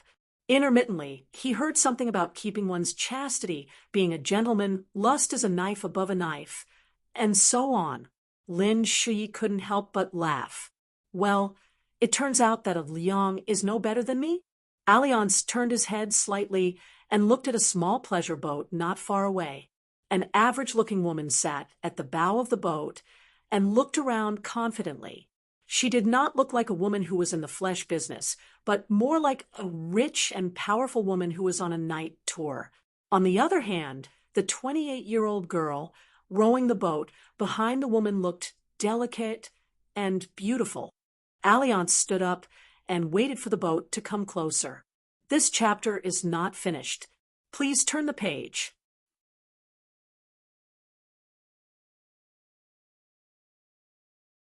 108. At Yifu Pass on the border of Dali, the city gates were wide open. The few light cavalry stationed in the city chose to march at night, which was a rare sight. Although there were less than 1,000 of them, when the iron hooves of the horses stepped on the ground, the earth still shook. It was like the rapid beating of a drum, making one's blood boil. Beside the post house, a general stopped his horse with a grave expression on his face. A young deputy general with a hideous scar on his face rushed over. After slowing down, he stood beside the general and asked softly, "General Han, what is the purpose of this attack to the north? Dali has a vast territory to the north of Yifu Pass. How can there be a large number of horse bandits and roving bandits? Even if there are, it's not our turn to take action, right?" The stocky general said in a low voice. "Don't ask what you shouldn't ask." The young general grinned and didn't ask any more questions. The general of the Yifu Pass cavalry hesitated for a moment, probably because he was feeling uncomfortable holding it in. After some deliberation, he said softly, "It's not just our troops at Yifu Pass. All the passes and towns in the south will take out nearly half of their main field light cavalry and mobilize them all tonight." The young general was stunned. The spring search, summer hunt, autumn hunt, and winter hunt, which occurs once every 4 years. But the timing isn't right. We only participated in the spring search last year. Even if there is such a large-scale martial arts exercise this year, it should be in the summer. The general subconsciously touched the soft mane of his mount and said, after we reach the temporary camp, the Imperial Court's Ministry of War will give the next order. We don't need to think too much. More than 200 miles west of Red Candle Town, in the upper reaches of the vast Xiuhua River, there was a small, lonely mountain in the middle of the water. It was crudely called Steamed Bun Mountain by the local people. There was a lonely local temple on the mountain, where incense burned endlessly. It was said to be very efficacious. If one prayed for children, one would get children. If one prayed for wealth, one would get wealth. It was famous far and wide. It was a place where scholars and poets had to visit on boats. However, the local people almost never came here to burn incense. The night of the late spring was cold and murderous. The river water was rolling and splashing in all directions. Vaguely, a 3-foot-long green carp could be seen in the river water, swimming quickly from the shore to the small, lonely mountain. The boy in red was sitting on the carp's back. He was only as tall as a palm. His hands were tightly gripping the carp's 2 tentacles like a knight holding the reins. The little boy was moving up and down with the carp and the river water. His whole body was wet, his face was pale, and he was cursing and swearing. When the green carp swam to the shore, it suddenly stopped and directly threw the red-clothed boy onto the shore. The little guy rolled on the ground for a while, his face covered in dust. Facing the big green carp that was swaying back to the other side of the river, he cursed loudly. If the upper beam is not straight, the lower beam will be crooked. Your master is a slut. The carp suddenly turned around and stared at the boy in red, who was on the shore. The latter was so scared that he pissed his pants. He said that a good man does not fight with a woman, and quickly ran to the earth temple. The door of the small temple was not closed. The little guy climbed over the threshold with great difficulty and landed on the ground. He raised his head and looked at the funny clay statue that was seriously peeling. He put his hands on his waist and shouted angrily, "I almost drowned in the river water. Why aren't you kneeling down to receive the decree? Do you believe that I won't punish you for being disrespectful and crack your head?" There was a bang. The boy in red was kicked out of the earth temple like a stone. A short man sat on the threshold and scolded, "You're just a child who was born in this broken temple. How dare you call yourself a master in front of me?" If they were not a family, they would not enter the same door. The boy in red ran all the way back, gasping for breath. He climbed up the threshold with difficulty and sat down. He grimaced in pain, and his eyes were sad. The man frowned and asked, "What's the matter?" The little guy muttered, "I'm a little hungry." The man raised his arm and pretended to hit him. The boy in red hugged his head and shouted, "I just eavesdropped on the news from the City God Pavilion in the city. It said that the Ministry of Rights and the Kineangian of the Imperial Court issued 2 secret decrees. All the gods of the mountains and rivers within 1,000 miles of Red Candle Town are to be on standby. They are not allowed to leave their posts without permission and are not allowed to go into seclusion. They must be on call at any time. If they do not appear on time, they will be beheaded. Damn you, if I didn't pass you the news. With your mischievous personality, you would have been killed by someone else. Oh, I forgot that you are not a human. Ooh." This time, the little guy was slapped into the earth temple. The man stood up and looked in the direction of Red Candle Town with a solemn expression. He did not forget to remind him, "I left some food for you in the incense burner. Remember to eat it sparingly. At least you have some conscience. I really don't know how you survive. In a province, you are the poor guy who has been in the earth temple for the longest time. Not only do you have a bad relationship with your colleagues, but even those shrimp soldiers and crab generals in the embroidery river dare not to put you in their eyes. Tell me, why am I so unlucky to be born in your furnace? Sigh, I should have found a better incense burner to reincarnate in my next life." The red-clothed boy kept complaining, but that didn't stop him from climbing up the incense burner with familiarity. He dove into the brass incense burner with 7 or 8 incense sticks. On the way back to the Pillow Inn, Chung Shung found that the child beside him was gnashing his teeth and sighing, as if he was making a choice of life and death. Li Huai finally stopped and gathered his courage to ask, "Old Chung, I have 30 coins with me. Can I go to the bookstore to buy a book? How much is the cheapest book there? Can you leave some for me?" The man who was called Old Chung did not know whether to laugh or cry. After thinking for a while, he replied, "Seriously, it's difficult. The books in that shop are recognized as cheap in our Red Candle Town. Unless you are a scholar who likes to collect rare books, no one will go there to buy books. If you really want to buy books, I know 2 big bookstores in the East. They have Confucian classics, anthologies of philosophers, and supernatural novels. I can help you bargain there." The one-track-minded child shook his head. "No, it has to be the bookstore just now." This was all the surplus food that Li Huai had secretly saved. Most of it was stolen from his uncle's house, and a small part of it was his sister Li Lu's private money.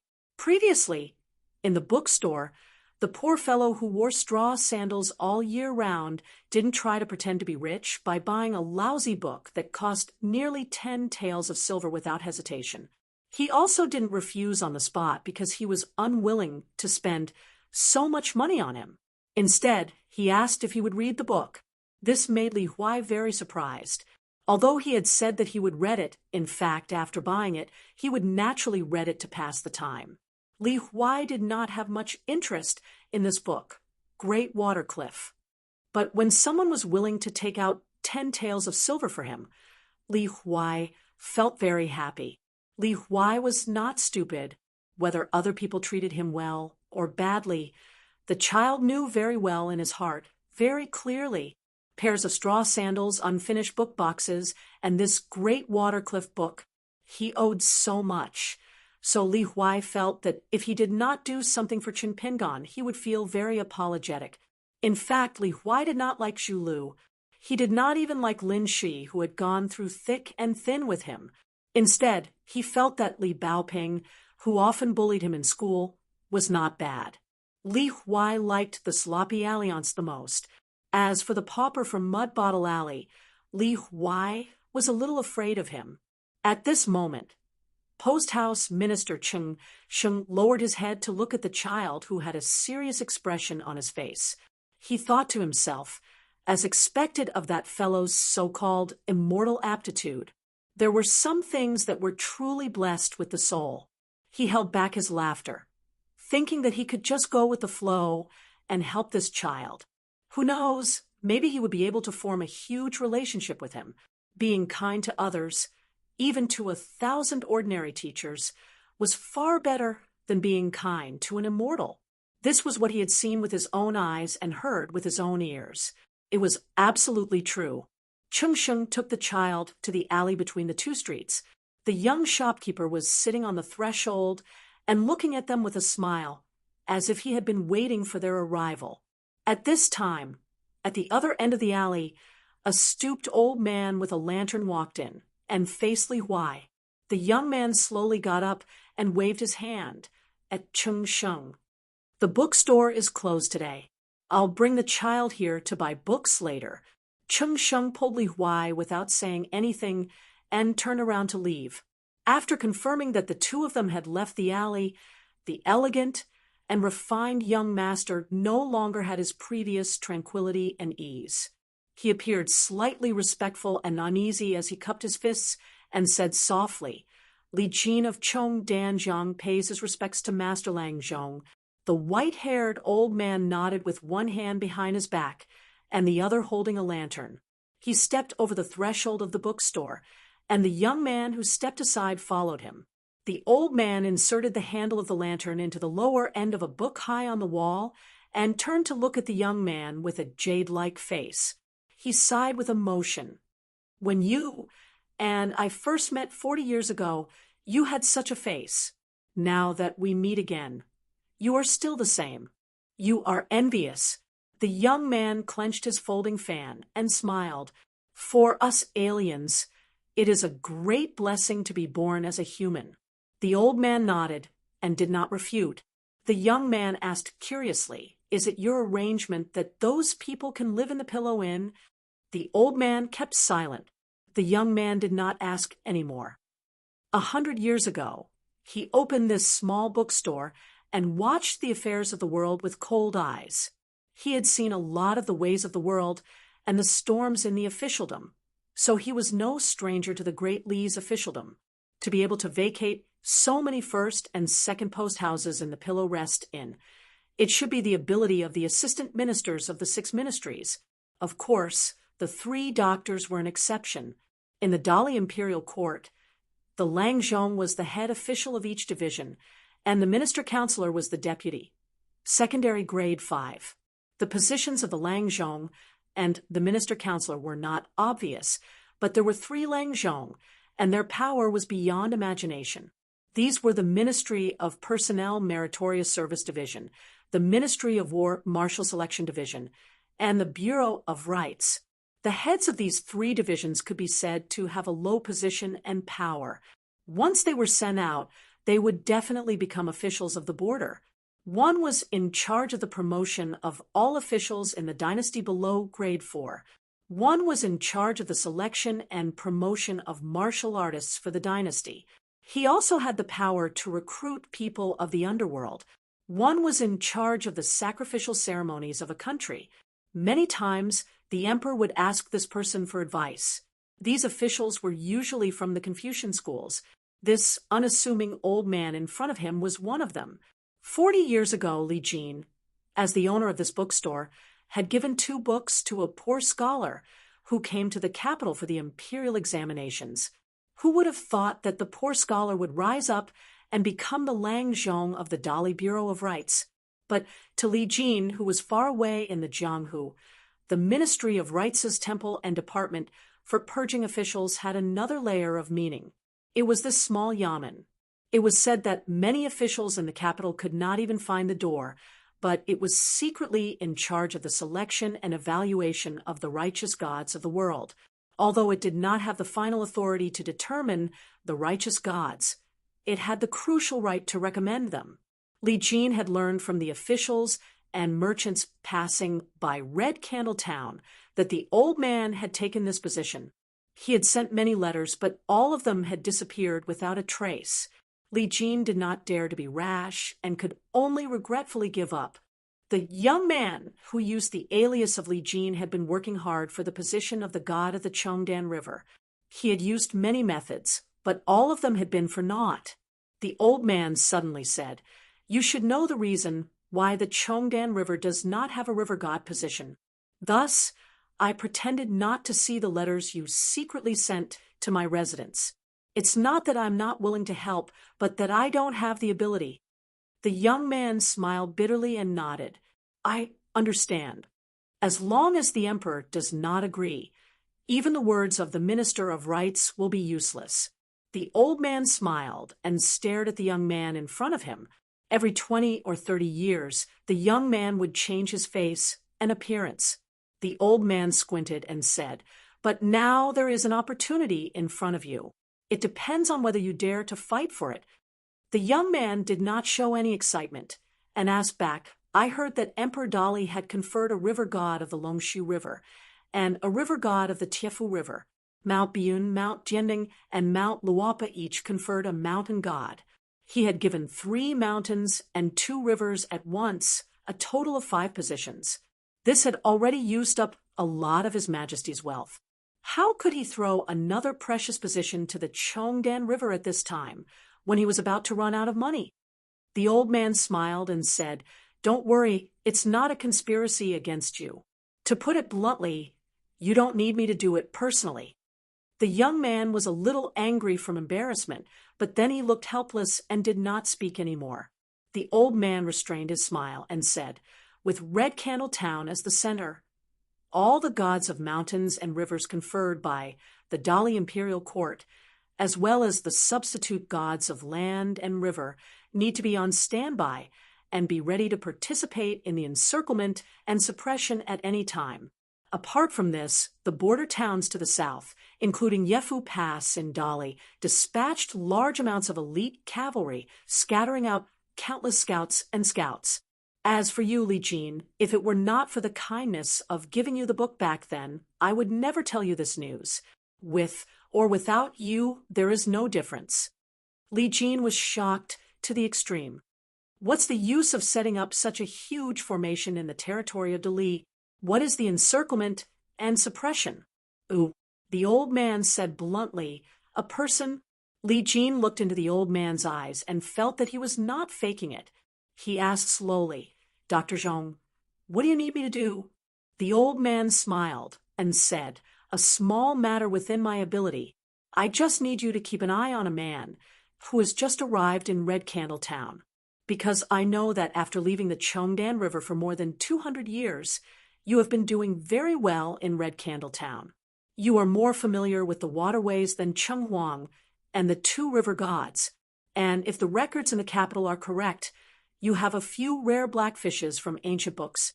They are most suitable for scouting and transmitting information in a small area." Li Jin's expression was not very good. The old man said sarcastically, "Relax, the blackfishes are indeed rare, but I'm not so low as to be tempted by money." Li Jin laughed self-deprecatingly. "It's me who gauged the heart of a gentleman with the yardstick of a villain." He then asked, "That person is—" The old man slowly replied, "A man wearing a bamboo hat with a small silver gourd on his waist." A group of children followed him. Those children came from the former Dragon Pearl Grotto heaven, which is now Longquan County. As for the man's true identity, Dolly's spies have yet to learn it. Li Jin was dumbfounded. That man came to my shop before. The old man's eyes flashed like lightning. Li Jin carefully said, "It's just a coincidence." The old man waved his hand and warned, "It doesn't matter. From now on, you must remember not to give yourself away. Even if you fail, it's better than making mistakes. You don't have to worry if you accidentally alert the enemy because of your carelessness, because you'll be dead by then. Even if that man doesn't kill you, I'll do it myself. But if this matter succeeds, I can't guarantee that you'll become the river god of Chongdan River, but I can let His Majesty remember your name first." Li Jin said self-deprecatingly, "Does this count as the emperor's heart?" The old man stopped flipping through the book and turned his head to ask, "Why? You don't want to?" Li Jin laughed and said, "Wealth comes from danger. Besides, I don't need to do it myself. It's a sure-win deal. I'll do it." He snapped his fingers, and two exquisite fish with extremely long tails appeared near his shoulder. They had the same spirit as him. What the fish saw was what Li Jin could see. They swayed their long tails and disappeared in an instant. Before the old man left, he smiled and sighed. "The books in your shop are still so expensive." Only at this moment did Li Jin feel that the old man vaguely had the demeanor of the young scholar. The old man took back the lantern and left the shop. The old man walked out of the alley. At the corner stood a burly man with his arms crossed. The two walked side by side. The latter asked, "Aren't you afraid of being superfluous?" The old man said casually, "Actually, in this hunt, the net has been closed to this point." Even if Li Jin suddenly went crazy and ran to the man called Alliance and revealed the truth, it doesn't matter. The man said in a bad mood, "In the end, you still have to return the favor of giving him the book." The old man smiled and showed some conceit. He said softly, "The favor I owe is more or less worth some money." Zhu Lu said that she wanted to eat sugar-coated haws. Although he was a little curious about why his daughter suddenly liked sweets, this request was nothing. He took the girl to find a stall. In the end, the father and daughter really did find a stall. There was a hawker carrying a big stick of sugar-coated haws walking through the streets and alleys, shouting loudly. He didn't like such things. Zhu Lu bought 3 sticks in one go. He was a little puzzled. The girl smiled and said that she would eat 1 stick and that the other 2 could be given to the young lady and Chun Pingon. The girl also said that she wanted to apologize to the youth tonight. In any case, she had to apologize to him so that she could feel at ease. He felt as if a heavy burden had been lifted off his shoulders, and he was extremely happy. The father and daughter returned to the relay station and learned that Chin Pingon and Li Baoping had already returned to the pillow relay station. Zhu Lu hadn't finished eating a stick of sugar-coated haws. She chose the courtyard behind the A-grade relay station and asked her father to help her pass a message to Chin Pingon, saying that she wanted to meet Chin Pingon there. He strode away. He found it funny. This girl's skin was too thin. What was so embarrassing about lowering her head and apologizing? Not long after, the straw sandals youth appeared at the end of the painted corridor. After seeing Zhu Lu sitting on the bench at the other end, the youth quickened his pace. There were 15 or 16 sugar-coated haws scattered on the bench beside the girl. The girl stood up with a smile and placed her hands behind her back. Her posture looked delicate and naive. She walked towards the youth.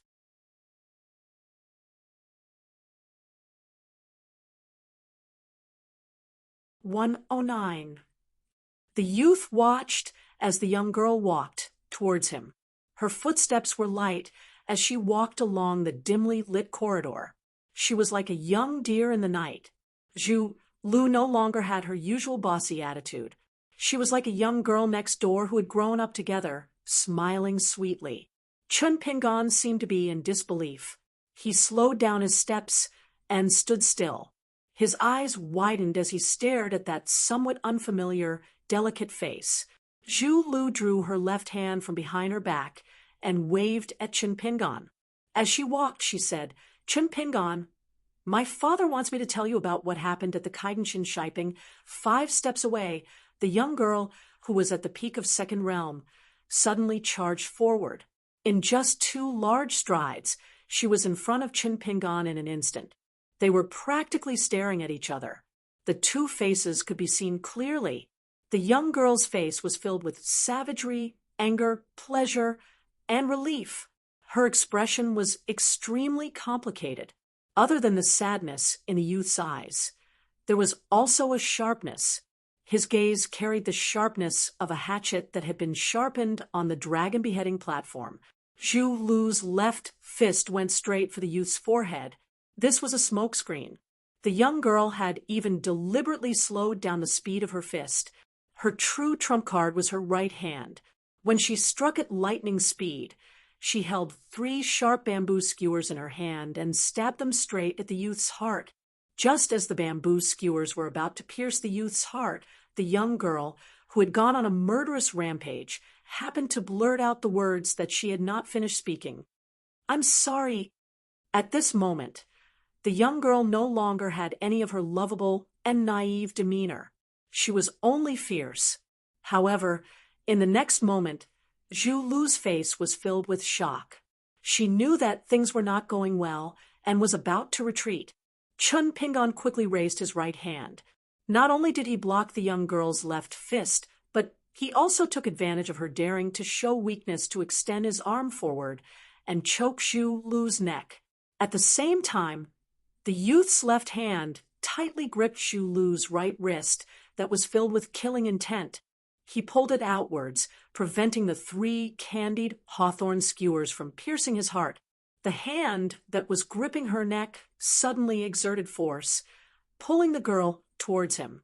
He ruthlessly slammed his knee into the girl's abdomen. The force was so great that the girl almost vomited bile from the impact. Her body could not help but curl up, and she immediately lost the ability to fight. Chen Pingan did not lower his guard at all. He did not give up and fiercely hammered down, knocking his forehead against hers. The young girl staggered backwards. Chen Pingan kicked her, and the girl, who was heavily injured in the abdomen, was like a kite with a broken string. She fell heavily on the limestone floor of the corridor 2 tables away. She struggled twice, but was still unable to get up. Blood seeped out of the corner of her mouth, and her face was pale and pale. It was done in one breath without mercy. Zhu Lu pressed her elbows against the ground and endured the heart-wrenching pain. She tried her best to move her body backward. She tried to get as far away from the youth as possible, even if it was just an inch or a foot. Chen Pingan looked around. Seeing that there was nothing unusual, he walked towards the young girl, who had almost no ability to fight. His muscles were tense, but he was still cautious. Zhu Lu fell into great panic. She did not have time to wipe the blood from the corner of her mouth. She sobbed and explained, "Don't kill me, Chen Pingan. I was just joking with you. Really, I didn't lie to you. If I wanted to kill you, why would I use these skewers? Besides, why would I want to kill you?" Chen Pingan hit the nail on the head. "When we parted at Guanshui Street, you took your father, Xu He, and said that you wanted to go to a weapon shop. Did you want to choose a weapon like a dagger that is easy to hide in your sleeves? I guess the shop was closed, so you had to use the skewers instead." Zhu Lu suddenly laughed. Her chest was violently moving up and down. She coughed violently. She covered her mouth. Scarlet blood was still seeping through the gaps between her fingers. She let go of her hand, as if she had accepted her fate. She looked up at the youth who was looking down at her. She looked down and saw a pair of rough and cheap straw sandals. The young girl looked up again. She did not cry, but laughed. She stared at the youth who was getting closer and closer to her. She laughed hoarsely. "I didn't expect you to be as stupid as I thought. But I'm curious. How did you know that I wanted to kill you?" The young girl raised her voice. Her originally beautiful face was twisted and crazy. Chun Pingon, before you kill me, can you let me know the reason before I die? Chun Pingon did not stop and asked back, why? Just as the young girl was about to sit up, Chun Pingon stepped on her forehead, causing the back of her head to heavily hit the blue stone floor. The young girl vomited out a large mouthful of blood. This time, she completely gave up on struggling to get up, although in the depths of her heart, the greatest shame was that she could only lie down while a youth wearing straw sandals was standing and talking to her. Even sitting up had become an extravagant hope. Zhu Lu wiped the blood with the back of her hand and smiled. Do you still remember the letter that my family's second young master sent to the young miss? My family's young master is proficient in zither, chess, calligraphy, and painting. He is especially good at running script.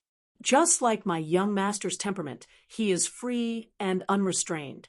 But before my young master left for the capital, he suddenly said that he wanted to learn regular script. He said that he wanted to learn how to follow the rules of the outside world. He wanted to start restraining his temperament. Chun Pingon squatted down and pried open her 5 fingers. He took out the 3 bamboo sticks and held them in his palm. Then he sat on the bench in the corridor and stared at Zhu Lu expressionlessly. He did not want to give her any chance to cause trouble, but it was obvious that Zhu Lu killed him without any hesitation. But for Chun Pingon to do the opposite and kill her without any grudges, it was very difficult. This was because there was the red cotton-padded jacket girl, the straightforward man Zhu He, and the Li family's second young master in the middle. The moment Chun Pingon saw her walking over from the corridor, he knew that Zhu Lu was up to no good.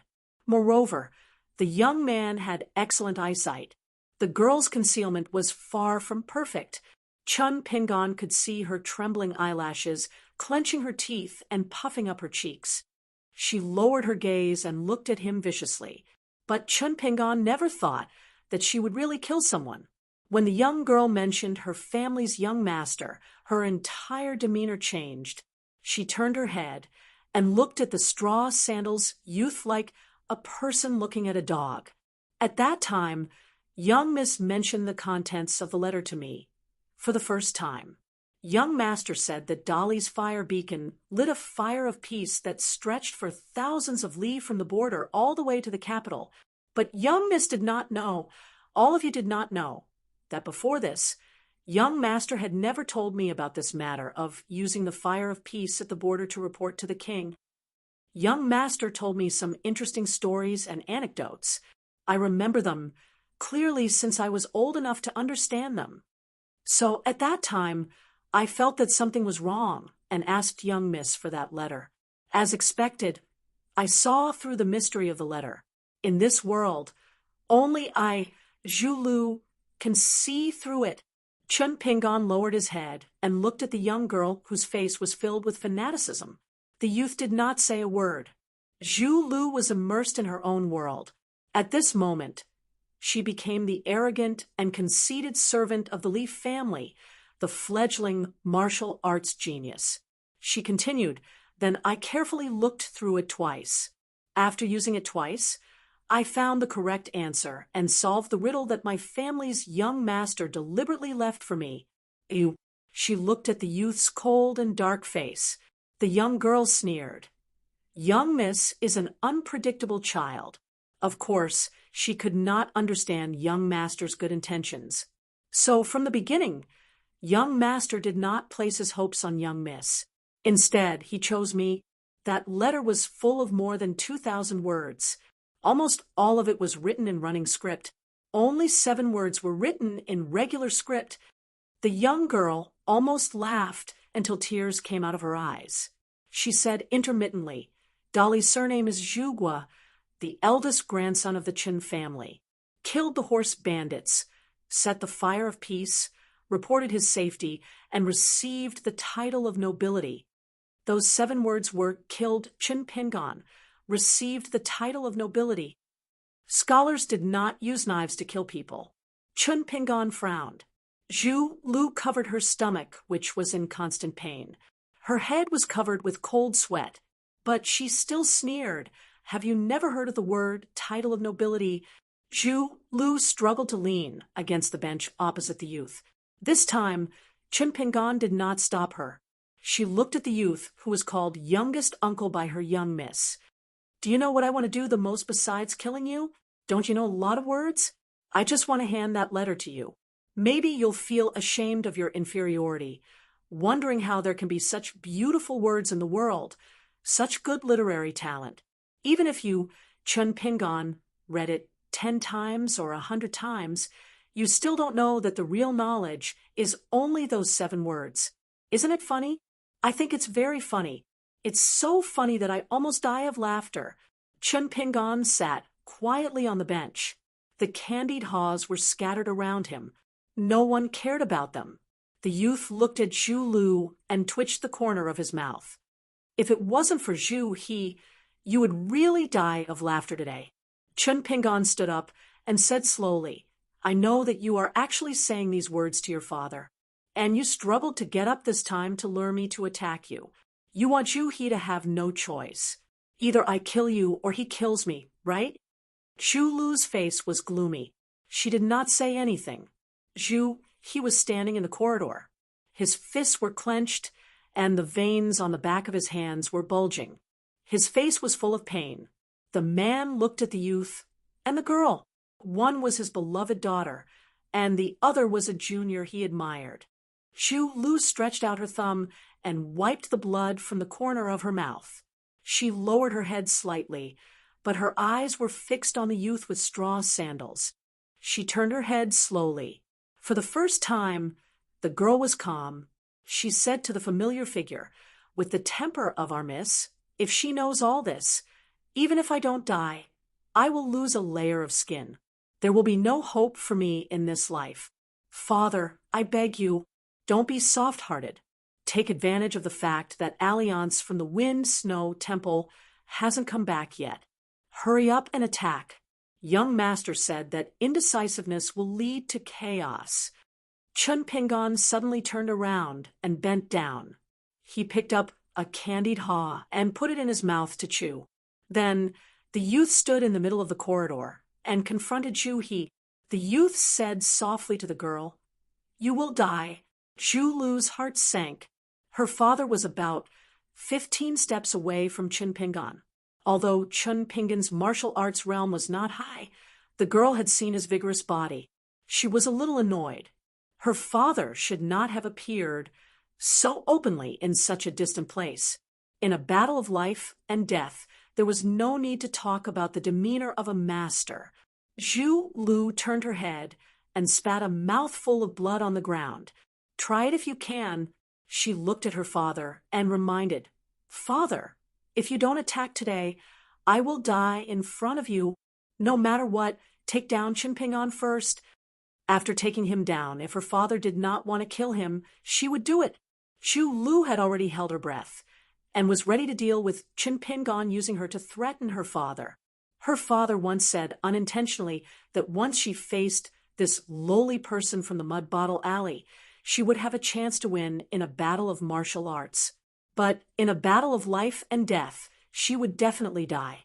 At first, she did not believe it at all, but when she confronted the white python in Kaidenshin Shiping, Zhu Lu was so scared that she lost her fighting spirit and could only wait for death. On the other hand, Chen Pingan was above her in terms of courage and boldness, as well as his grasp of timing. This actually made her almost lose all hope in practicing martial arts. Once the state of mind collapsed, the road of martial arts would be considered to have come to an end. Therefore, even when they were at the border of Chiduan Mountain before entering Red Candle Town, the lord of the land, and Wei Pai gave each of them a parting gift, under Zhu strong request, she got the so-called Immortal's Secret Book of Purple Qi. It was a martial arts treasure that countless martial artists at the foot of the mountain dreamed of, but the girl did not have much heart. The matter of heart was easy to fall, and difficult to mention since ancient times. How could the rough man Zhu, a pure martial artist who was obsessed with martial arts, know all of this? However, The arrival of the letter was like a personal instruction from her young master. It was like charcoal in snowy weather, giving the girl, who had comprehended the mystery of the letter, a new hope. She told herself that she must practice martial arts. At the very least, she must become a martial arts grandmaster like her father. She must make great contributions on the battlefield, so that it was only right for her to become a titled madam. This was especially true for the father and daughter duo. Now that they had the true Marshall Mountains hero's courage and the purple chi book written by the immortals on the mountain, it was just as Zhu He had said. Now, he even dared to think about the glory of the seventh realm. Then why didn't she, Zhu Lu, dare to think about the glorious days that she did not dare to think about before? It was just that all the bright future and all the bright roads were built on a small premise. Chen Pingan must die. Therefore, the girl, who knew that she was no match for the young man in a head-on fight, needed a secret attack. Just like how the young man exposed the truth, she needed a dagger. Unfortunately, the weapon shop was closed and she could not buy one. Coincidentally, her father, Zhu He, talked about apologizing to Chen Pingan, and Chen Pingan and Miss Li Baoping mentioned that they wanted to buy candied haws.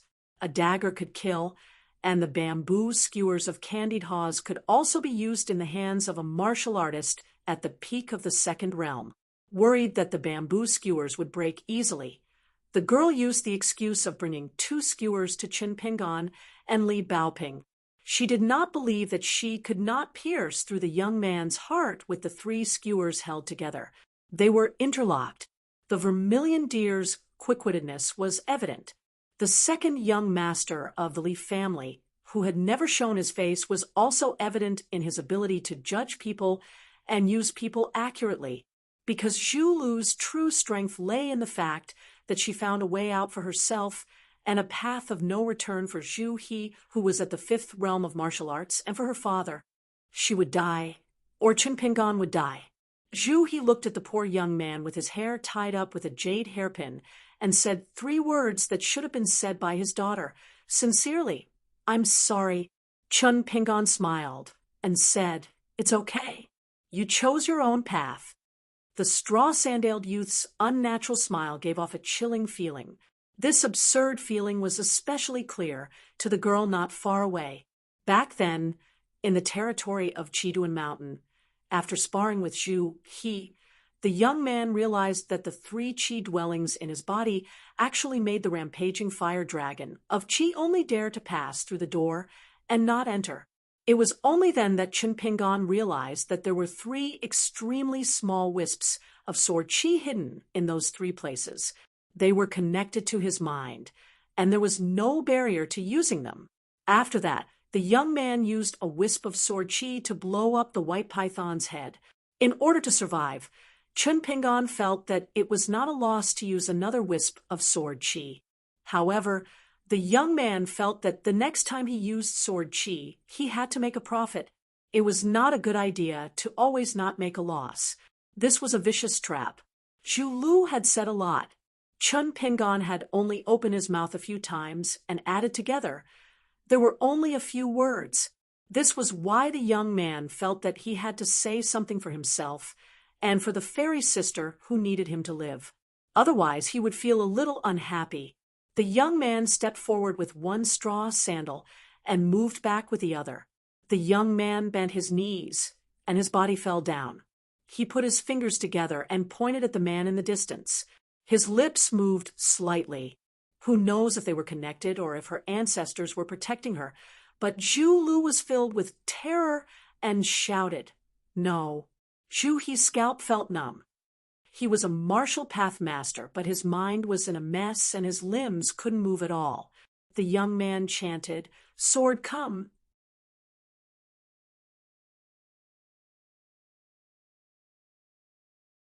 "110. Chen Pingan's shoulders sank and his aura stagnated. The strand of sword energy that was about to leave his chi residence was like an arrow on a bowstring, and it had to be released. However, after being abruptly patted on his shoulder, It was like a python coming out of the mountain, only to encounter a flood dragon blocking its path. The previously unstoppable momentum naturally stopped, and it temporarily chose to bide its time. Hold it, hold it! A man wearing a bamboo hat stood beside Chin Pingan. He put his arm around the teenager's shoulder and said with a laugh, "We're a big family that loves each other. Fighting and killing each other, what a scandal." Chin Pingan raised his head. The man wearing the bamboo hat, who appeared and disappeared like a ghost, smiled at him. "Believe me, I'm Alliance." Chun Pingan sighed. "I'll listen to you for now." Alliance only glanced at Zhu He. He didn't even bother to glance at the young girl, Zhu Lu. "Languid," he said, "using such a precious sword energy to kill Zhu, he is too wasteful. You're distressed, and I'm distressed for you. Besides, forget it, forget it. Let's not talk about these unpleasant things. In short, Alliance won't be able to live with my conscience. You can consider this 18 halts qi circulation method as compensation." Chun Pingan was about to withdraw his clasped fingers, but at this moment, Alliance released his hand from the teenager's shoulder. He took a step back, shook his head, and said with a smile, "This posture is too undignified. Let me teach you a powerful one. Stand firm." After the man in the bamboo hat lightly shouted, he bent his fingers and first knocked on Chun Pingan's shoulder. Then his hand flew, and he tapped the teenager's chest 7 or 8 times. At the same time, he used an immortal supernatural power that was even better than condensing sound into a thread. It directly stirred up ripples in the teenager's heart, and a series of thoughts rang out. Remember the origin of this qi in your body. Remember the names of all the qi residences and their circulation routes. The qi is like a dragon's vein, and it starts at the ancestor of all mountains, Linchong. This is the world's top qi residence for nurturing swords. Here is the first stop. Quickly pass through 3 mountains and 6 passes. Here is the second stop. These qi residences are completely different from today's saying. They are the precious, painstaking efforts of countless ancient sword cultivators. Remember it well, Alliance asked. Do you remember it? Sweat seeped out of Chun Pingan's forehead. I remember most of it. Alliance smiled. That's about enough. If you hit your head and bleed, don't be afraid. This is the path that every sword cultivator must walk. Wait until you are familiar with the route. You can try to slow down the flow of qi. This is the most interesting part of the 18 stops. Yes, this is the knowledge that Alliance, came up with. Some people are full of admiration and praise me. They say that this point alone has raised the height of the path of the sword by a lot. Haha, it's a bit embarrassing. Ooh. Chun Pingan suddenly felt that this so-called 18 stops was most likely not much better than the Mountain Quaking Fist manual. Alliance seemed to see through the teenager's thoughts. He said with a deadpan expression, "Do I look like a swindler who speaks without thinking? Alliance, don't know what it means to brag in my life." Zhu He's mind had already pulled itself out of the mud, but his limbs were even stiffer than before. If he moved, he would die. This was the only thought in Zhu He's mind. This was the invisible intimidation brought about by that bamboo hat man. When that guy with a green saber and a gourd at his waist was your friend, you would think that he didn't look like an expert at all. But when this guy became your enemy, Zhu He was so scared that his back was drenched in sweat. He was really scared out of his wits. In the distance, Zhu He had already lost his mind. Nearby, Zhu Lu could only hear Chun Pingan talking to himself. A Liang then told Chun Pingan telepathically, "It's good that the light boat can travel hundreds, thousands of miles in an instant, but it's even better if it can travel slowly, just like how the mountains don't grow taller for 100 years, or how the rivers accumulate water for 1,000 years, but the water level doesn't rise at all. In the future, with qi, you can focus on practicing this path. You can do it even when you're asleep." Chun Pingan was puzzled. "How do I know if I'll be able to do it after I'm asleep?" Alliance crossed his arms and said with a smile, "When you reach the end of the water, you can sit and watch the clouds rise. When the time comes, you'll naturally know the answer." Alliance sat down on the bench, but as soon as he sat down, his expression changed. Chun Pingon covered his forehead. Alliance calmly raised his and patted the candied hawthorns off his butt. He shifted his seat and placed his hands on the railing. He took a deep breath and finally looked at Zhu Lu for the first time. "You and your father need to return the hero's gallbladder and the purple chi book to me at Marshall Mountain. You also need to take out the stack of talisman passed down by the Li family. However, these talisman can only save one of you. Zhu Lu, I'll let you choose now. Do you want to leave Pillow Relay alive? Or do you want your father?" Without waiting for Zhu Lu to speak, "Zhu," he said in a deep voice, "Senior Alliance, please let Zhu Lu leave." "I'm willing. This chapter is not finished. Please turn the page."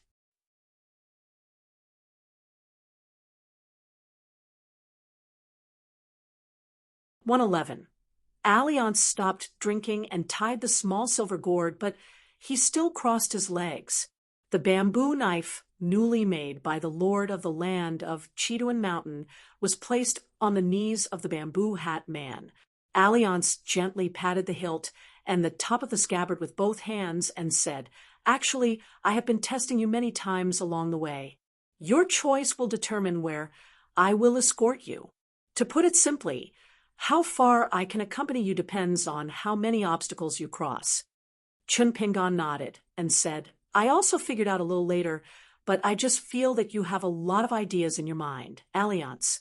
As for what exactly you are thinking, I have never figured it out." Alliance was not surprised by this, and said frankly, "The first time was by the Dragon Whisker Creek. If you had made me feel that you were an ignorant kid and a good person who relied on hot-bloodedness to make decisions, I might have only left you a donkey and left. As for whether you can survive until the Wei and Jin dynasties of the Wind Snow Temple come out of closed-door training, it has nothing to do with me. Anyway, you will die sooner or later, and it will be a waste of my feelings."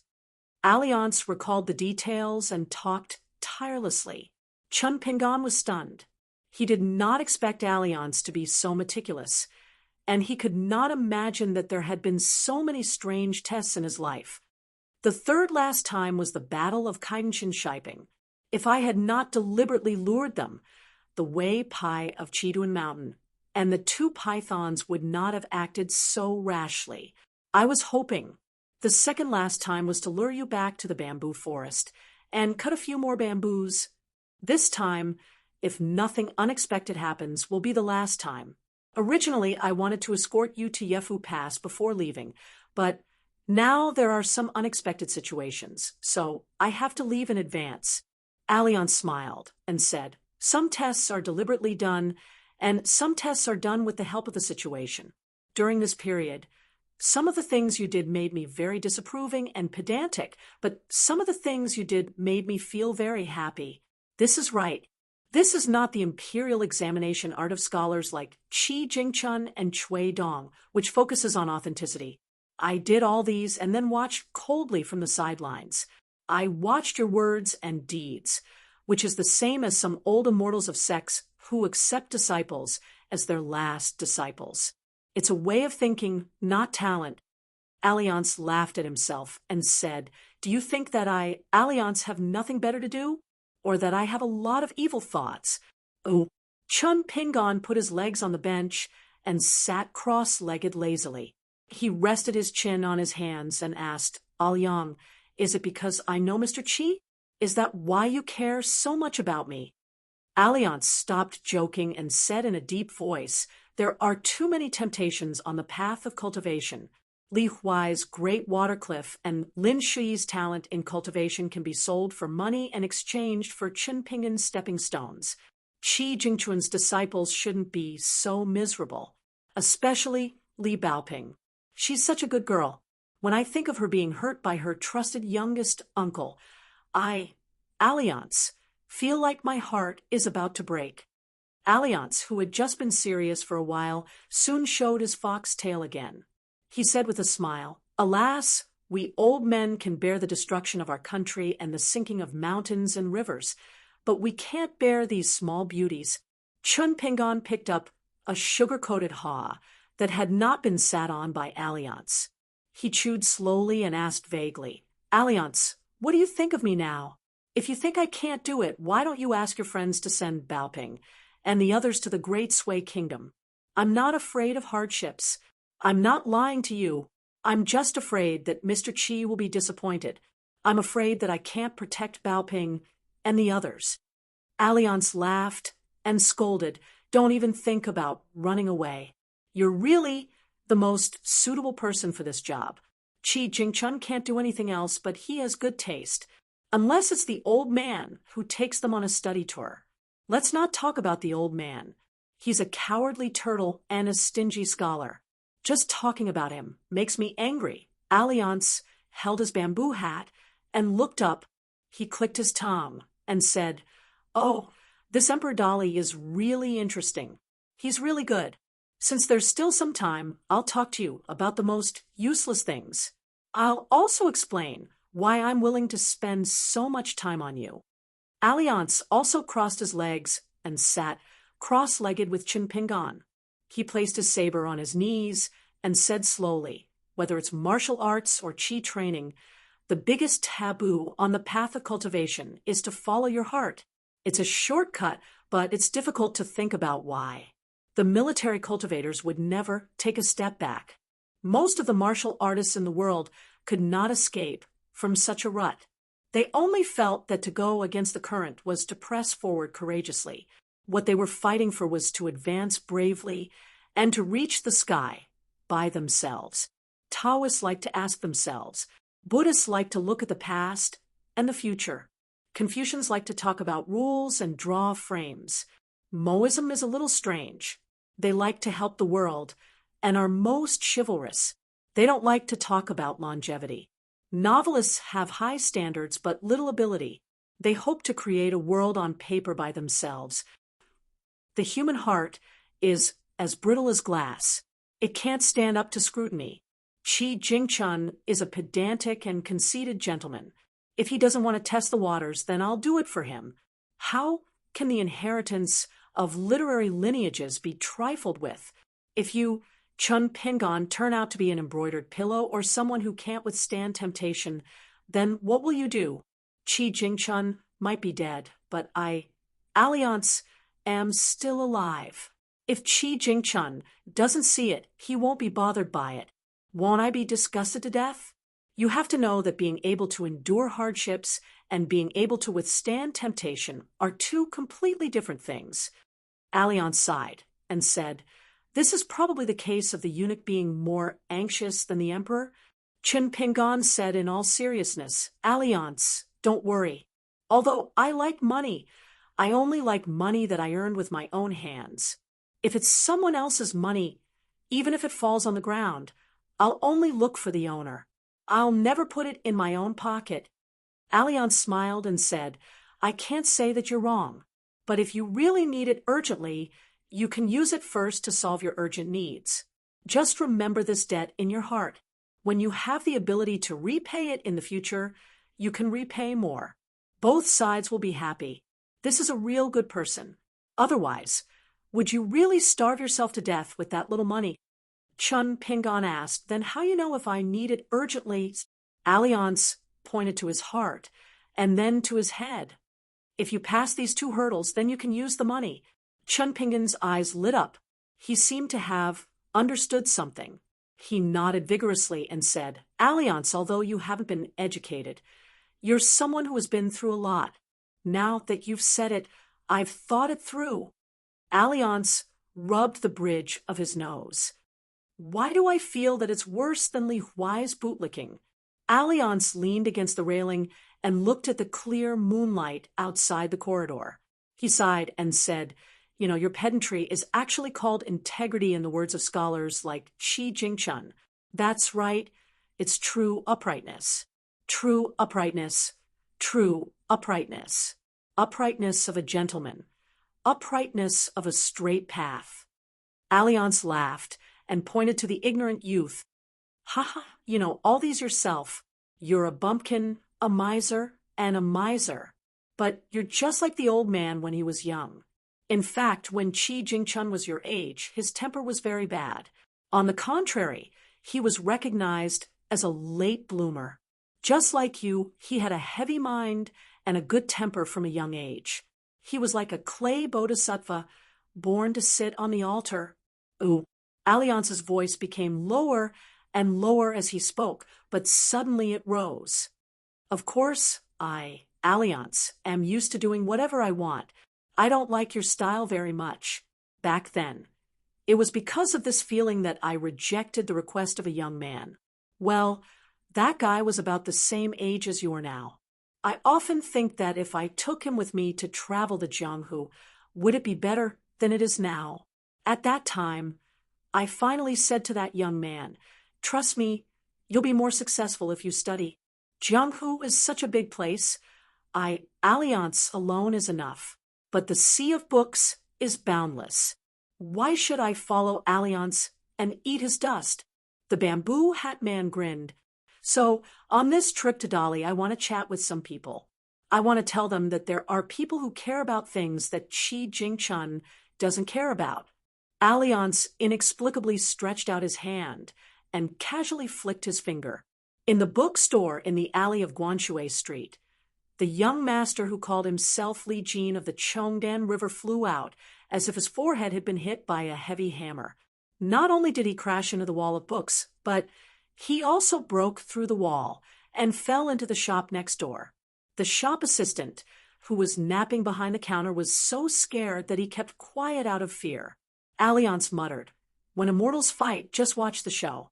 Little Koi, do you really think you've seen all kinds of big rivers and big waves? Alliance, have seen more big rivers than Li Huai has eaten rice. Do you really think this is bragging? Alliance, don't know what bragging is in this life. He then grabbed the air beside him. On the far side of the courtyard wall, a pocket-sized spirit that looked like a blue swimming fish struggled desperately like a fish on a hook. Alliance's palm pulled back, and this blue nether fish was restrained in an area the size of his palm. What was even more amazing was that after cutting off the connection between it and its master spirit, the spiritual creature that should have been on the verge of death was instead more energetic than before. It swam leisurely, with its tail twisting. Alliance explained, later, I'll let Li Huai keep it in the book Great Water Cliff. Why do I feel that this little bastard has dog shit luck every day? Does Li Huai step on dog shit every day in the small town and never wipe the bottom of his shoes? In the distance, a tender voice sounded. Alliance, you're the one who steps on dog shit every day. Chun Pingan looked at Alliance. The latter laughed in a low voice. It's okay. The three of them came here not long ago. They don't know about Zhu He and Zhu Lu. As for this father and daughters leaving without saying goodbye, you can just find an excuse to deal with it later. Alliance waved his hand and said, don't eavesdrop. Come, let's split the loot. Li Baoping, Li Huai, and Lin Shui came to the corridor one after another. Li Baoping sat on the right side of Qin Pingan, and Li Huai sat on the left side of Qin Pingan. In the end, he had the same experience as Alliance. He cursed and took off the candied haws on his buttocks. He immediately beamed with joy and threw it into his mouth without saying anything. Lin Shui sat silently beside Alliance. Alliance turned around and handed a pile of yellow paper talisman to Lin Shui. Study it carefully. Don't waste it easily. Qi Jingchun said that the Fulu Street and the Peach Leaf Alley in your town are very mysterious. There is still a great opportunity hidden there. Alliance patted the cold youth's shoulder. No matter what, you, Lin Shi, are now the first true cultivator among all of us. You have to cherish your future even more. Lin Shi nodded. He solemnly put away the stack of talisman and hid it together with the cloud gem book. Alliance turned his head to look at the thief-looking Li Huai. He unhappily said, Where's that crappy book of yours? Take it out. Li Huai angrily scolded. What are you thinking about it for? Unless you give me 10 taels of silver first. Alliance snapped his fingers. The originally hidden nether fish appeared in front of the four people.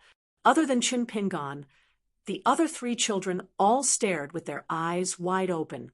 Alliance said with a face full of disgust, "Take out that crappy book. Casually open a page and clamp the fish in it. As for how to raise it, figure it out yourself. I'm not going to wait on you." Li Huai jumped up and took out the book Great Water Cliff. After opening it, his footsteps were quick as he abruptly closed the book towards the green netherfish. A faint wailing sound could be faintly heard from the pages of the book.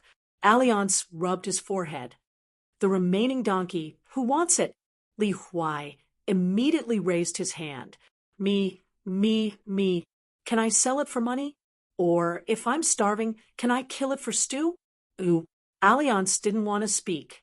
Li Huai suddenly lowered his voice. He timidly asked, "Alliance, you're not going to die, and you're telling us your last words. Are you?" Alliance rolled his eyes. F***CK off. Get as far away as you can. Li Huai sighed and sat back down beside Chin Pingon. My mother, father, and sister are far away from here. But the child's last sentence was a little sad. So, Alliance, don't go. Okay? I won't scold you in the future. Alliance wanted to say something but stopped. He took off the silver-white wine gourd and threw it to Li Baoping. Catch it. This small gourd is one of the best blade strengthening gourds in the world. Ordinary blade strengthening gourds can't compare at all. Liang stood up and stretched. Nothing has happened, so I'm relieved. He looked down at the green bamboo blade. He raised his head and asked with a smile, "Little treasure bottle, can I borrow that narrow saber, auspicious symbol from you?" Li Huai had a flash of inspiration. Alliance, are you going to fight? I'll help you. Alliance cast a suspicious and inquiring look. The child laughed dryly. I'll help you wave the flag and shout. Li Baoping ran like the wheels of a car. Soon, he came back and handed the narrow saber to Alliance with both hands. Alliance hung the famous saber named Auspicious Symbol. At some point, Chen Pingon, Li Baoping, Li Huai, and Lin Shi stood side by side opposite the bamboo hat man. The bamboo hat man stretched out 2 fingers and pinched the edge of the bamboo hat. He laughed and said, I used to tell you how strong Alliance was and how high my swordsmanship was. You always didn't believe me. You even liked to think that I was bragging. You are really too young and ignorant. I was afraid of scaring you, so I deliberately picked some trivial things. For example, I told you that my sword was so fast that water couldn't get through.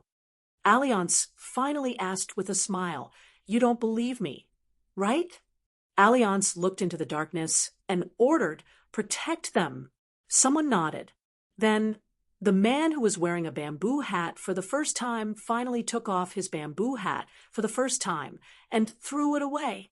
However, before the bamboo hat fell to the ground, it turned into powder and disappeared.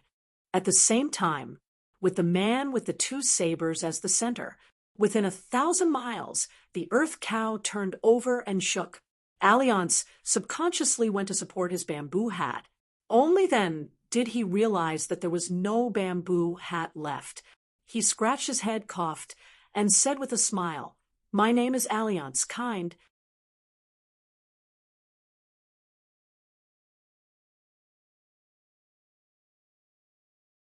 "112.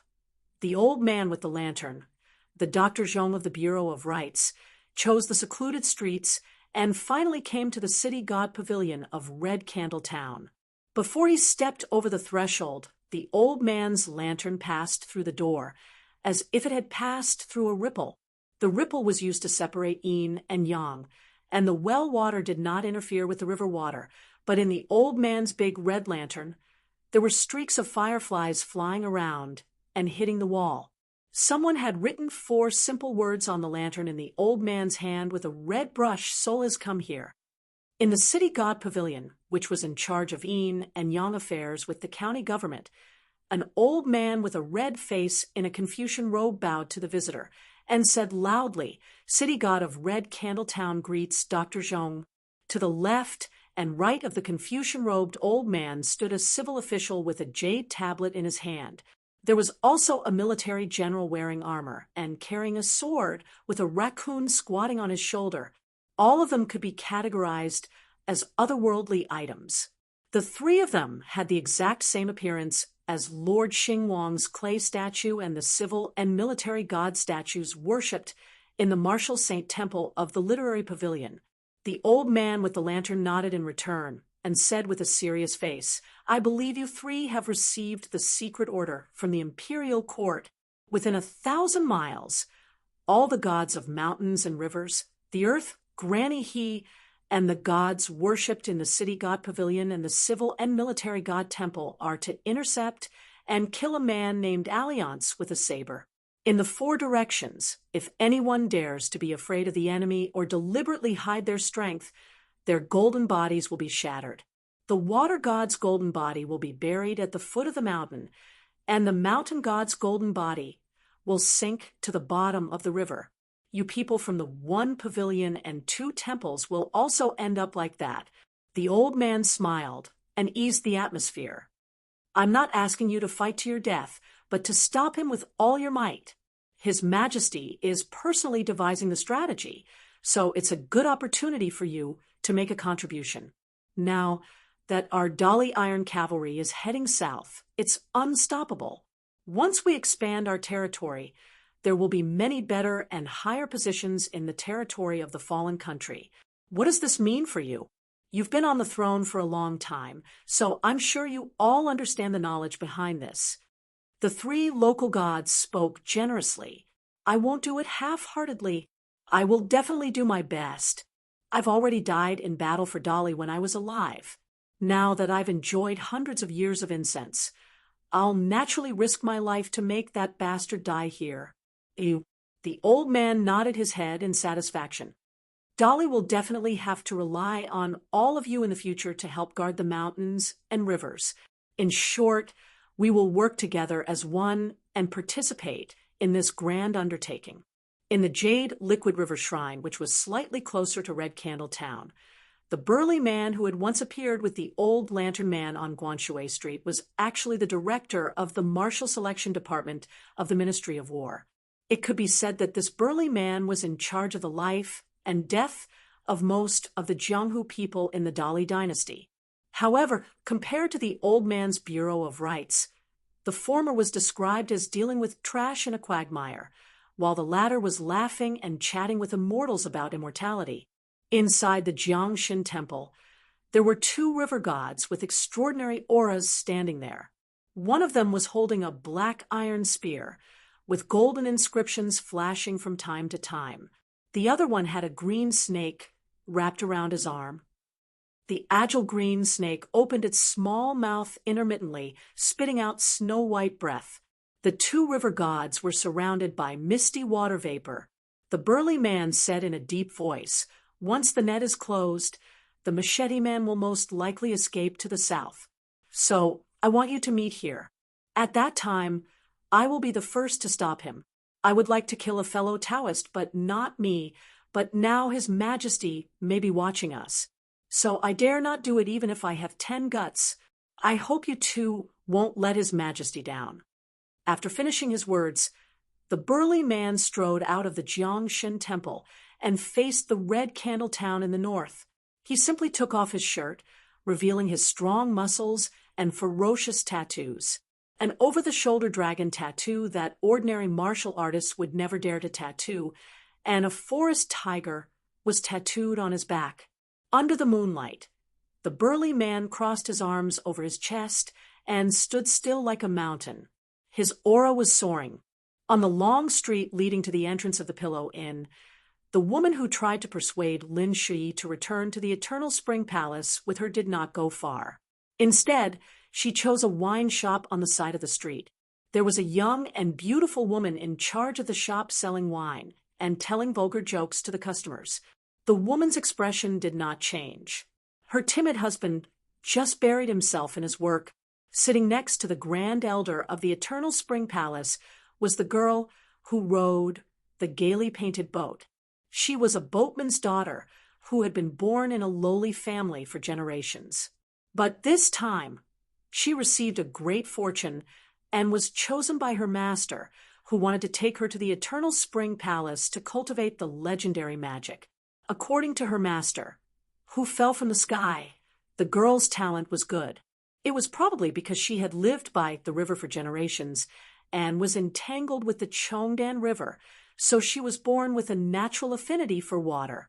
She had a good aptitude and was expected to enter the middle 5 floors. The girl did not know what the middle 5 floors was. At this moment, she imitated her master and took a sip of the strong liquor. It was not because she was afraid of getting drunk, for there was no boatman's daughter who did not know how to drink, but because of her master's natural temperament, which made the girl involuntarily want to imitate her master. The girl asked softly, "Master, why is that youth unwilling to go to the Eternal Spring Palace with us?" The woman, whose real age was almost 60 years old, smiled faintly. "It can't be said that he doesn't know what's good for him. It can only be said that fate hasn't arrived. Of course, cultivation is cultivation of strength. It's like building a house. You need to strengthen the foundation, but the final height depends on the cultivation of the heart and how far you cultivate it. That Lin Shui has a firm heart and is a natural talent for cultivation. Even if he doesn't enter the Eternal Spring Palace, he can still go very far. So you have to work hard. Only then will you have the opportunity to not feel ashamed of your inferiority the next time you meet him." The girl grunted and lowered her head to drink the liquor. It had to be said that this woman, who seemed to be eternally young, had a rather good temperament. A peepap.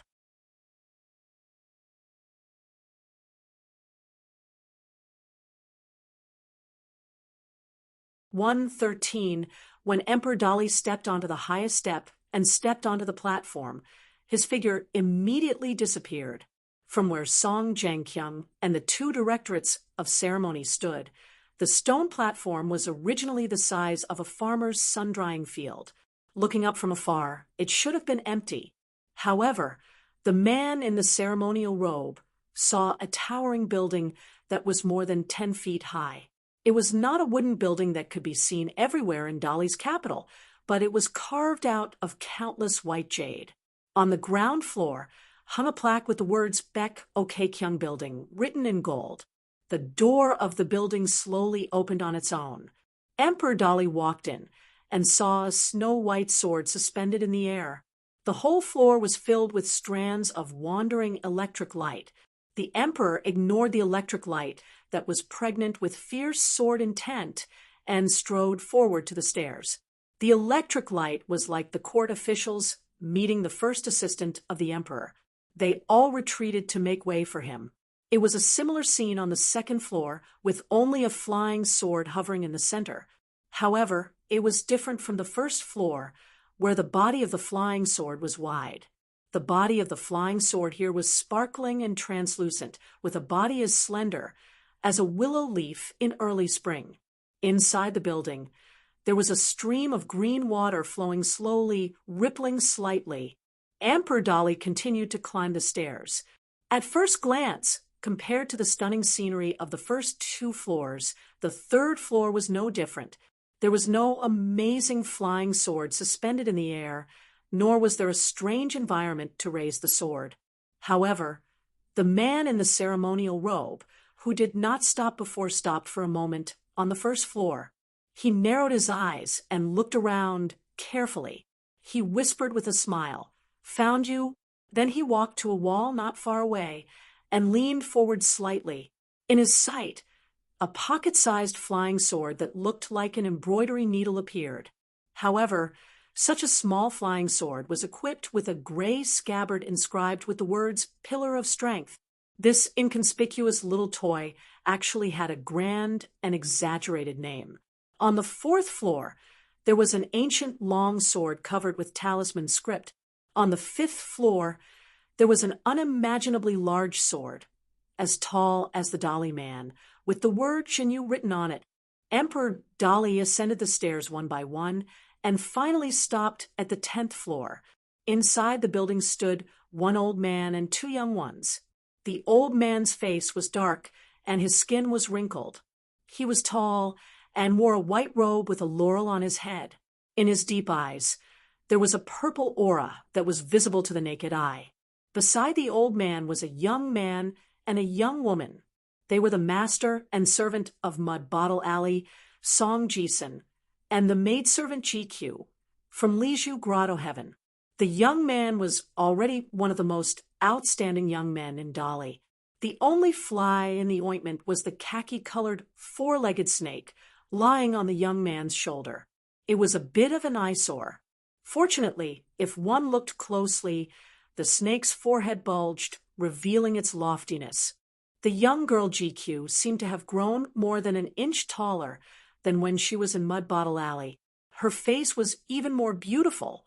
Her whole body radiated radiance, giving people a mysterious feeling of a cold rain after a long drought. At this time, the old man was standing at the window of the 10th floor. He stretched out his hand and pointed somewhere in the capital to teach the young man.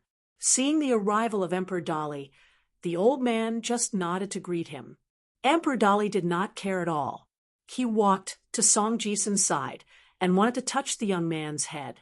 However, the young man quietly turned sideways and avoided the palm. Emperor Dolly's face was as usual. After retracting his hand, he asked with a smile, "Song Mu, you have been learning Qi observation technique from Mr. Liu for some time. Have you found the formation eye of Dolly's capital city, Mountain River Formation?" The young man's face was cold. There was a sense of alienation in his stiff voice. "I haven't found it yet." The old man Laurel laughed. "How can it be so easy to reach the next level in the journey of geomancy? However, Song Mu is already outstanding. He is not inferior to the young talents of other continents. The key is that Song Mu has a lot of potential. Because he is proficient in calculation and deduction, he can learn everything with half the effort." The Wanjuzi upstairs still does not hesitate to praise Song Mu. He praised him as a coral lotus. Emperor Dolly laughed. "He is my son." The maid GQ quietly took a few steps back. She wrinkled her nose and sniffed. Emperor Dolly turned his head and scolded with a smile. "You little thief, you are really not polite." The young girl looked blank and innocent. The man pointed at her and joked. "It's not difficult to borrow again. Don't just take in and not take out. Be careful or I will send you back to that Dragon Lock well. Besides, the Changchun Palace, the immortal sect closest to the capital, has a well. When the time comes, I will let you move there." The man's joke made GQ's face turn pale. She quickly opened her mouth slightly and spat out a trace of golden breath. These faintly discernible breaths, like small golden snakes, quickly attached themselves to the dragon pattern on the man's robe. Like fish in water, they happily swam among the silk threads of the magnificent dragon robe. The dragon robe trembled slightly and emitted bursts of brilliance. The edge of the sea below the dragon robe really caused some splashes. Emperor Dolly laughed. "You are so timid. Why did you dare to lose your temper with Mr. Qi again and again?" The young girl's face darkened. She moved to another window. She looked all the way south, away from the tall buildings, away from the palace, away from the capital. She tried to see her distant hometown in the south. She did not like this place. This was the capital of Dolly, called Rising Dragon City. Emperor Dolly stopped smiling and asked the old man, "Is Wanjuzi really confident that he can build the 13th floor of the Beko Keikyung building?" The old man in white with a floating immortal aura said in a deep voice, "If not, why would Luan Changya come to Dolly?" The man nodded. He put his hands on the windowsill and looked at the prosperous capital. He said self-deprecatingly, "That's good. Although I'm recognized as a thrifty emperor and have been secretly mocked by so many monarchs and emperors in the eastern base continent as a thrifty woman, There are some places where I'm willing to spend money. The old man smiled and said with emotion, after hundreds of years of hard work, the Song clan's income from operating Liju Cave has been all spent on this Baekho building. If this is considered stingy, there won't be a second generous monarch in the Eastern Vase continent. Emperor Dali asked, although it's not easy, I still want to confirm with Mr. Liu one last time. As long as it's in the area north of the Lakeview Academy in the Eastern Vase continent, against a cultivator of the 10th floor who dares to go against Dali, this building only needs to use 10 swords. Cultivators of the 11th floor, 11 swords, 12 swords, 12 swords can all fly out of the building and kill them instantly from thousands of miles away. The old man with the surname Liu said, heroically, it's just a small Eastern Vase continent. There's no accident. The old man added, judging from the situation and the summary of intelligence from various spies, the man with the bamboo hat, who uses a saber, must be a chi cultivator who went up to the 5th floor. It's more likely that he's on the 11th floor. It's also possible that he's on the 12th floor. In the end, it's still too far away, and that person deliberately hides his aura. Whether it's my astrology deduction or the remote observation of the river and mountains on Palm, it's still a little vague. The old man waved his sleeves lightly and smiled, but let's make it clear first. At present, the Baekho building has a total of 12 floors, and each floor has one flying sword. Although it has a wide range of supernatural powers and infinite killing power, enough to deter the chi cultivators of the continent. Every time the flying swords go out of the building, it's a huge consumption. Even if Dali has just annexed the rich Liu dynasty in the north, once all 12 swords are used in one go, it's still impossible to do it again within 20 years unless your majesty is willing to bear the cost of the destruction of all the flying swords. Oh, the man in the ceremonial robe nodded, understanding in his heart. Song Jisun suddenly asked, at present, the Wan Juzi has yet to build the 13th floor of the Baekho building. If the uninvited guest who provoked Dali is a cultivator of the 13th realm, then what should we do? The man in the ceremonial robe smiled and did not speak. The old man with the surname Liu laughed loudly and explained in a gentle voice, a cultivator of the 13th realm? That's the largest continent in the world. Even in my hometown, it's still a rare existence. Moreover, the secrets of heaven cannot be revealed. Let's not talk about it. You only need to know that Wan Jiao of the Wind Snow Temple on the 11th floor is already an important figure who can establish a sect. The word sect is a very weighty saying. Only with a cultivator of the upper 5 realms holding down the fort can it be called a certain sect. Otherwise, it would be considered as overstepping the etiquette system. Those old fellows of the Confucian school, who are the most disciplined, would be so angry that they would blow their beards and glare their eyes. Emperor Dali slowly said, although Wan Jiao's temper is not very good, his actions are decisive, and he is slightly unreasonable. He has already attracted a lot of criticism from Dali's native immortals. However, this person's temperament is very much to my liking. Naturally, I am willing to treat him with respect. Not only will my Dali not refuse such a cultivator, I, as the monarch of Dali, am even willing to sit on equal footing with them. Moreover, as long as one sits on the dragon throne, they will understand the simple logic of buying horse bones with 1,000 taels of gold. Song Jisun still did not give up and stubbornly insisted, what if it's a cultivator of the 13th realms? Old Man Laurel smiled and shook his head. The top 2 realms of the upper 5 realms had long been lost. Therefore, the 13th realm was the biggest and highest legend in the world. It could not be seen in any of the ancient books and secret files of the secular dynasties. Even the immortals on the mountain with the word clan in the title of clan also kept it a secret. The old man surnamed Liu was born in the world's top 1,000-year-old aristocratic family. He was the son of a noble family in the continent. He was once a talented cultivator with high hopes. Therefore, through the fragmentary words of the elders, he could gather together and barely piece together some inside story. It should not be too far from the truth. The ascending realm of the upper 5 realms was already the peak of the world. It was like the 10th realm of pure martial arts. It was the real end. There was no path to follow in front of it. Moreover, once one entered this realm, he would be detected by the illusory heavenly way. He would be judged as a great thief who stole the foundation of heaven and earth. He must be eliminated as soon as possible. Heaven and earth did not tolerate him, and there was no place left for cultivators of this realm.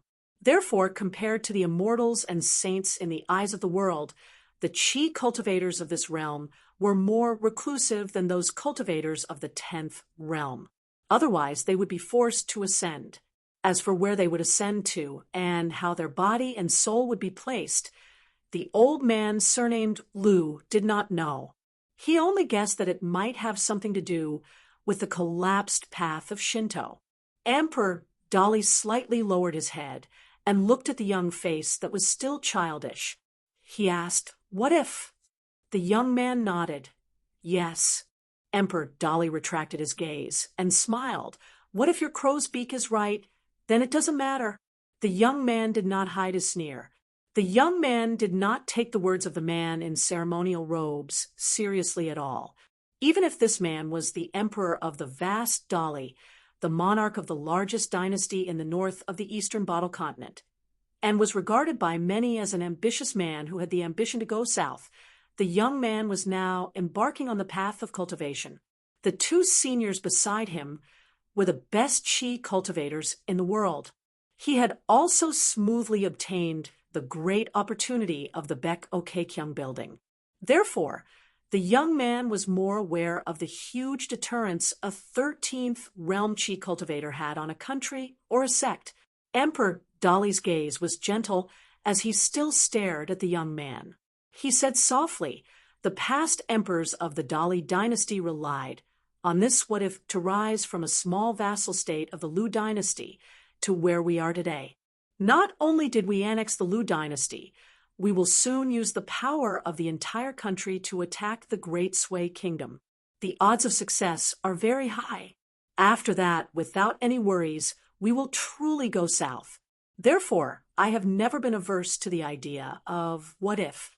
I even keep telling myself that the emperor, who is truly qualified to be praised as a hero in the history books of future generations, is able to crush those what ifs beneficial to the enemy. At the very least, one must be able to withstand this what if." The man looked calm. "Song Mu, this is the bearing of a hero, the monarch of a country." The man finally smiled. "Song Yuzhang should have taught you this earlier, but he didn't dare to." The young man's face was gloomy. The man ignored the young man's little nod and looked up at the sky, the Baek Okekyung building in the sky, with 12 floors and 5 cities. "I really want to know how majestic the real Baek Okekyung building in the sky is." The man bent his finger and gently tapped the young man's head. The young man couldn't avoid it and was a little angry. The man smiled happily, not caring that there were 2 outsiders present. He said bluntly, "Your mother thinks highly of your brother, but I think highly of you. Even a vicious tiger won't eat its cubs. A woman's heart is really the most vicious." The man was a little sad and said to himself, "Evil purple seizes the vermilion." The man then smiled. "That Mr. Chi, I'm sorry, and Dolly is sorry to him. But you are his disciple, so that's good." The young man held back for a long time and finally squeezed out a digression. "As Emperor Dolly, why don't you call yourself Emperor Dolly?" The man gently put his hand on the young man's shoulder. "Dolly has been regarded as a barbarian land for nearly 1,000 years. I hope to reflect on myself and not forget this great shame." The young man was stunned. The man retracted his hand and couldn't help but laugh. "I'm lying. I just think that saying Emperor Dolly is inauspicious." The old man Laurel suddenly said, "It's here." The man asked, facing the encirclement, "You're not running away. but coming here to kill us." The old man's heart trembled and his eyes widened. He looked out of the window to the south and said in a trembling voice, "10th realm, 11th realm, 12th realm. It's already the peak of 12th realm." The man's expression was calm, and he said to the young man, "Song Mu, it's your turn." Song Jisun took a deep breath, turned around, and stood still facing the south. He clenched his teeth and said, "I'm Song Mu. By Emperor Dali's edict, the 12 righteous gods who guard the mountains and rivers are ordered to receive the sword." Dali's capital was surging, and the sword energy in this tall building instantly soared into the sky. The first sword on the ground floor was the first to break through the air, and lightning suddenly appeared. In Dali's capital, countless people looked up in horror at the lightning hanging above their heads. A moment later, it was the flying sword on the second floor, the third sword on the third floor, all the way until the 12th sword. Half of the flying swords did not go straight south to fight the enemy, but chose to detour in the other 3 directions. Moreover, when the flying swords left the tall building, they had already become incomparably huge, and after leaving the capital, they became even bigger. Even the small flying sword in the building, which was as small as a willow leaf, became a huge flying sword more than 100 feet long after it left Dali's capital 100 miles away. With this 12-story tall building, which was a replica of the Baek-ok-kyung building in the sky, as the starting point, there were gods in all directions listening to the edict, revealing their majestic dharmakayas. Among them, at the southernmost peak of Dali's Nanyue, a golden body god stood on the peak of the mountain, raised his arm high, and shouted loudly, "Nanyue receives the sword." In all parts of Dali's territory, the other 11 gods of mountains and rivers revealed their huge dharmakayas. One after another caught the flying swords that left the tall building and then stepped into the air, crossing dozens of miles in one step. Without exception, the spearhead was aimed at the long rainbow that broke through the sky from the south to the north. The golden body of the Nanyue god took the lead to meet the enemy. There was a loud bang. The dharmakayas and the flying swords shattered together. In the capital, there was an exclamation from the top floor of the Baek-ok-kyung building, full of doubts and helplessness. Old Man Laurel murmured, "Impossible, impossible." On the 10th floor, Song Jisun's mouth seeped with blood. Dali's son of heaven frowned. Only the maid GQ was lying on the windowsill, looking around mindlessly. The second golden body god was the same, and exploded with a bang. Every once in a while, there would be a thunderous sound that resounded throughout Dali's territory. The young man was already in a bleak state, bleeding from his 7 orifices. His face was ferocious, but he still forced himself to be firm, and his mind was not shaken. When the 6th thunderous sound came from afar, the old man on the top floor smiled bitterly. "I'm scared of you. I'll make way for you. Okay?" The other 6 golden body dharmakayas that were originally lined up from the north to the south began to move to the left and right respectively, making way for the middle road. As if feeling that it was not enough, the white rainbow slightly stagnated, but it quickly dispelled the idea of finding trouble with those gods and continued to move forward. Finally, the figure crashed into Dali's capital and landed below the high platform where the Baek-ok-kyung building was hidden. Dali's vassal Song Jankyung's forehead was already sweating, but he still stood in front of the man who fell from the sky, blocking his path. Song Jankyung quickly showed a smile, and only felt that if he could have a good fight with this person, he would have no regrets even if he died, and his life would not be in vain. In the square, a plain-looking man stood there. The funny thing was that this person's calf was tied with a foot binding that was convenient for walking on the mountain road, and he was holding a broken green bamboo knife in his hand. The man turned his head to look at the capital city, and was a little puzzled. Then he turned his head to look at the vassal of the 10 realms of martial arts. He glanced at Song Jankyung and nodded slightly showing a little approval. Finally, he raised his eyes and looked at the top of the high platform where the mystery was hidden. He threw away the bamboo knife and gently stamped his feet. The tall Baek-ok-kyung building was suddenly forced to reveal its true appearance.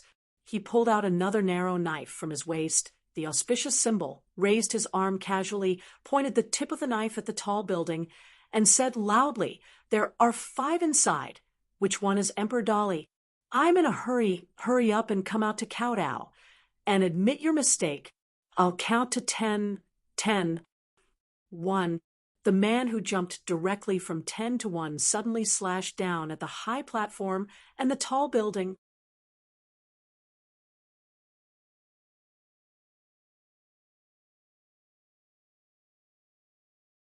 "114.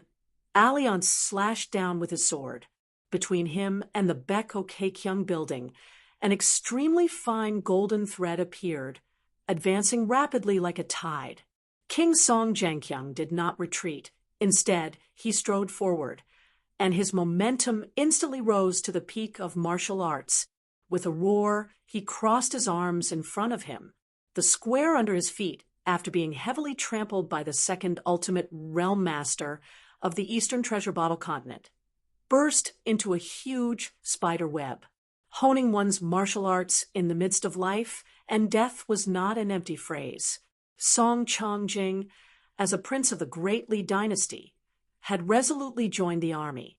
He had been in the army for more than 20 years and had won and lost many battles, big and small, and fought to the death countless times.